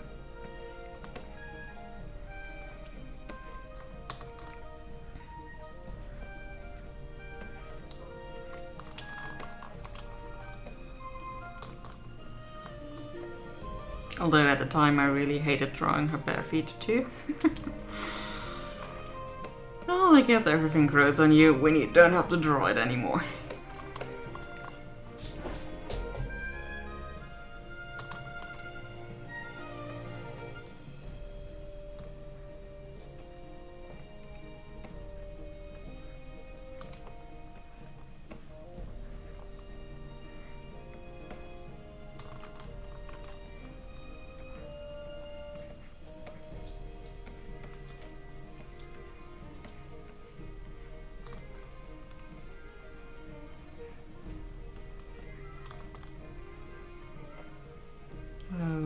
Guess who's in the other room calling out the abuse of not getting treats?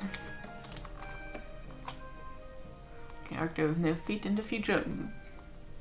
You know, I could get used to something like the genie from Aladdin, who sometimes doesn't have feet because he only has the ghost tail part.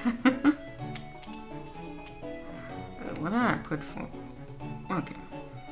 That's what I put there for a color. That's fine.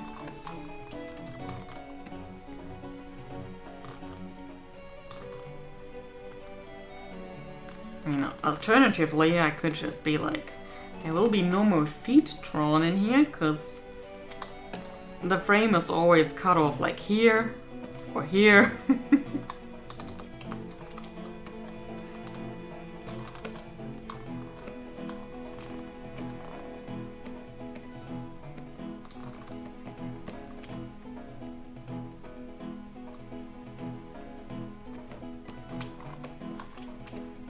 And if it's a shot like this, I would probably just put dust in front of them. Like...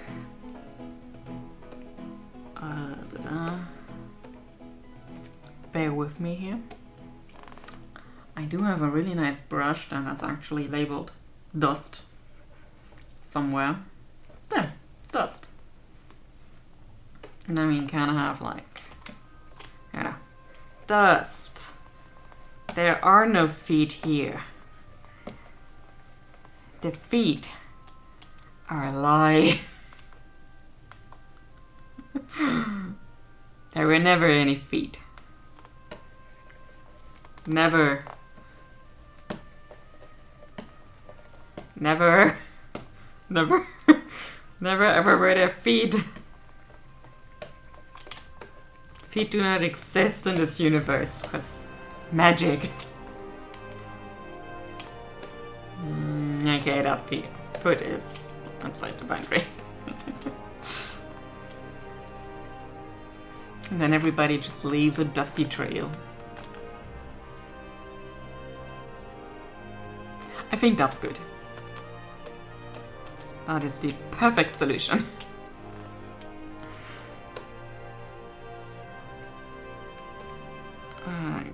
Let's get back up here so we can draw the last two panels. Sweetie, what are you suffering for? What are you suffering, Miss Ruby? The audacity. Yes, the audacity. Come here, you big boy.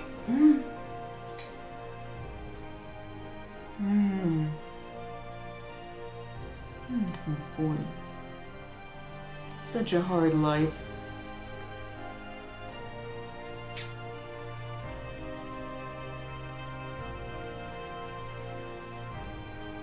Such a hard life.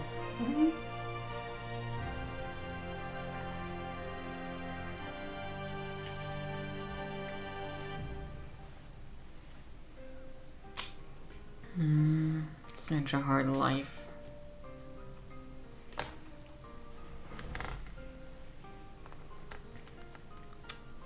Yes, you're a good boy. Most times. Yeah, most times. All the times. Okay, he says he's a good boy all the times.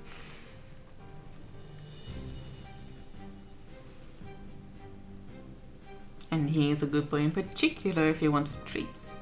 Yeah, not a menace at all. Not a menace at all.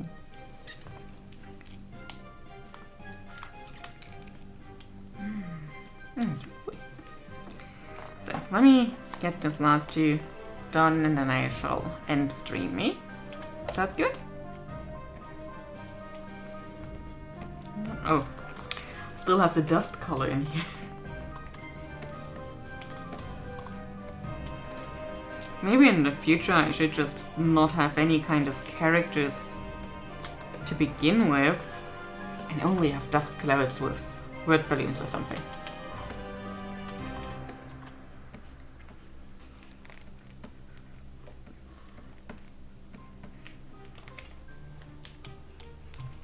Oh, you're going behind the monitor now. The thing is that the treats are still here. There. That's my Cintiq right there. He's trying to get behind it. To get to these. Get to these, yeah. They smell good, yeah?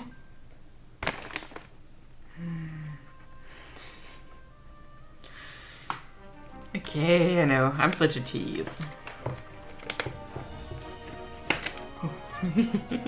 There are cables back there, yeah. Up, up, up. Sit. Sit. Sit.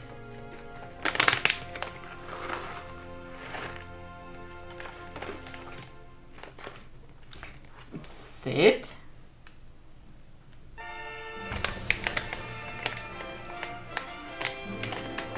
So, one treat for the big boy, one treat for the good girl. And there, don't tell your sister.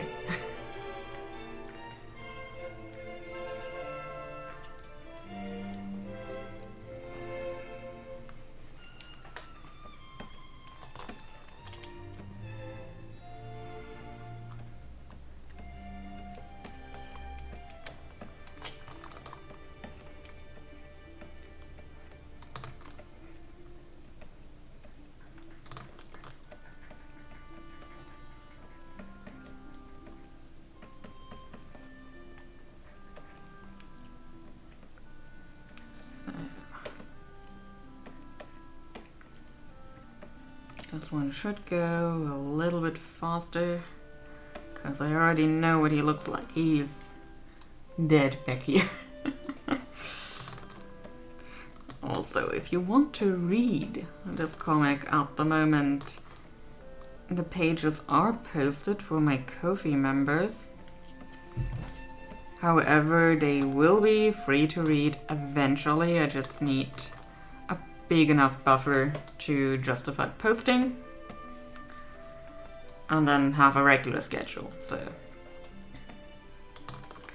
they will not be Ko-fi only forever. Just for the foreseeable future. I mean, until then, you also still have them on stream. Okay. I can come back into frame now. Until then, they are also available for the stuff I put on stream and stuff, so...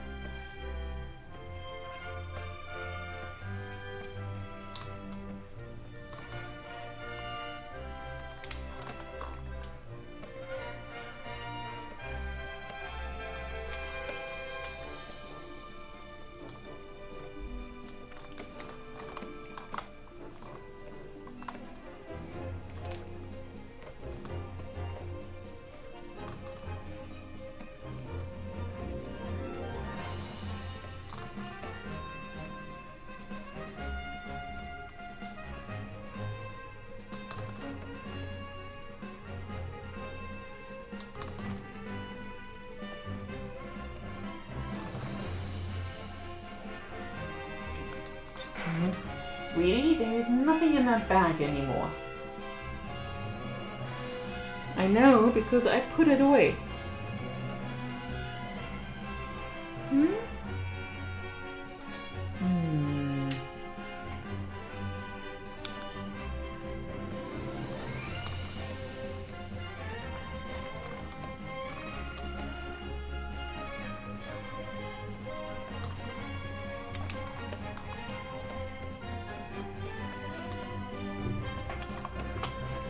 No.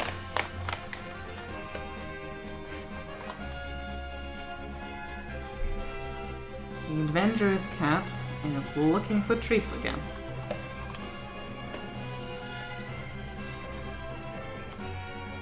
Life is so hard when you're a cat who has regular meals,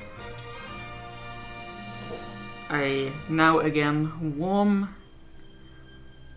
habitat, doesn't need to be out in the blizzard.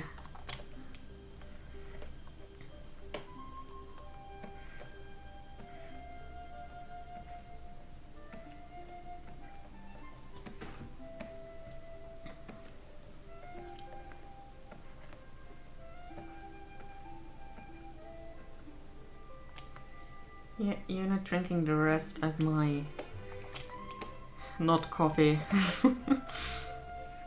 Not allowed to call it coffee anymore, I was told. Because it is an abomination.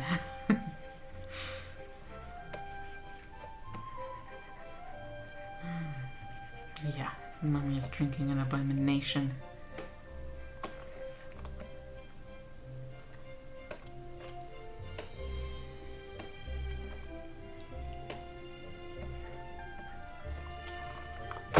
Whoa! Everything okay, sweetie? What spooked you? What spooked you? Hmm?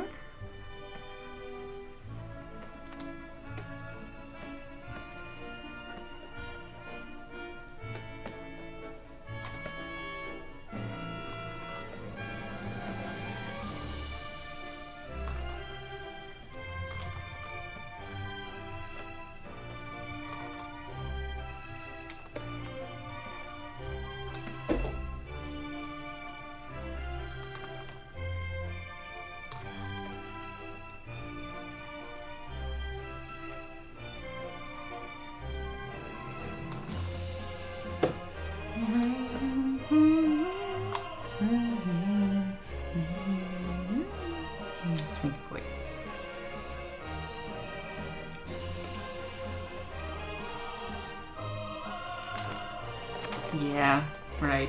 Walk all over the stream, please. Thank you. Yeah, no. Our thing goes back here then.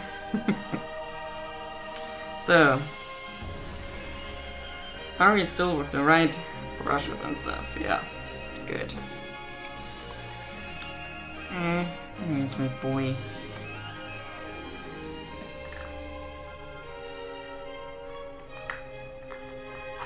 Sweetie, those are plastic containers. They do not taste well. Don't ask me how I know that.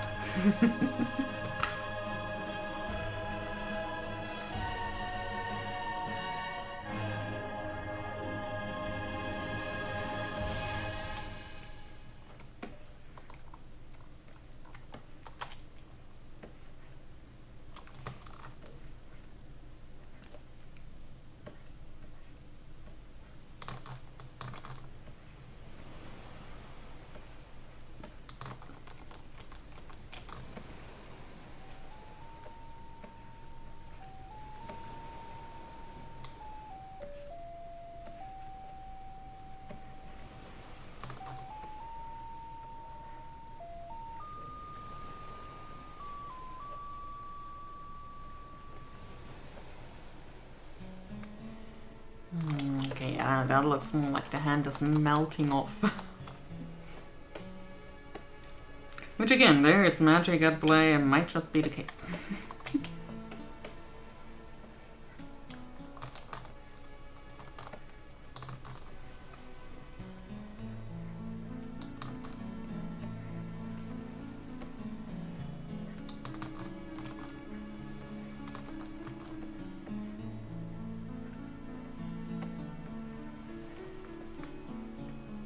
Yeah, that looks better.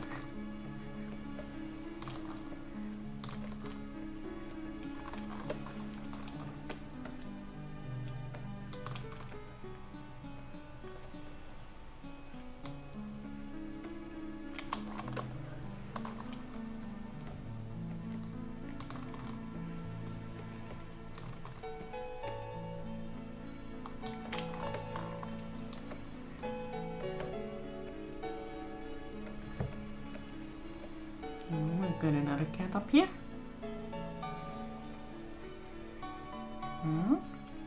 Okay. Oh yeah, you're walking about the keyboard as well.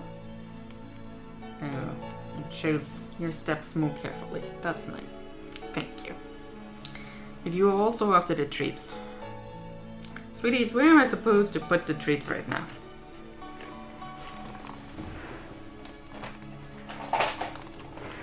There. Now they're in the art supply drawer.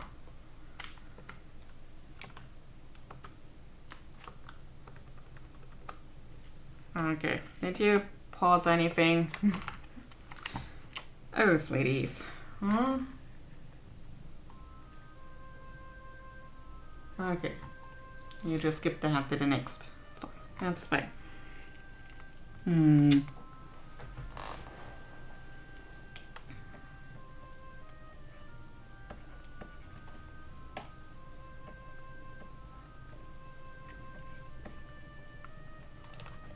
Sweetie, no. You wanna come to me? You can go over here. How about that? Okay. Okay, that was not accepted after all.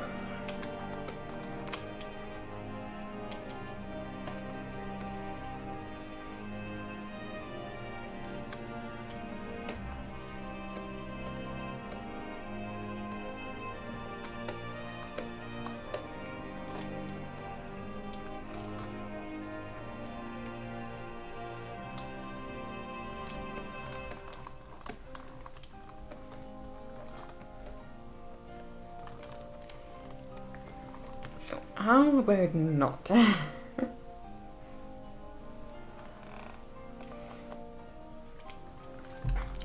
Getting antsy.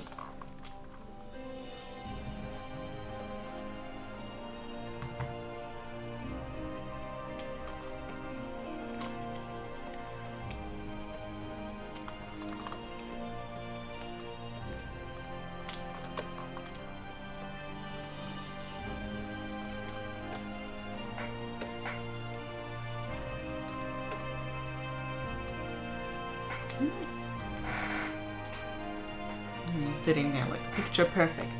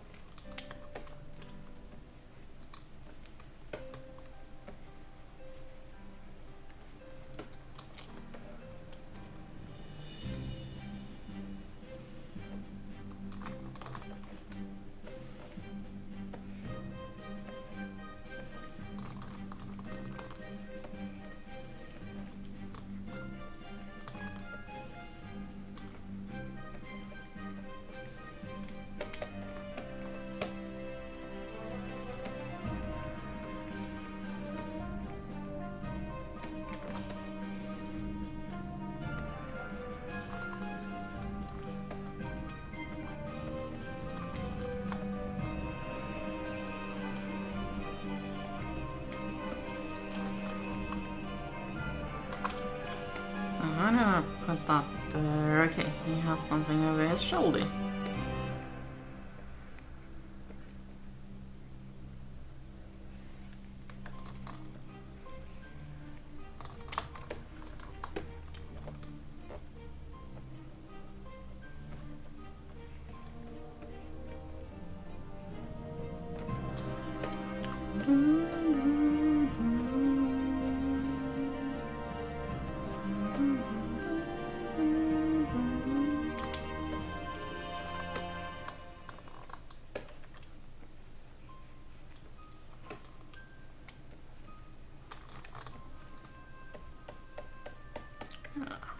I really love this teleportation songs in Ocarina of Time.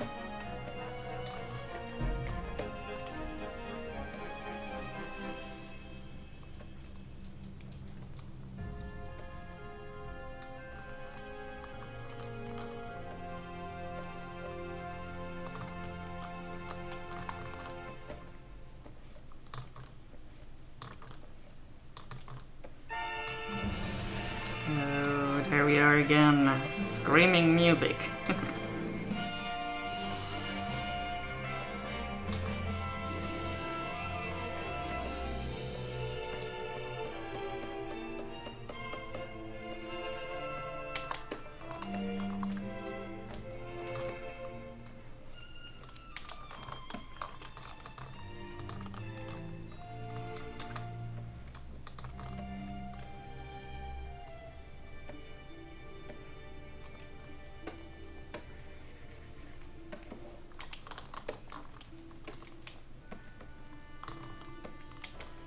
How many arrows did I put in here?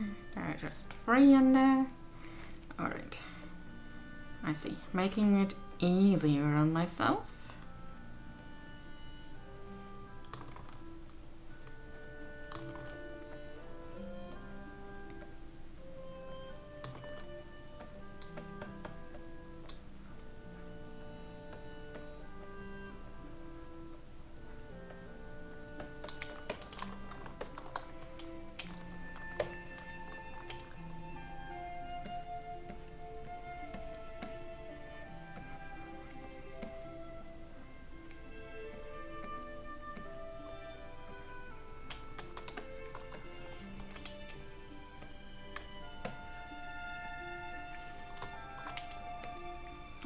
Thinking the head might be a tad too large.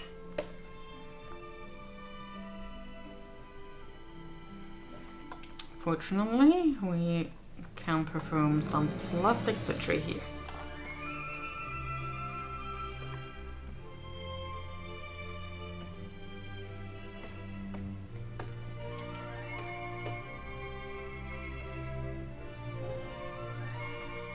And shrinking things down is always a bit easier than scaling them up.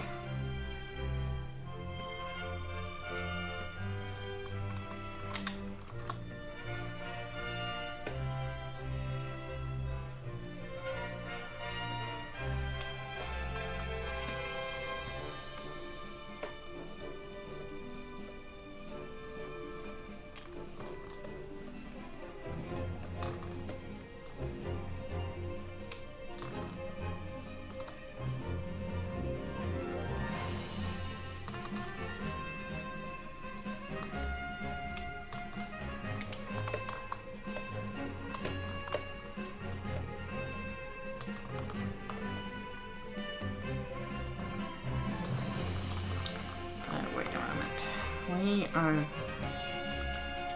going to be very clever here.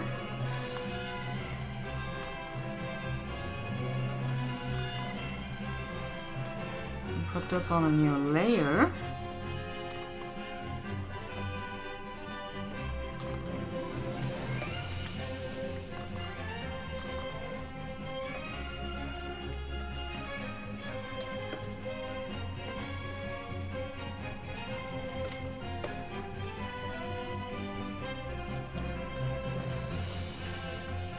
Where we can more easily just go through the hand.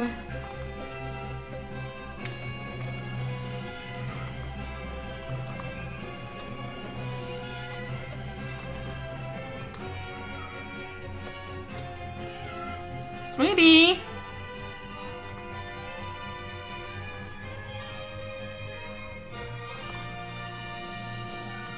Yes, sweetie, why are you crying? It's just standing there.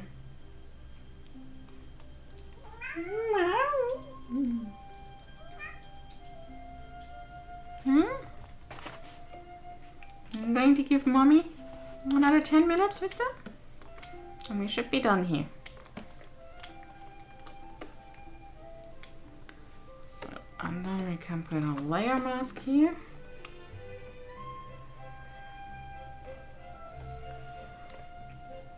And now if we need to just adjust the bow, we can restore the rest of him quite easily. Like so.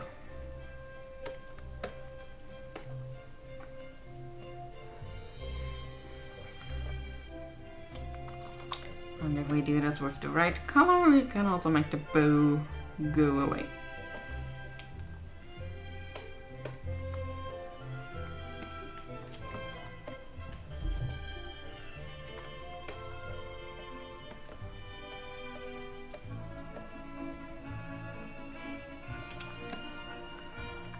Now let's get another.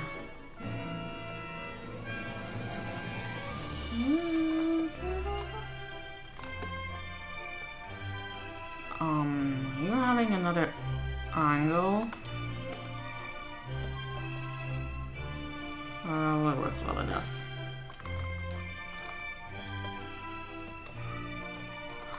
Sweetie, what's the matter?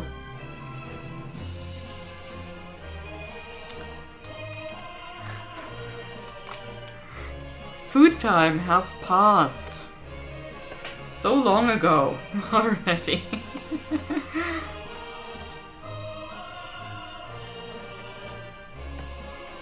Like, they got food before the stream started. That's how long ago food time was.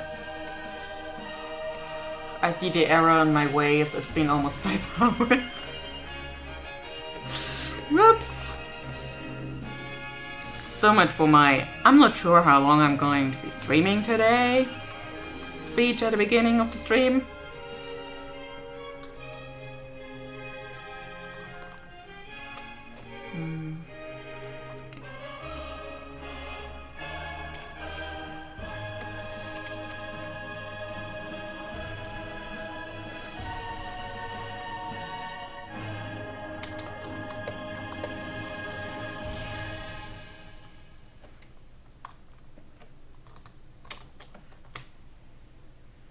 Yeah, it's 10 p.m. right now.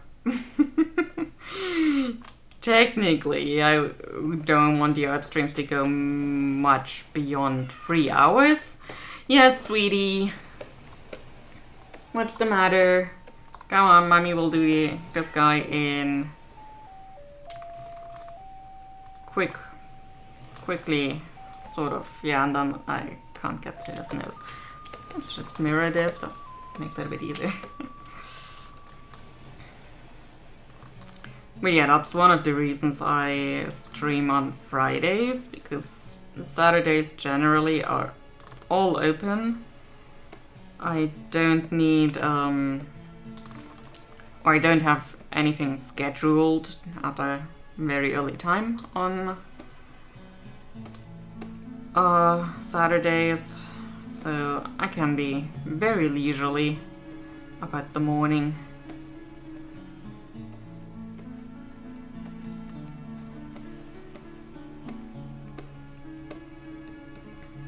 There. Crumbs is easy to draw. Probably because I have been drawing him a couple of times, and these dudes stand there. Well, dudes and the dudette are new.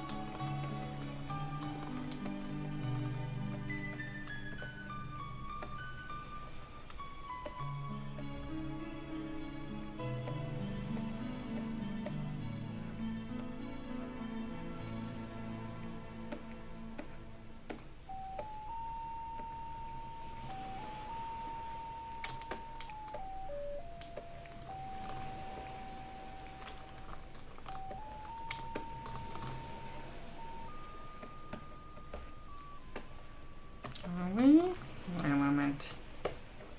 Yeah, okay, now we're back. There were a couple of strokes that did not do so hot with the pressure sensitivity.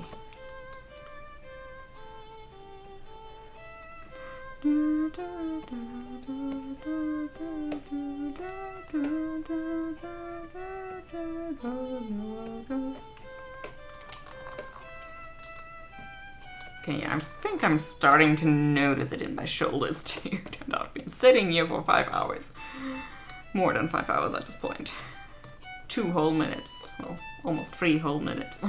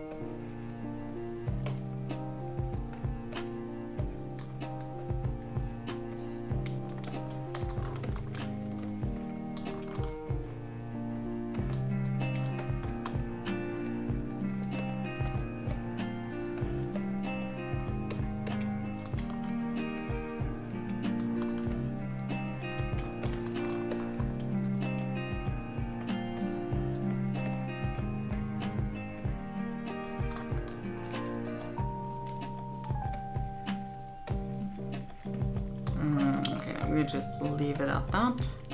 Just not detailing the face. Oh, my wrist.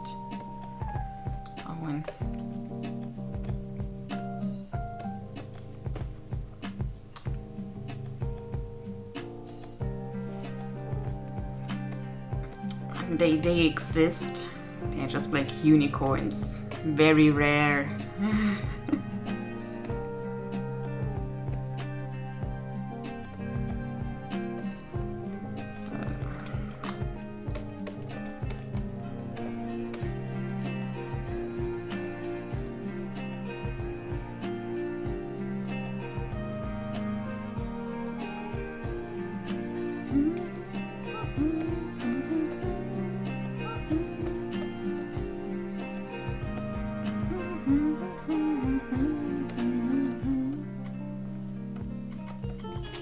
So we finished all the inks.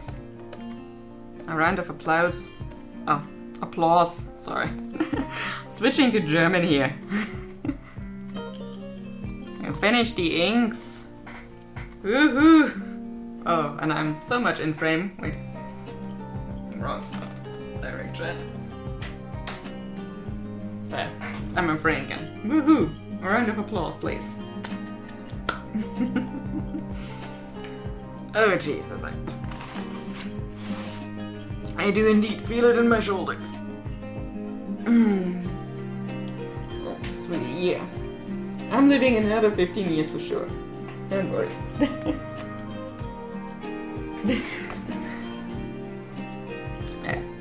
See, I don't notice I'm stirring. So let me just...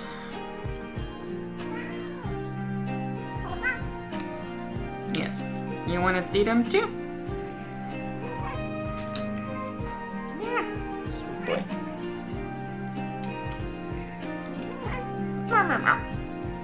Bestest boy. Bestest boy.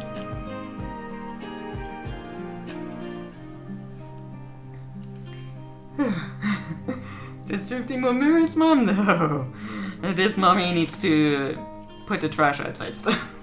I wanted to do that like 2 hours ago, technically, but technicalities are for space elves, so.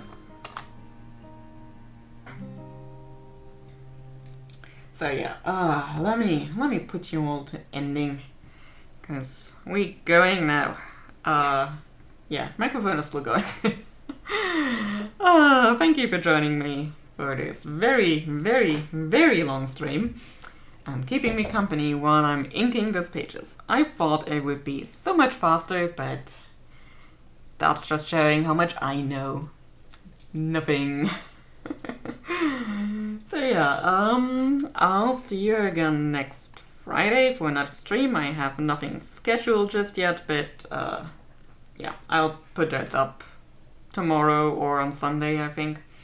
And then, yeah, we can go for the next part here. I'm not really sure what we're going to do next week, but I'll figure something out. Until then, have a good rest of your day, and I'll see you soon. Bye bye.